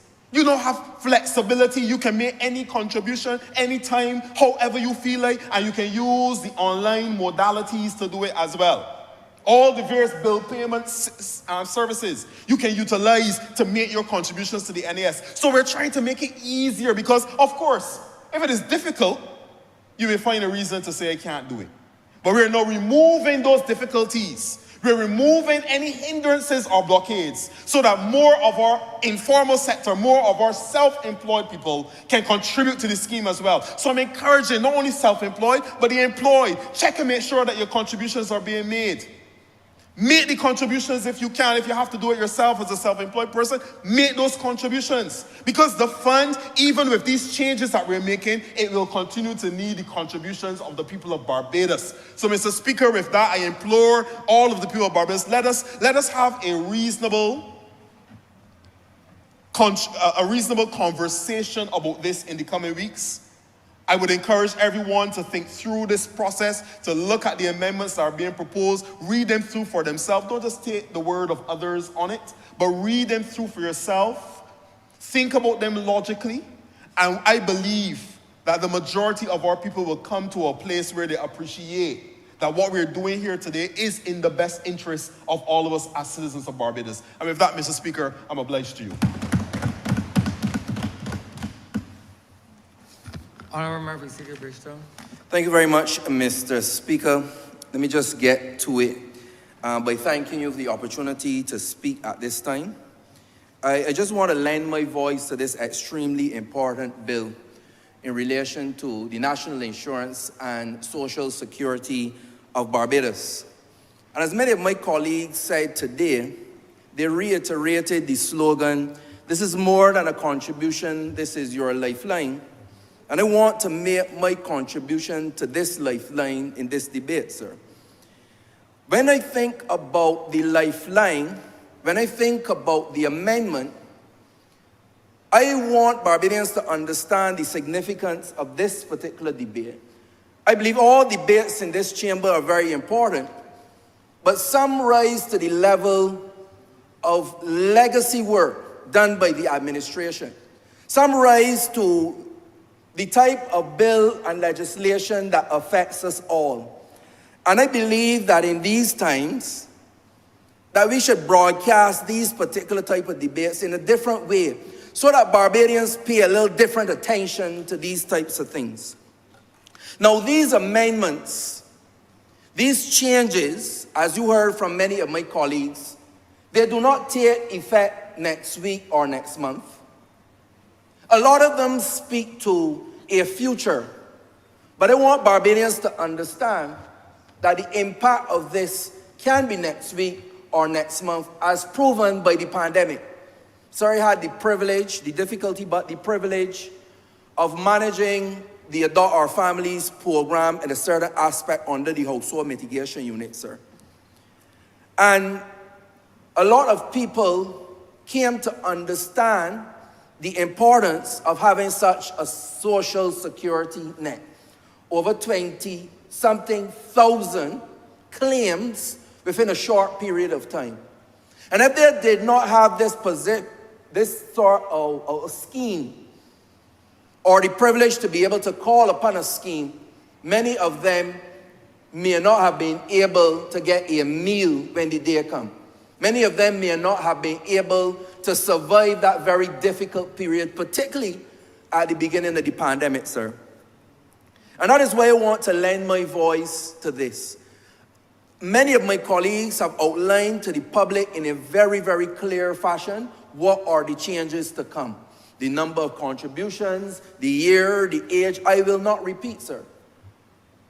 I will encourage all Barbadians hearing my voice to go on YouTube and listen back to the many contributions, but particularly the contribution of the member for St. Peter, who would have put it in context in the most comprehensive way. I would encourage Barbadians hearing my voice to read the report on population. Do not take our word for it. Go back and listen, but go back and read. And that is why I lend my voice to underscore just a few points so that we can elevate some of the points made in this chamber today, sir, for Barbadians that I feel are very important. Sir, I want to lend my voice to urge persons to get the information and to get involved. That is the first point. The second thing I want to ask them to read and research. Don't just read the headlines. Read all the lines. Read the bottom line. Read the fine print. Read everything. Because sometimes we read just the opening saga and we run off and we don't have the context. Sir, the debates were long. The speeches were lengthy. But get the link and play it in the car in traffic then. Play it while you're in the bath. Because this is important. The contributions of the National Insurance Scheme and our social security affects us all, whether directly or indirectly. Sir, when I saw the pandemic and I got the many calls for assistance, I knew that I always knew this scheme was important. But then is when I realized that this is not just a scheme. These are not just contributions. This is the actual lifeline of many, many Barbadians. Sir, we brag of a 98% literacy rate, so I'm asking, I'm begging, I'm pleading that we use it. Read. I know over the last 5 years, and the Minister of Education can correct me if I'm wrong, we invested about $1 billion in schooling and education in this country. And I say invested because at the end of the day, there must be a return on that investment. And what is the return, sir? The return is an educated populace, an educated people of Barbados, to ensure a high standard of living. When you look at index after index across the globe, you will see that Barbados is in the top 10, and the top 5, and the top 3 in relation to quality of life.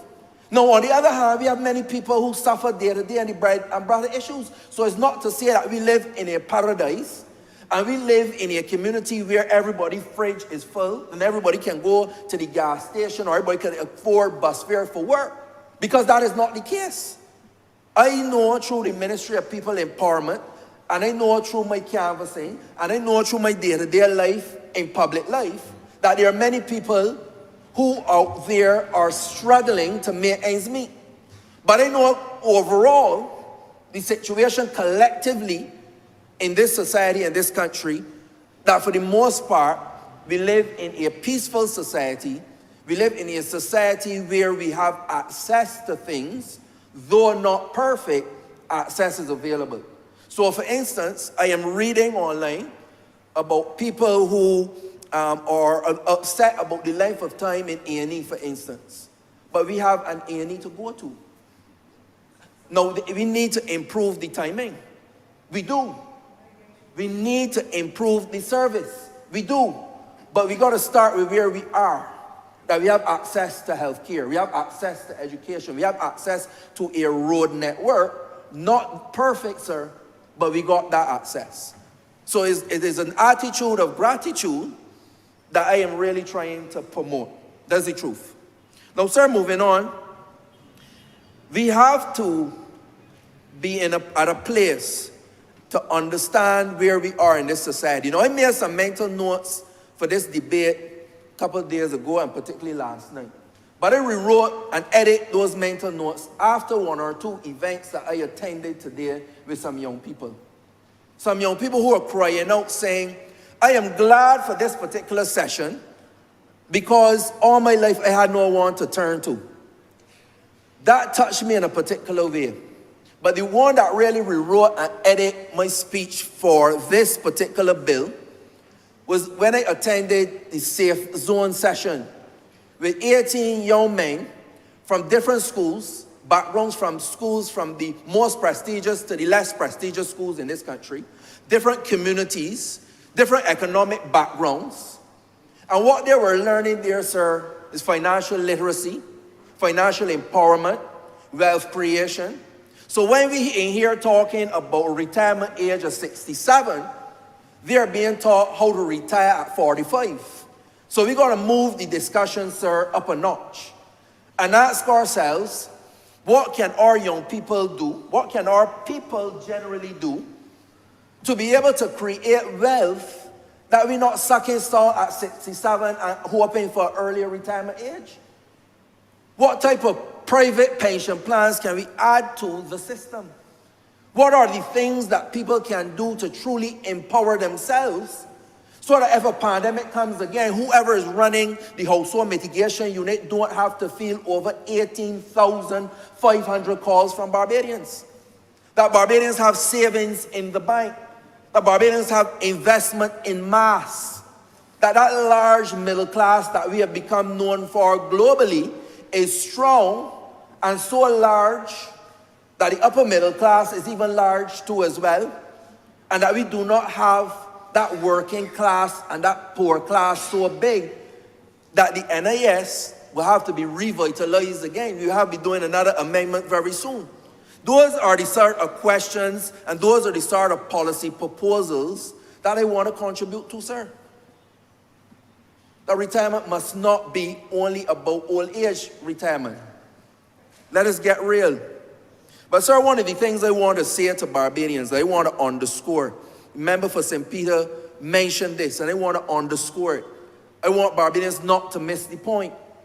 I have the privilege, sir, of being part and privy of the discussions. I was in the room, sir. And one of the things that I'm very happy and I am proud about, and I want Barbadians to feel proud about, is that when these discussions were going on, not once, sir, not once, cross my heart what today, did I hear anything about votes? Did I hear any kind of politicking? Sir, you know the sort of phraseology that went on in these discussions? What is in the best interest for Barbados? What is in the best interest of future generations? That is the sort of thought that I heard, sir. That is the sort of sentiment that went into the recommendations and the acceptance of those recommendations. And I feel very proud to be part of an administration that thinks and operates at that level, sir.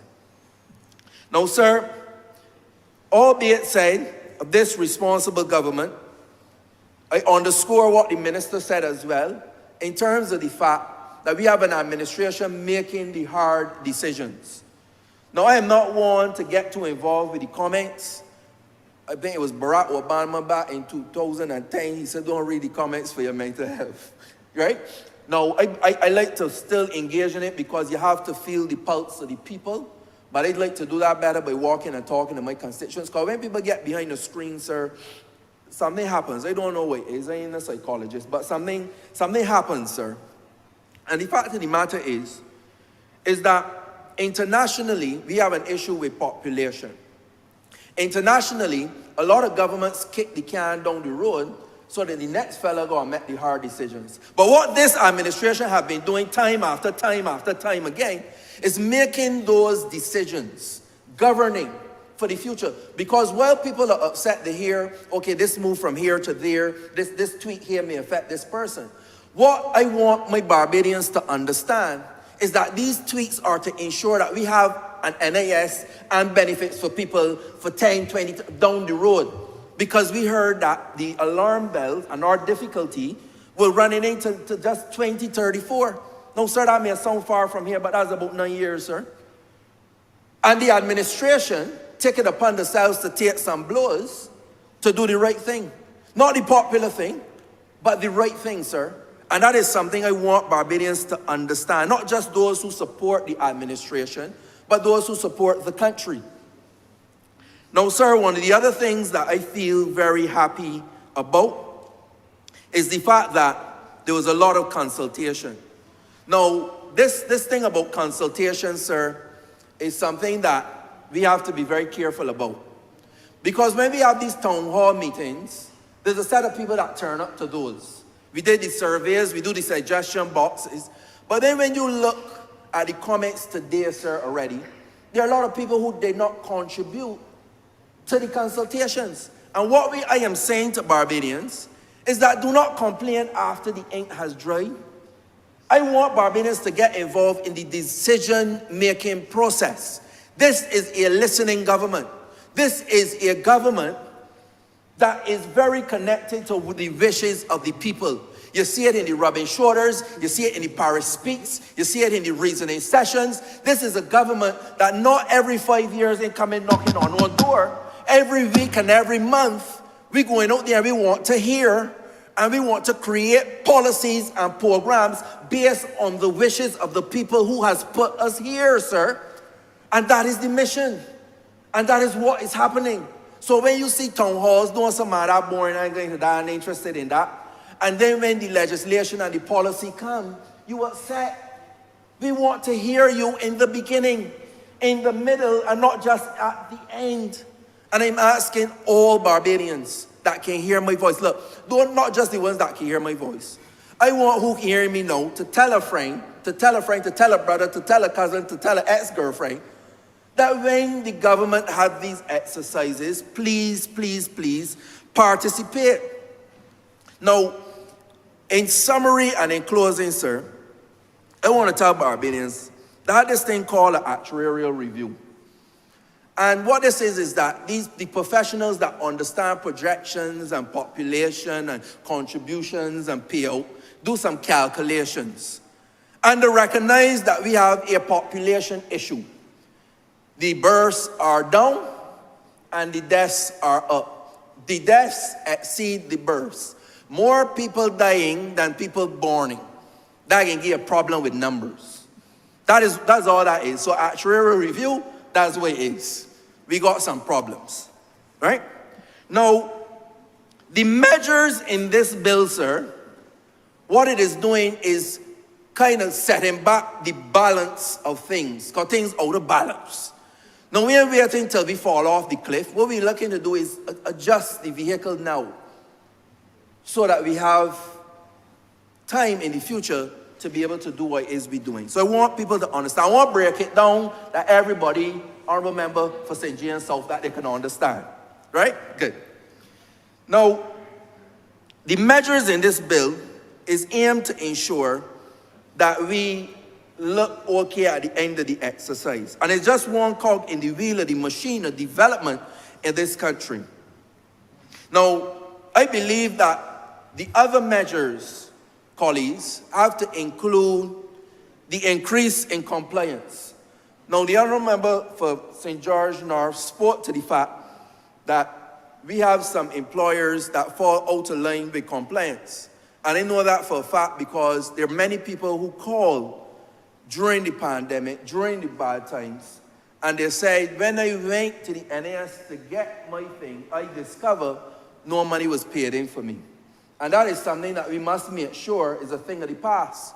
Now, the honourable member for St. George North spoke about personal responsibility, but I know a lot of people don't understand how these things work. And I think in this age of digital technology, there should be a way that employees get a digital summary of their contributions on a weekly or monthly basis. It doesn't cost anything. The cost is in the setup. So they can get an email or a message on whatever platform there is to say this is what has been paid in for you, so that when the highways come, that is not the time that you are discovering that nobody is paying in for you for the last 10, 20 years.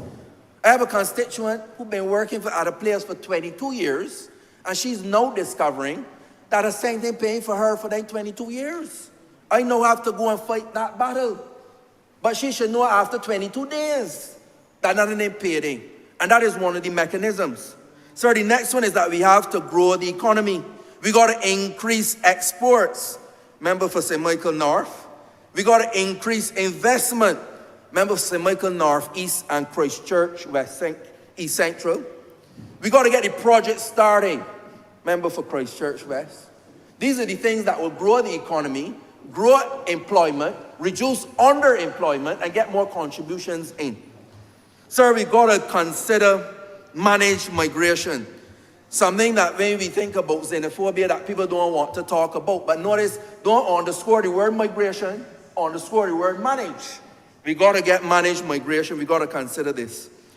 We got to look at new industries. We got to look at the increased contributions. Better level of jobs mean more contributions, mean more money, more dinero. Sir, we also have to look at, we may have to consider our nocturnal activities. What do young people call Netflix and chill? We may have to reduce the Netflix and increase the chill in terms of increasing the number of births that we get as well. But that is the more long-term way of looking at it, sir, in terms of increasing our population as well to help with the pensions and the contributions. We have to facilitate greater self-employment payments, and I heard that that is being done. I'm very happy about that, so I underscore that as well. Private pension plans is something that we have to look at as well. I think that self-employed persons can see this as a nationally subsidized pension plan, and therefore it could contribute to it. And there's nothing taken away from you contributing to a separate one if you want to help to subsidize the expenses of the future. So, sir, with all of these things, if I believe that if we do a combination of these things, I am thoroughly convinced that the measures in this bill, although some tweaks, I say, would affect some persons, that overall, this protects the scheme, this protects all of the people, and this protects Barbados. And it is for that reason, sir, that I give my full support to this legislation, to this bill, and I am obliged to you, sir. Thank you very much. Honourable for Christchurch East Central. Thank you very much, Mr. Speaker. I beg that the House be adjourned for... Suspend. Sorry, to be suspended for 5 minutes. Question that this Honourable Chairman be suspended for 5 minutes. All those honourable members in favor, please say aye. Aye. Those against, please say no. We think the ayes have it. This Honourable Chairman stands suspended for 5 minutes.